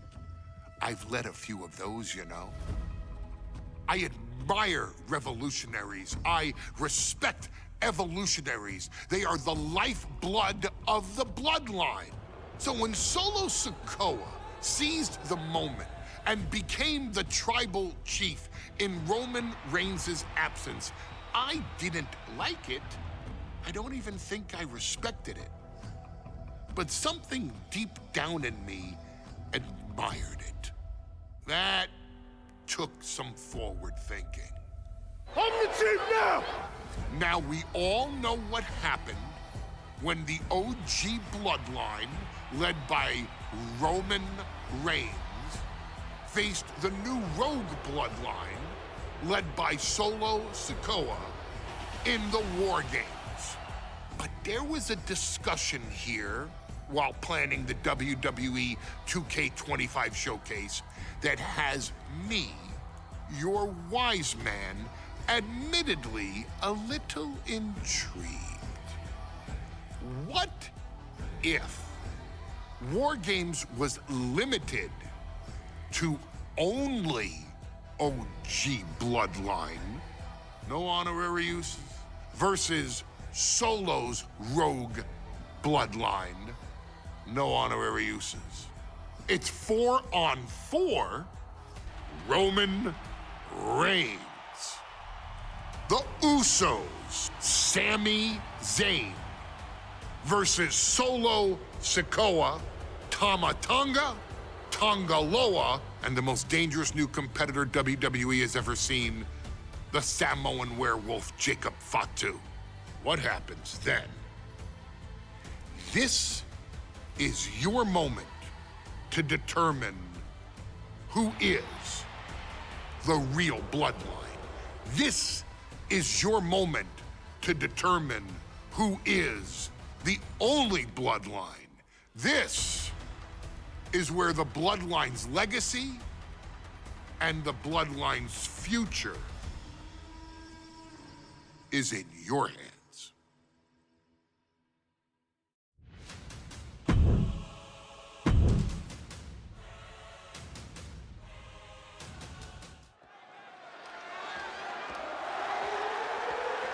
The following contest is the men's War Games match. The rules of the match are as follows. Two teams will be contained in separate cages, with one member of each team starting the match. At regular intervals, alternating members from each team will be released to enter the match. The team with the advantage will be the first to have a member released into the match. Once all competitors have entered, War Games officially begins. The match can be won by pinfall or submission. Exiting the cage will result in a forfeit. And now, let the War Games begin!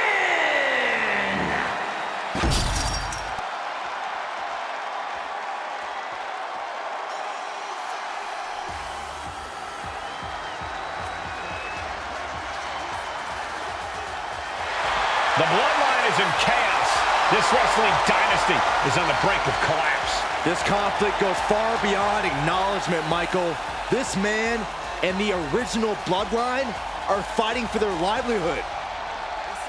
Introducing first, from San Francisco, California, weighing in at 242 pounds, main event, Jey Uso!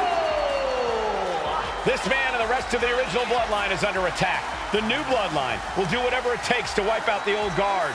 But this man and the rest of his crew will not go down without a fight. This is a power struggle that could not be contained by a traditional 20-by-20 ring. He's ready to bring the heavy fire to the new bloodline.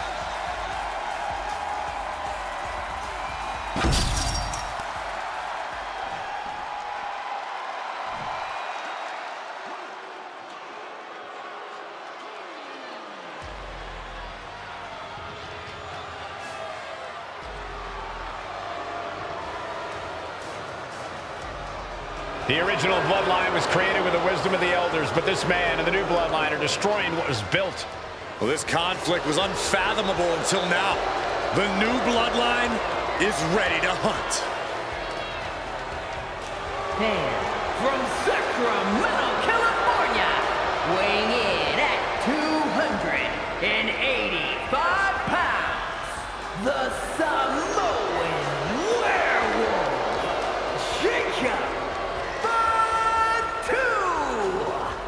The new bloodline does not live by a code.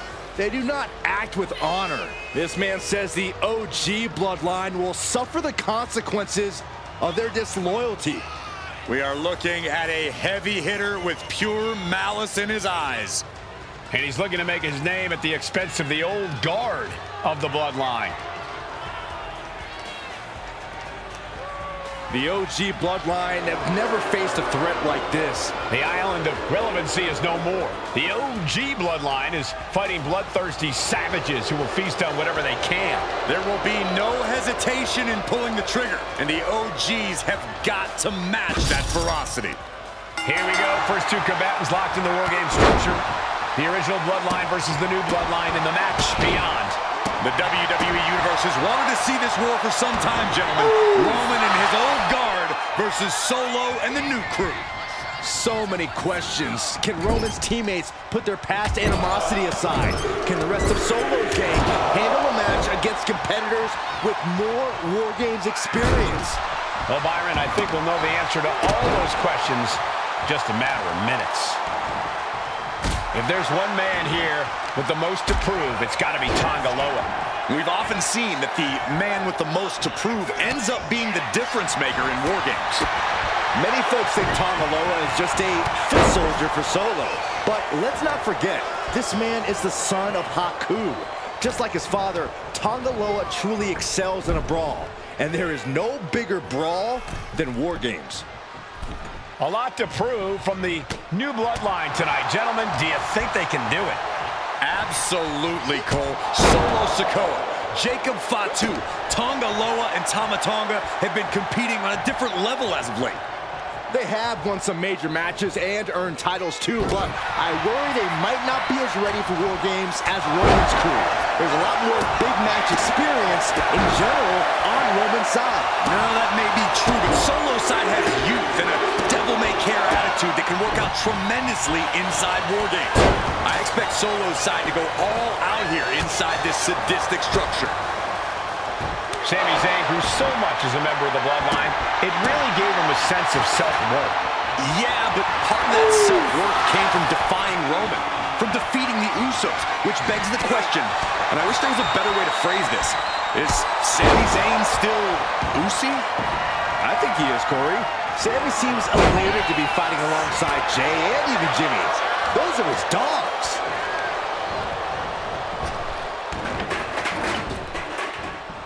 Oh, fought back with an elbow right to the jaw. Through the ring door and adding a bit of leverage to the situation. Able to capitalize on Jacob Fatu's mistake. Sledgehammer to the midsection will knock the wind out of you. A great men in this war, but one seems to be fighting his own internal battle.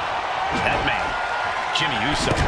He's currently on Team Roman, but this might be an instance of the enemy of my enemy is my friend.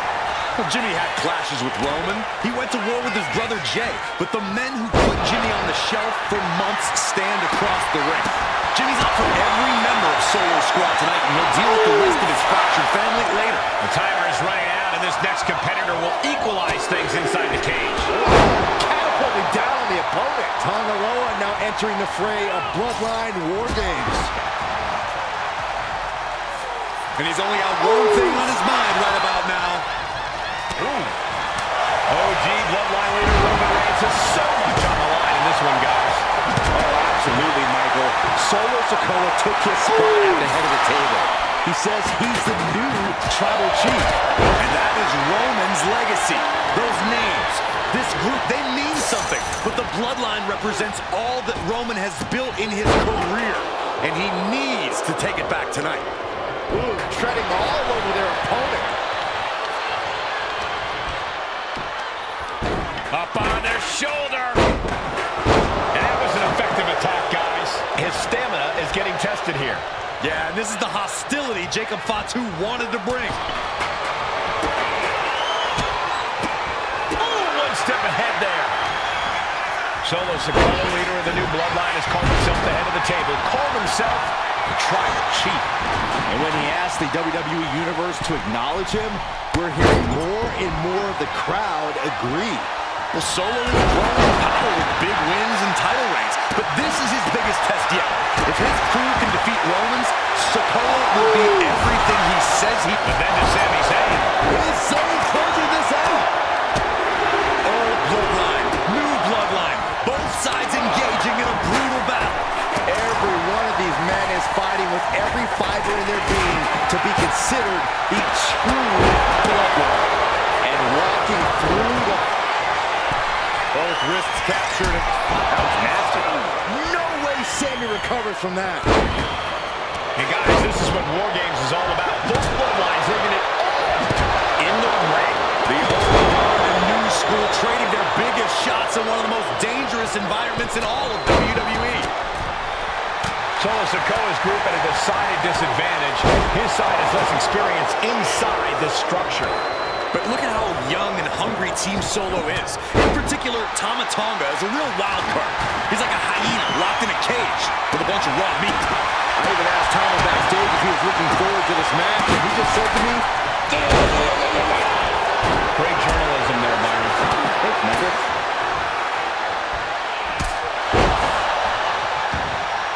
Taking things to the top rope. On the top. Nice handle.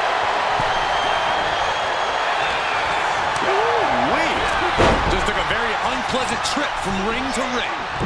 Sent flying over to the other ring. I think tonight is going to be a breakout performance for Jacob Fatu. So much raw talent in that young man. Every Bloodline member, new and old, is a generational athlete. But Jacob seems to be a step ahead of every one of these men at times. Many already believe Jacob can take the mantle as the leader of the Bloodline. If he's the one to earn the victory tonight, his time as the tribal chief may come sooner than anyone thinks. The teams are squared up, but he doesn't think that's enough, apparently. Metal right forearm on point. The WWE Universe is absolutely on fire right now. I can barely hear you, Byron. I'm loving this. Searching out of the ring, thinking something there can give their team a boost. That'll be a bit tough for Jay to stand up amongst this team. Some close allies, but some enemies he's yet to forgive. We've seen the wars that Jay has waged with his cousin Roman, with his brother Jimmy, but he needs to put that aside tonight. And Jay has the title wins and big victories that earned him the main event moniker. And Jimmy Uso. Jimmy with a game ender. He's getting back up. I don't think he's going to like what he finds. Looking for a back suplex into the neck breaker. Beautiful. Elbow drop. Vicious right forearm. Jacob Fatu's able to dodge that punch right in the head. It's about to be an uphill battle for one team once this clock hits 0.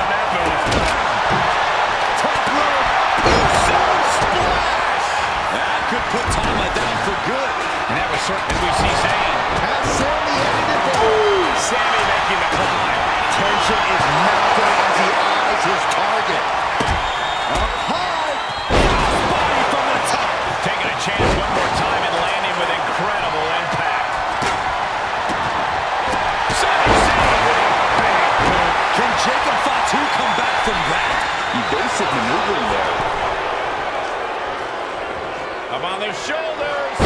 Down in a hurry. And Jey Uso on the long end of some ruthless offense there.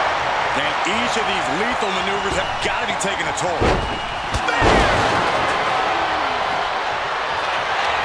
Both wrists captured. His body has to be racked with pain.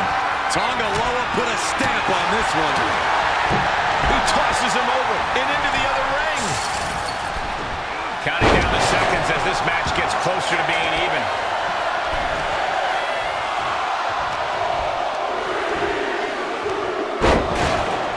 And now the new tribal chief, Solo Sikoa, joining Bloodline War Games. Snapmare. Ooh, sharp kick. Looking out of the ring for reinforcements. He's not interested in just evening the odds. He wants the advantage. Setting up again. And looking at Jacob Fatu. Connecting on the DDT. That could finish off Roman. Vicious right forearm. Stops the kick.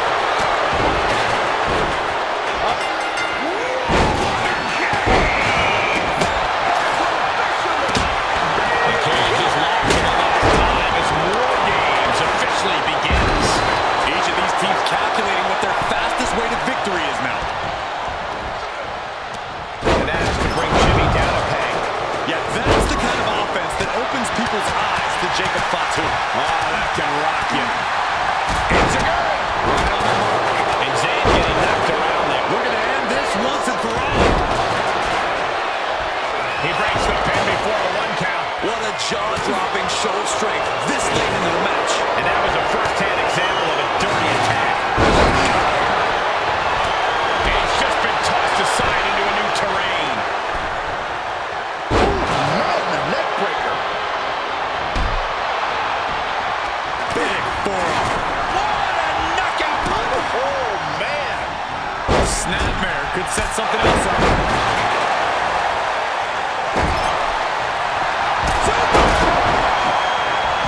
Jey with the cover. This might do it. He kicks out. Now is not the time to wallow in disbelief. Pressure must be kept on.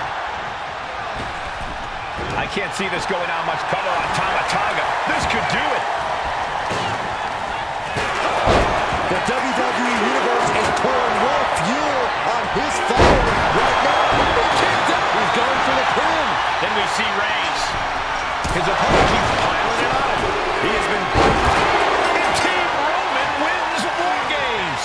The new bloodline has fallen. Are your winners, Roman Reigns, Jimmy and Jey Uso, and Sami Zayn, the Bloodline. Unbelievable. Roman's original bloodline crew found a way to work together and reestablish their dominance. You may not know who your brother or enemy is by their last name, but when you're in battle, look to your left, look to your right. That's family. And this is the one true bloodline. Okay, a little bit out of character for your Wiseman, but that was a little bit difficult for me to watch. Seeing this family splinter into 2 groups, fighting against each other, it breaks my dark heart. But they're all grown men, and you settled the issue. Now let's give Solo credit. Forming Team Solo was, of course, his usual backup of Tama Tonga and Tonga Loa, the sons of Haku, feared as one of the baddest men to ever walk planet Earth. Along with them, the Samoan werewolf, Jacob Fatu, son of Tama, also known as TK All Day, the Tonga Kid, another fearsome competitor from WWE's golden era. But did you know that Haku and Tama once comprised one of WWE's most impressive tag teams? Haku had been considered family by the Dynasty for years on end, and his teaming with Tama, brother of Rikishi, solidified this for eternity. The Islanders were a formidable test for any tag team in WWE in the late 1980s, competing against teams like the Hart Foundation and the British Bulldogs. Initially fan favorites, the two would embrace a more hard-nosed approach and even teamed up with WWE Hall of Famer Bobby the Brain Heenan, finding even more success. The team flawlessly merged aerial excellence, martial arts mastery, and some good old-fashioned Islander grit. Perhaps their most infamous moment saw them actually dog-nap Matilda, mascot of the British Bulldogs, showing that they were willing to do literally anything to throw opponents off their game. Both men are still revered today as two of the real legit tough guys in the industry, names that instill fear simply upon mention, and they absolutely taught their children well.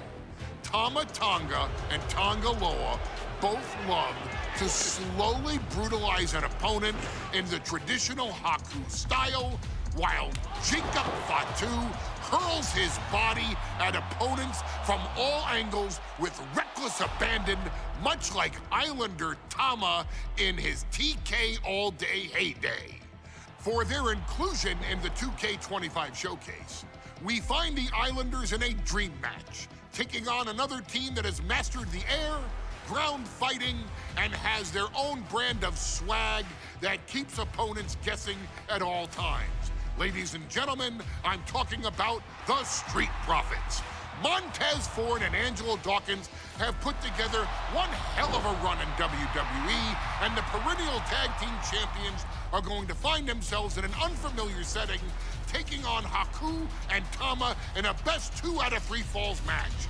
Anyone can sneak a win out, but Haku and Tama often competed in this type of match to fully demonstrate the superiority to their opponents. And you can bet that they're out to do the same thing to Angelo and Tez. So get out there and showcase the tag team mastery that the Islanders used to terrorize their opponents.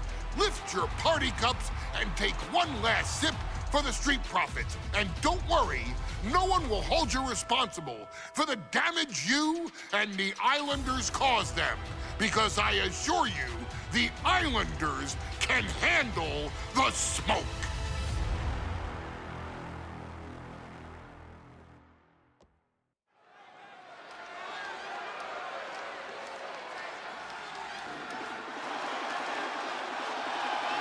It is time for the Street Profits to get themselves some of the Islanders. Well, with all due respect to the smoke and the party cups, but AD and Tez need to up their game. This could be the Profits' night, but it's not going to be easy.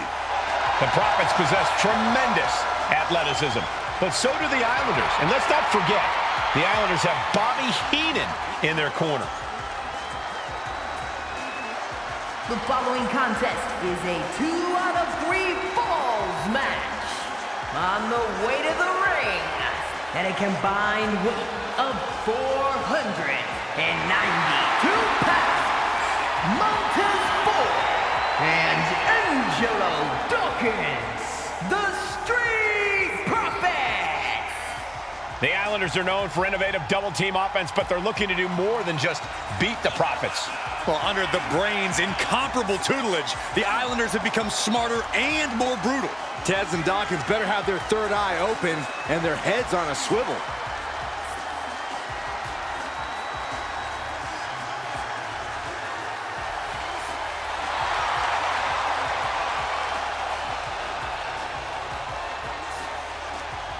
I expect to see expert-level tag teamwork from both the Profits and the Islanders, with supreme athleticism from all 4 competitors. What this match could boil down to, guys, is which team picks up the first pinfall.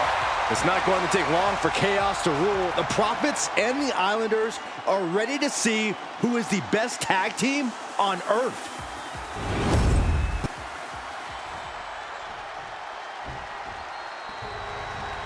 The Street Profits had better be ready for what's coming.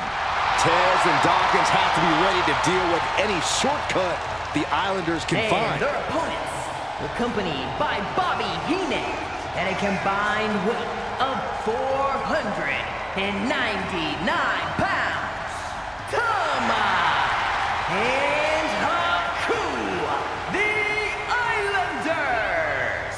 We know the Islanders are as vicious as they come, but the Street Profits excel in all forms of chaos. Yeah, Corey, but the Islanders have a plan. It will stop at nothing to carry that out. Well, the Profits will have to truly compete as a team to overcome the odds in this 2 out of 3 falls match. The truth is, I don't know if Ford and Dawkins have faced a team as dangerous as Haku and Tama. Well, the Street Profits are going to have to execute a next-level plan to take down the Islanders and Heyman.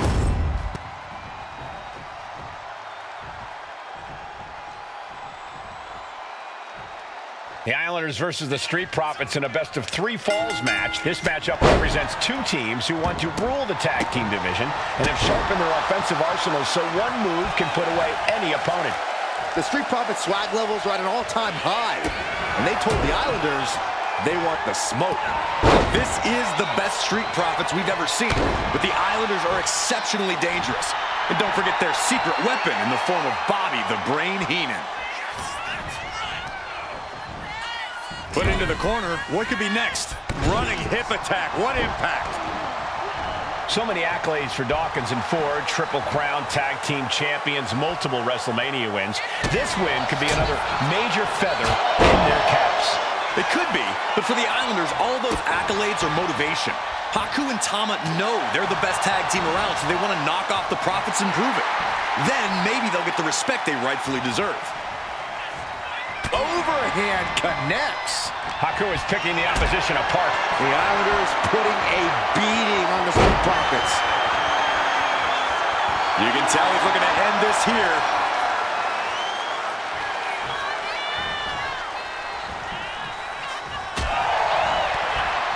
Corey, you've competed in these type of matches before. What's the key to victory for Haku and Tama? It's crucial for the Islanders to win the first fall as early as possible. To do that, they've got to either isolate Ford or Dawkins and block their path to make an attack. Oh! We're watching 2 great teams at work right now, but with the talent at this level in the ring, you have to wonder, are there any possible breakout single stars here? Every one of these men has that sort of potential, Michael.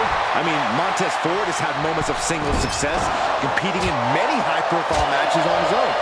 Though you'd be doing a great disservice to Angelo Dawkins, who has an equally impressive skill set should he go solo. And of course, both Islanders competed separately for a time in WWE before joining up. So you know that Tama and Haku can once again dominate. From the top! Wow! Whoa, what a landing! From all the way up. Wasted no time flying out to the floor. 2. Ooh, sent straight into the ring post. Boom!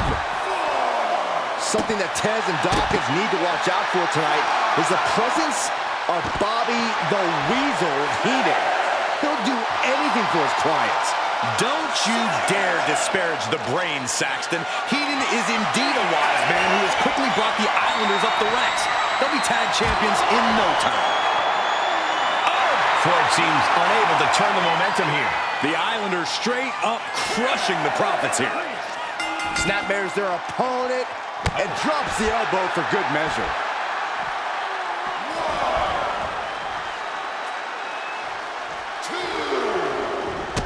And a drop kick. Picture perfect. Tama putting it all on the line. From the top. You gotta be kidding me! No matter who you are, when you crashed on the floor, a searing pain races through your body. Clothesline! Oh, schoolboy! Shoulders down here!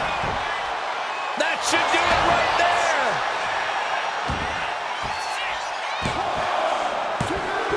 And a kick out at 2! What an incredible match we are witnessing. Had the foresight to get out of that one. Each counter leaving these competitors at a stalemate. There's the tag. And it is on. Oh, ouch. He's quick to get out of the way there. Headbutt to the back of the neck. Oof. Kick. Nasty kick. Climbing to the top rope here. Lift off. Splash. And the Islanders just sent the Profits up in smoke.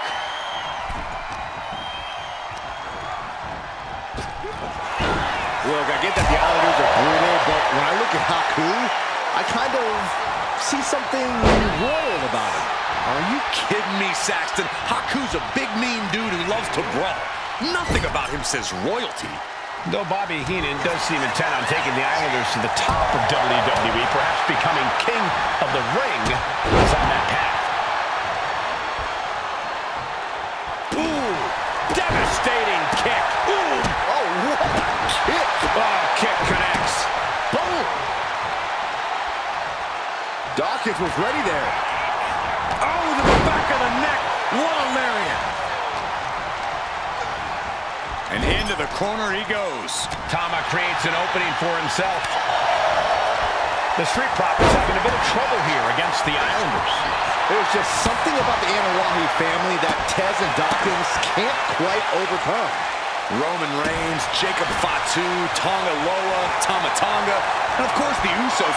Every person with bloodline affiliation has been a real problem for the Profits. Let's see if their fortunes change against the Islanders. Right to the gut. Shot right to the gut.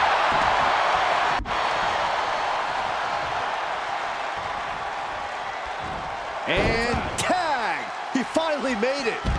Oh, what a clothesline.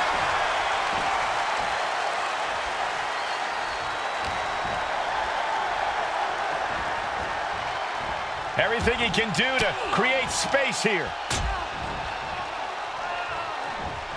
Showing no signs of defense here, guys. This is a big night for the Street Profits. Their parting cups are... He's going for the pin. This could be it. Kicks out before the 2 count. He's still got more left in the tank. Climbing to the top. What's he thinking? From way up top, a double axe handle.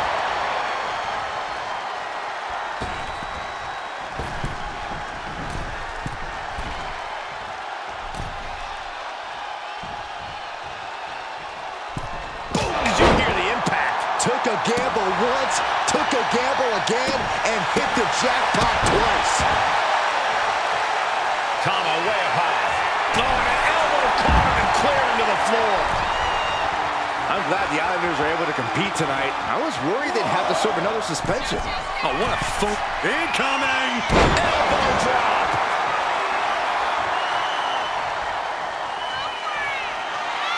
No way. Again? He's heading up. Going for it again. A huge impact. The Profits are down and the Islanders are about to reap the rewards. We thought it was going to be the Street Profits going to the air this often. The Islanders beating Angelo and Montez at their own game now. My God, the Islanders continuing the assault. The Street Profits just don't know the word quit. This is not just about winning. This is about taking over. Ooh.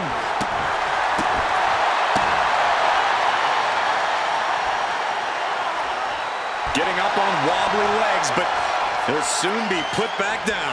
Haymaker connects. Push! This could do it!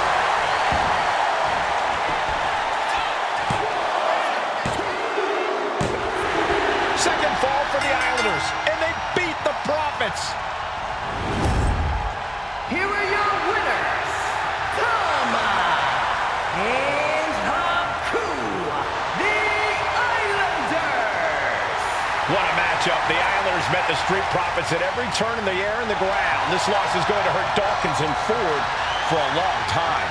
Look, we saw tremendous tag teams do what they do best, but only one could win. And the Islanders stepped up and got the job done. Tama and Haku just proved they are the best tag team of any era. Ladies and gentlemen, I don't have the words to convey how proud I am to have been part of this historic showcase.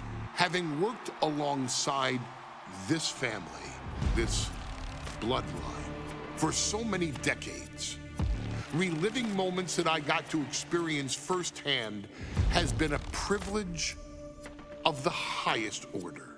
Introducing you to WWE legends that I hold in such high esteem, and also spotlighting the modern day greatness their descendants have provided you in recent years, all to pay tribute to the greatest wrestling family I have ever known, has truly been my privilege.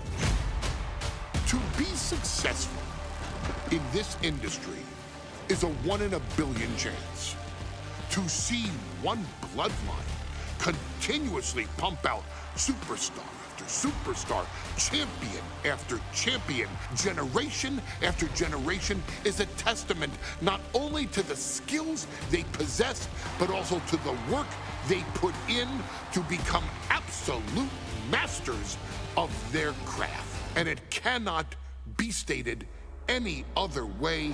This dynasty, this family, this bloodline has mastered every single solitary aspect of professional wrestling.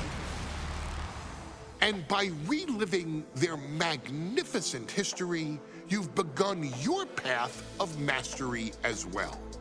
You've conquered former champions, righted some very egregious historical wrongs, survived war games, and even settled the question as to who the true tribal chief really is. You've unlocked WWE legends who are now ready to unleash their special brand of offense on current WWE superstars who didn't think they'd ever have to face these classic competitors like Haku or the Wild Samoans. It wasn't easy, and you definitely had to get a little oozy along the way. But you showed that bloodline spirit and determination, and now you stand at the top of the mountain.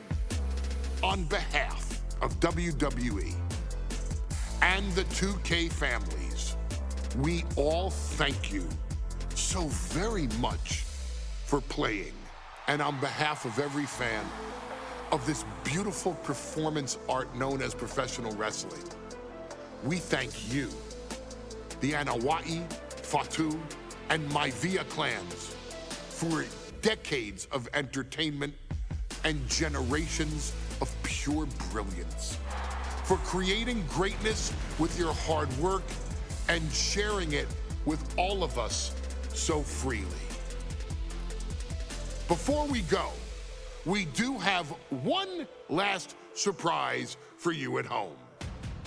Now that you've showcased your skills and earned a spot as an honorary Oos, it's time for you to choose who rules your WWE universe as the tribal chief.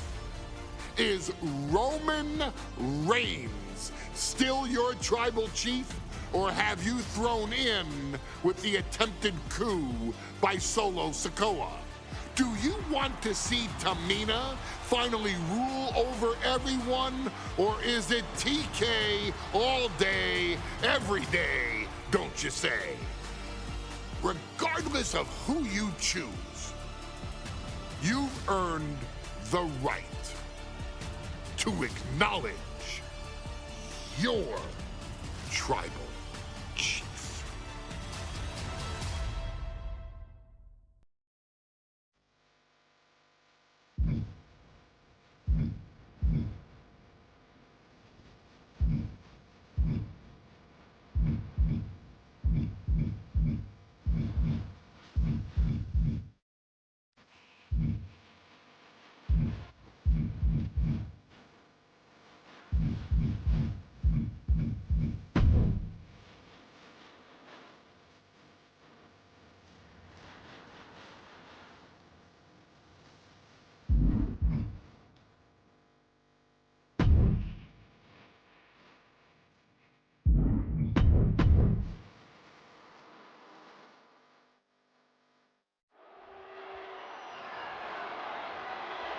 The following match is the 2K Showcase Tribal Gauntlet.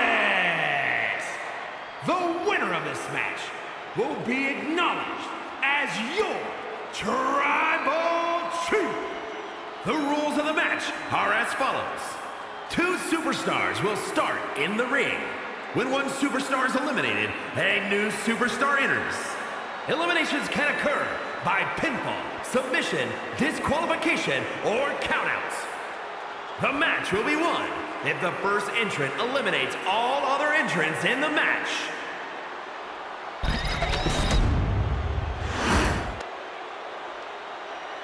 The Bloodline Gauntlet match begins here, gentlemen, with our first entrant. A superstar with a daunting challenge ahead.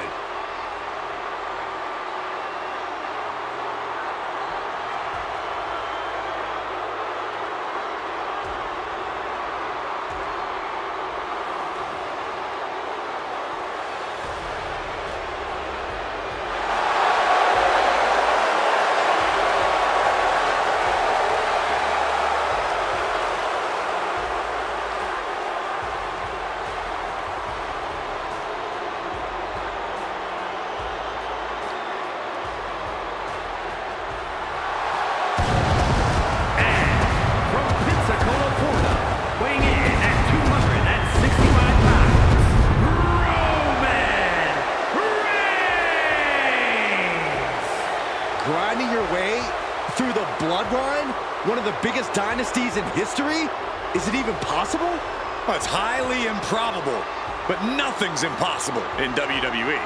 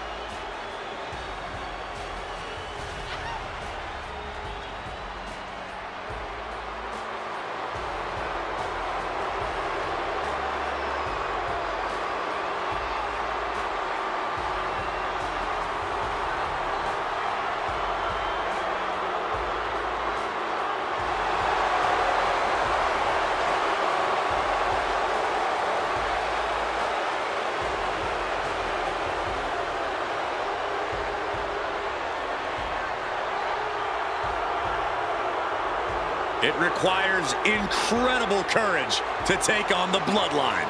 And there's no tougher challenge than taking on the entire Bloodline in a gauntlet match. Can't imagine what's going on inside this superstar's head.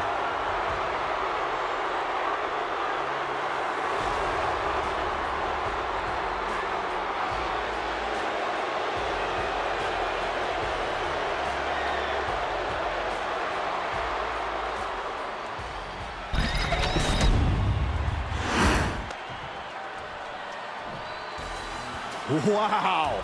How's this for an opening opponent in a gauntlet match? Makes you want to throw in the towel before the bell even rings. From Miami, Florida, weighing in at 260 pounds, Rocky Maivia! And on the other side of this first hurdle, just one of the Bloodline's most savage and powerful members. The Bloodline starting things off with a bang, looking to make short work of this challenger. This is where it begins, the ultimate gauntlet challenge against the full might of the Bloodline. Win or loss, this is an historic undertaking.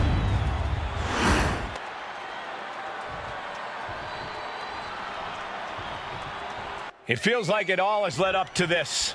A chance to place yourself at the head of the table. The proving ground is right here, right now. It will be a gauntlet containing a member from every branch of the Bloodline family tree. The odds are almost insurmountable. The road is treacherous, but surviving it will bring you immortality. And we know the lineup we are seeing tonight is exceptionally talented. Each one is capable of taking anybody to their breaking point. Yeah, but I think our prime challenger has a chip on their shoulder. As dangerous as this lineup looks, I do believe the most dangerous individual is the one who's taken them all on. Escape that in a hurry. Oh. DDT! Oh, God. Oh. And he avoids what was coming. These two showing how well they know each other.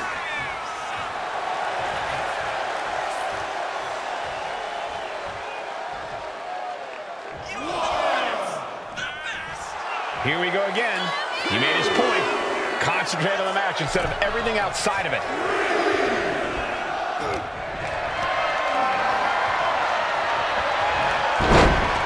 Oh, man.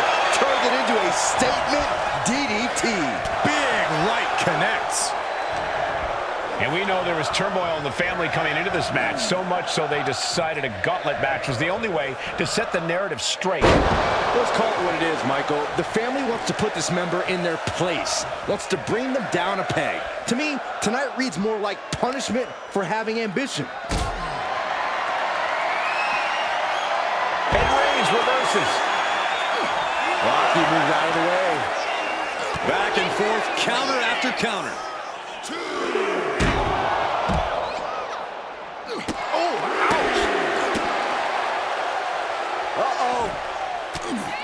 He's able to reverse it.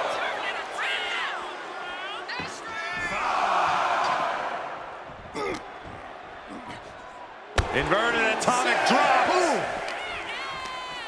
And Corey, there's more than family pride on the line tonight. Everyone in WWE is watching, wanting to know this challenge can be conquered. And think about the bragging rights. If you run through the gauntlet of one of the most prestigious families in all of wrestling, you will automatically be considered the toughest badass walking this earth. A gauntlet match is such a fitting stipulation for tonight, Corey. It's almost a tribal trial by fire of some sort. It absolutely is, Michael. You don't get put into this match with any expectations of coming out the victor. The family has decided these rules because batten down the hatches. These two are unloading. Boom. Big shots being fired right now. Neither competitor letting up. It looks like we've got ourselves a brawl here. Toe-to-toe, treating each other like heavy bags. Really challenging the tribal chief with that. That hit connects from Roman Reigns. Oh, that Reigns, guillotine applied. He's in a bad position now. Resisting as much as he can, but he can't take anymore. Has to tap. Yes, Rocky Maivia has been eliminated. Time to hit the showers. I don't even know the entry pool at this point, but I know we got fights for days left in this one. Is that? It is. Fought 2 entering the gauntlet.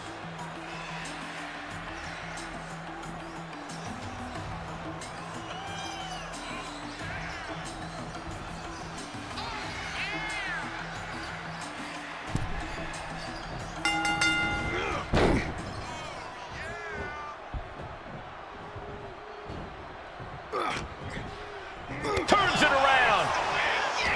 And let's not lose the reason for this match, the right, no, the honor to have sole possession of the seat that stands at the head of the table.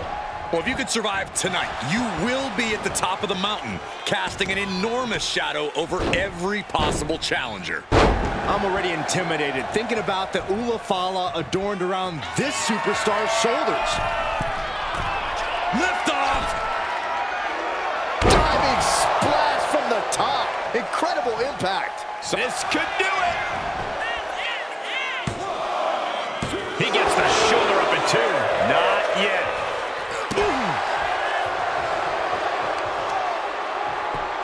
Just punched him right in the mouth. Enough already.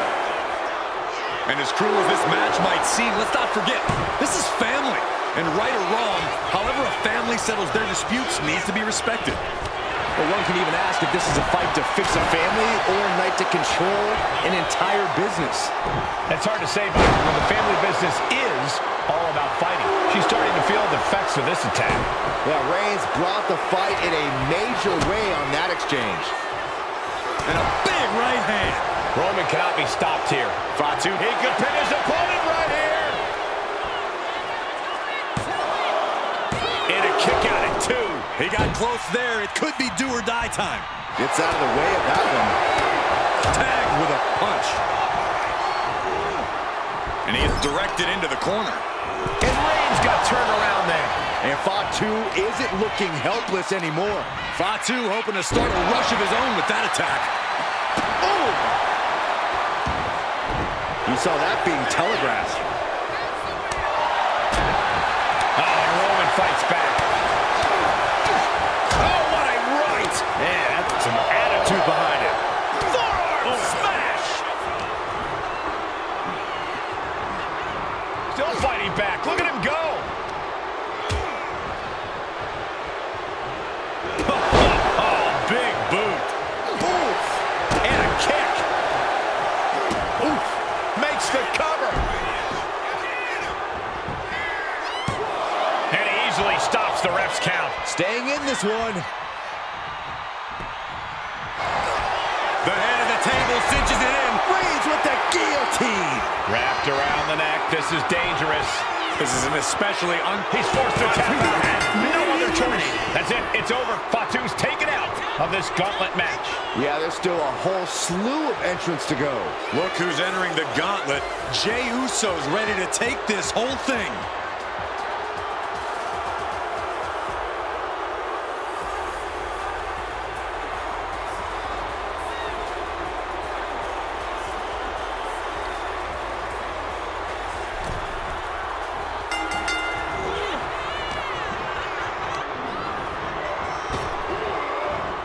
Reigns able to sidestep. Clothesline takes him down. Forget about it. Thrust to the throat. Gets slammed down. Boom, what impact.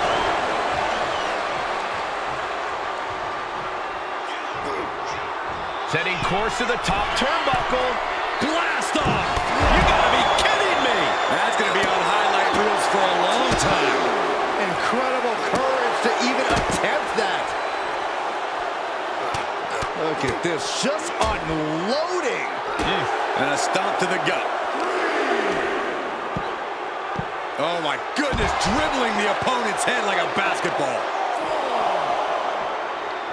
They are feeding off the WWE fans, now pinning the arm down and a series of vicious stomps. And repeated impacts like that will weaken you mentally as much as it does physically. Merciless move, bashing your opponent's head like that. Jey looking powerless to every attack. Reigns imposing his will on his cousin here. We could see a count out here.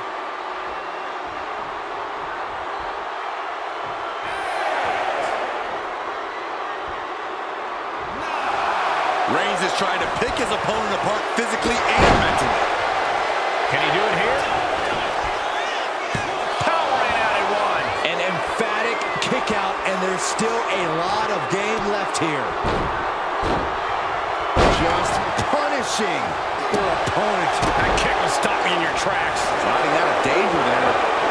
Find some payback with their own reversal. Finally, Roman's able to interrupt these attacks for a moment. Reigns isn't allowing that burst of attacks to throw him off his game. Oh my gosh! And Jey took a solid hit that time. Mounting their downed opponent and firing off a series of blows. And a stop to the gut, too. Ooh.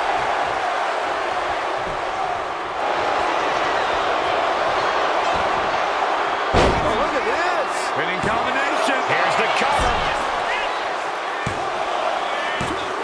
He gets the shoulder up at 2. Oh, so close. He counters with a great reversal. Oof.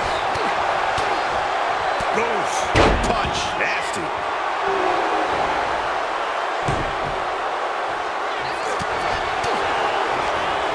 Jawbreaker counter to get out of that. Both superstars countering one move after another. Here we go. Time to work out some aggression. Big shots being fired right now. Neither competitor letting up. Looks like a hockey fight's just broken out. His body is dealing with a lot of stress here, and he just has to be in indescribable pain. This could be the defining moment of this match for him. What does he do now? 2 fighters putting their haymakers on autopilot right now. Each exchange just sapping the energy from these two. Things have just gotten nuclear. Warheads landing on the front lines now. Ending this test of wills with a big exclamation point. Uh-oh, forearm gonna cut off the win. Now the guillotine choke is taking out so many superstars. Main event Jey Uso's big dreams about to go up in smoke. Yeah, Uso's about to tap out, about to lose this match. We have a tap out. And Jey Uso has been eliminated from this gauntlet match. This environment is crazy right now. I've lost my place in the entry order, but there's still tons of fight left. Next in the gauntlet is Nia Jax. This should be interesting.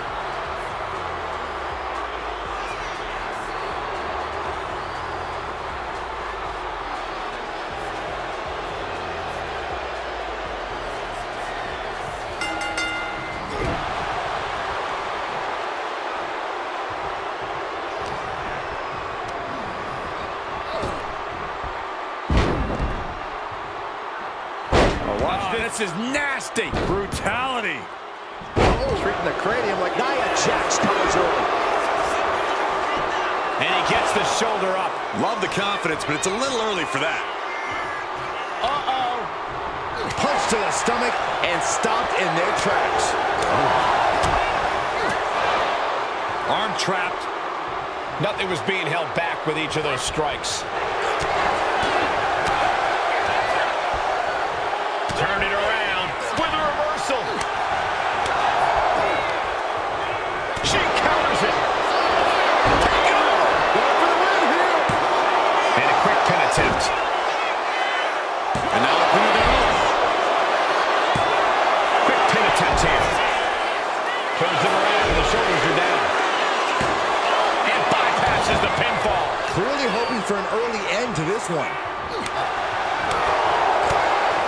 Catches the kick.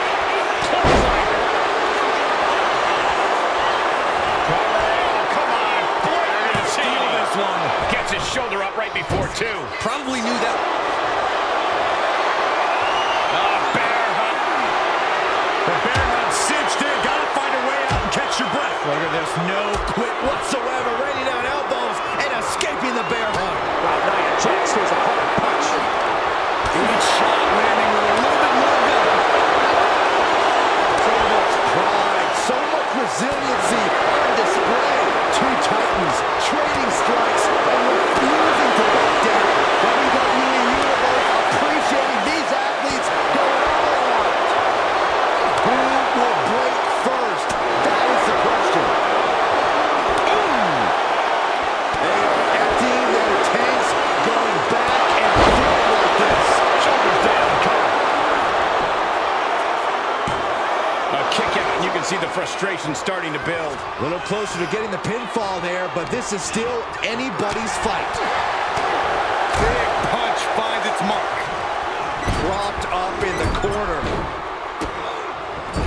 Just using their foot as a weapon. So ruthless. Oh, Jax got taken to task right there. Yeah, as Roman came ready to assert his dominance and is doing just that.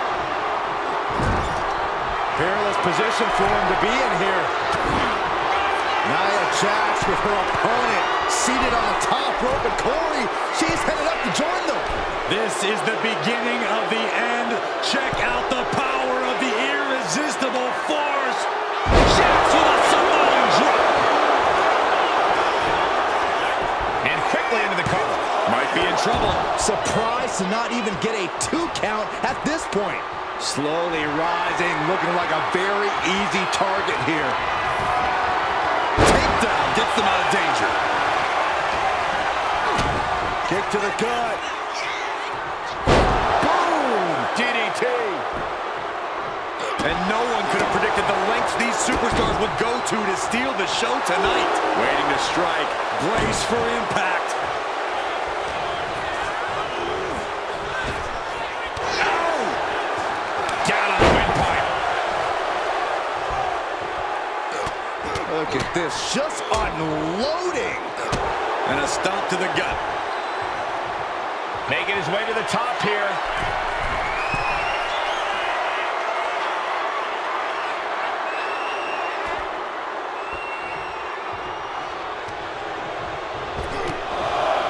they're just punishing their opponent now. With a series of forearms. She's been slowed down yet again. And a stop to the gut, too. Right in the mouth. Relentless. Right to the face. My God. Roman being the aggressor. Overwhelming attacks from Roman now. Crank in the head. Looking as locked in as ever. I think we know what's coming. Raised. Oh, guillotine choke. Submission locked in. She's holding on with everything she's got, but can her body hold on?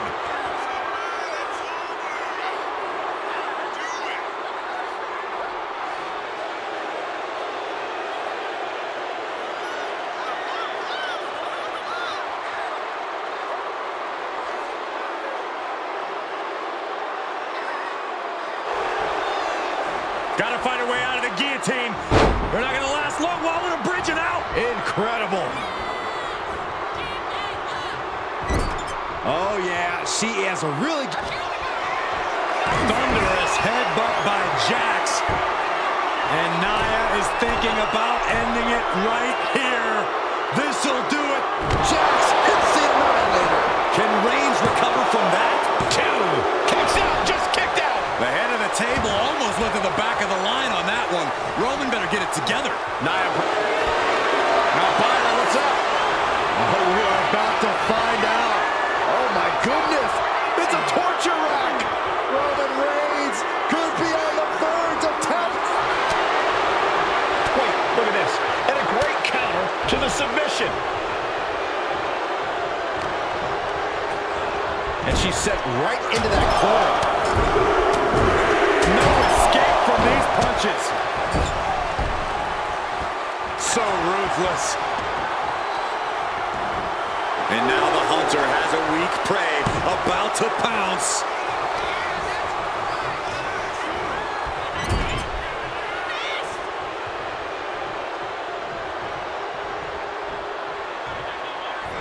Crushing impact in the corner and an elbow for good measure. Oof. Kick finds it. On jelly legs, about to stumble head first into... Roman Reigns so dominant. The guillotine cinched in. This one. The guillotine locked in. This is all. That was an incredible counter. He's in a bad way, but still has something left in the tank.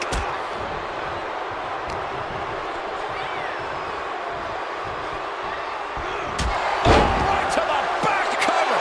Is it enough?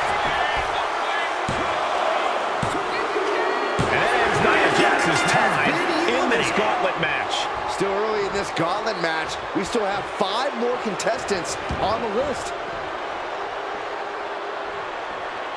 Here's The Rock, ready to shake things up in this gauntlet.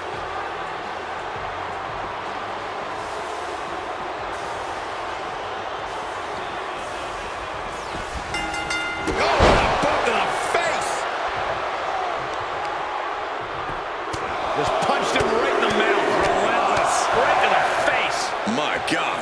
And now The Rock is being dismantled. The Rock's got him. Plancha to the outside. Absolutely reckless abandon, and it paid off. Adrenaline's at a peak right now. Oh, a nasty stop to finish it off. Getting dangerously close to our announce table.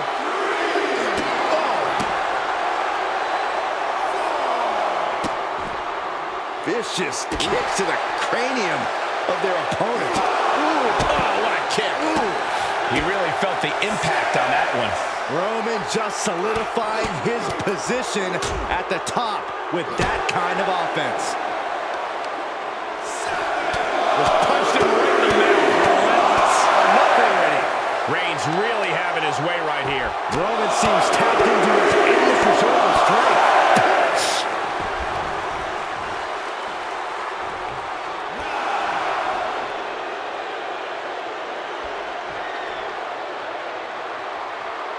That makes it official.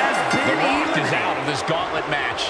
Don't worry, this thing's far from over. There are still 4 other superstars waiting their turn and biding their time. Oh, this gauntlet just got more interesting with Solo Sikoa entering the match.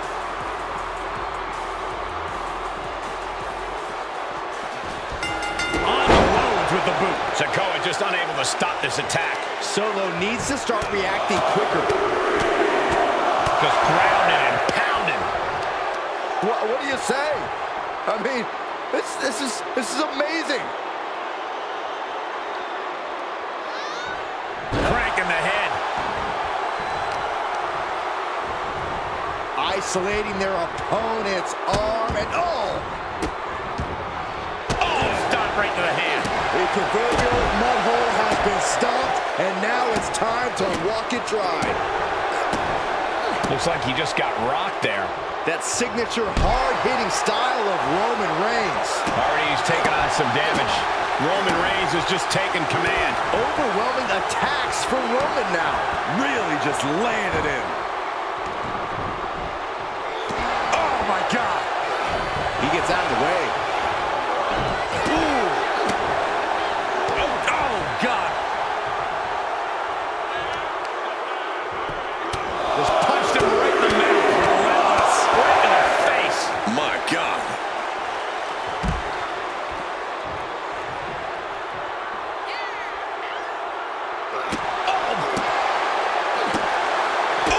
Solo must be getting phased by this attack. Sikoa needs to better assess the situation to turn this around.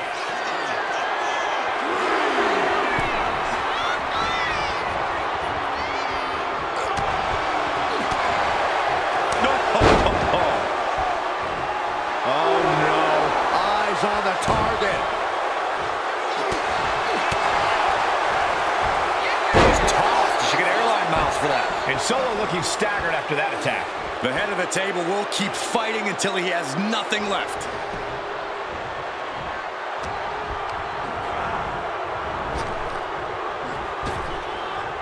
Quick takedown there. Reigns averts the attack.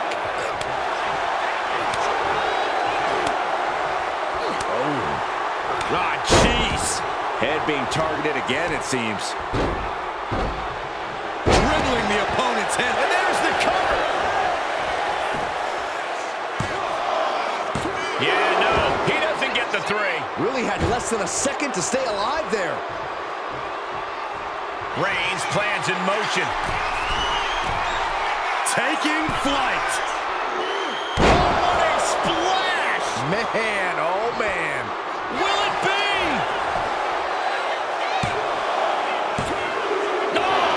I thought for sure he was done.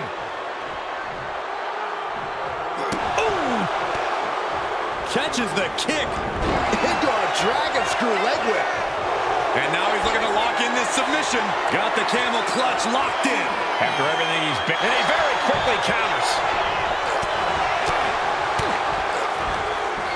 Earth-shaking power slam. Deadlifted clean off of the mat. And stays one step ahead. Vicious right forearm. Big blow. Could be, this is it. That's it. Solo Sikoa eliminated from this gauntlet match. Yeah, but we still have 3 more entrants in the wings. And now it's Jimmy entering the gauntlet.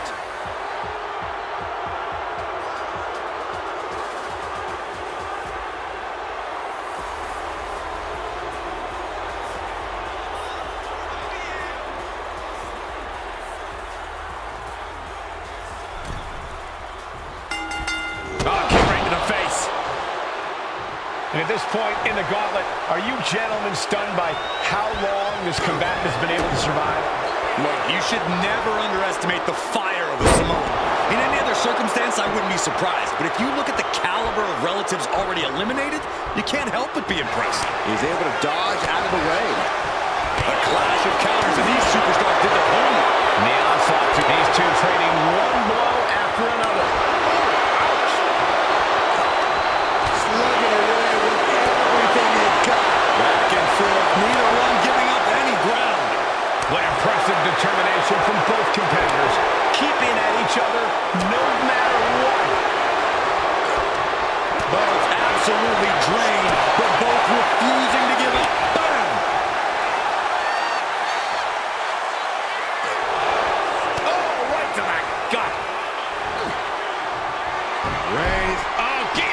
choke. And this is going to cause so much agony, so much stress on the neck. This is something that can put... Gotta find your way out of the guillotine. They're not gonna last long with a bridge and out. Incredible. What a shot! Dazed and confused, and things are only about to get worse. As was set up in the corner of the ring. Corner, and a couple back elbows to follow. Boom!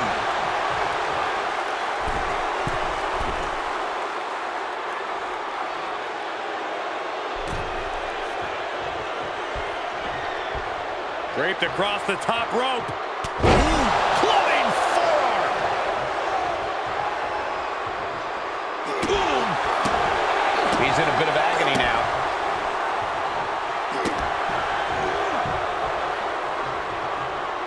Jimmy timed that one. Cracked around into a neck breaker. Unparalleled intensity from Roman Reigns. And bit by bit, Reigns chipping away at the competition. Enough already. Into the cover.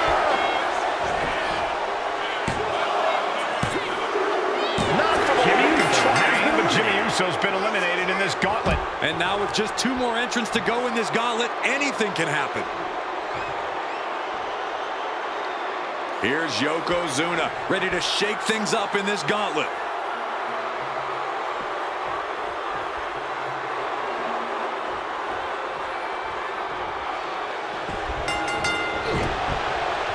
As we get deeper into this war for the head of the table, the WWE Universe has gained hope.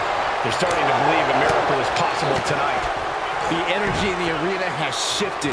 Members of the Bloodline may have expected things to be over by now, but somehow one of their own has proven to be defiant in the face of all challengers. Yokozuna looking powerless to every attack. Yokozuna keeps getting... Neither superstar giving an inch here. Nothing pretty here, just good old-fashioned fisticuffs. Just teeing off with that fight forever vibe. What impressive determination from both competitors, keeping at each other no matter what. This is a war of attrition with neither superstar wanting to be the one who surrenders. Toe-to-toe, treating each other like heavy bags. They are emptying their tanks, going back. Rapid-fire shots, neither superstar backing down. I thought they were going to keep that up all night.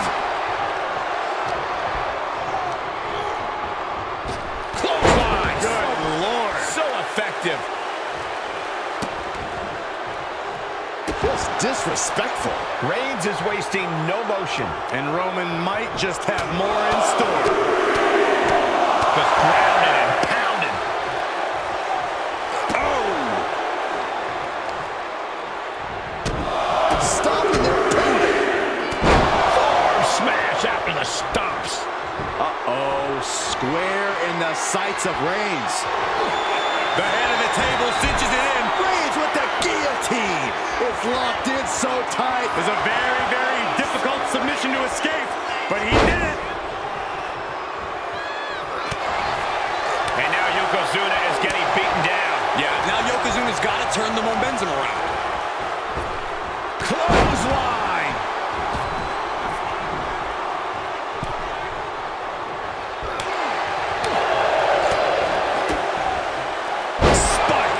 Yokozuna encountering some serious resistance. He may get the 3 count right here. This is it.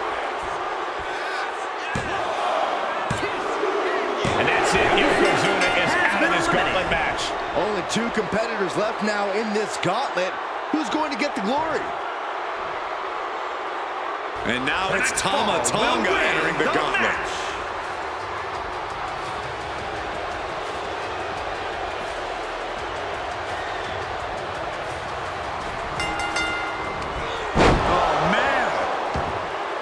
One final adversary stands in the way. The road has been tumultuous, but the finish line is in sight. Finish the job on your fellow brethren, and there will be no question as to who sits at the head of the table. Now suplex into a powerbomb, my goodness! That was a powerbomb with one message in mind. absolute destruction. Ooh.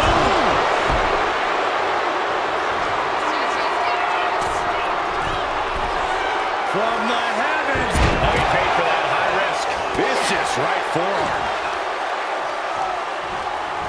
Oh! Ricocheting off the turnbuckles. Producing a trampling.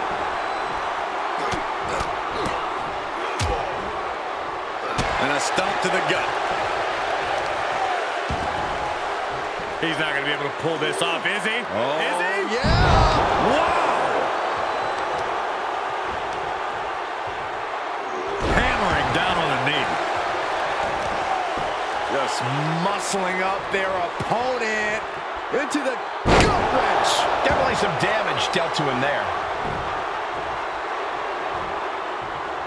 Heading for the top rope, looking for something big here. From the top. Diving elbow drop. Are you kidding me? Pin. Roman could put it away here. Digging deep for a kick out. I cannot believe what I'm seeing right now. No one can. Uh-oh, forearm's gonna cut off the wind. Guillotine applied. Expertly executed hold right on the neck. This is devastating. You have to be feeling this in every nerve. And he decides to let his opponent out of the hold. Might have felt like he was losing a grip and didn't want the opposition to counter out of the submission.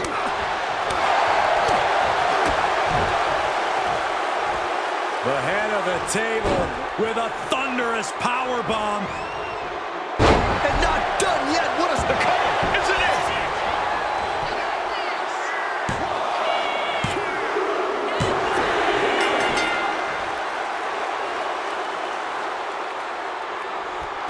That's it, and Roman Reigns has done it.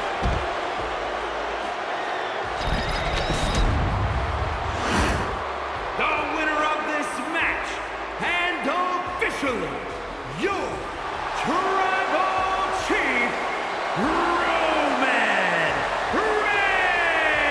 Reigns! The battlefield was laid out. The gauntlet was fierce. Pain will live tomorrow. Scars will remain for life. But in this family, you will rule your own kin from a seat at the head of the table.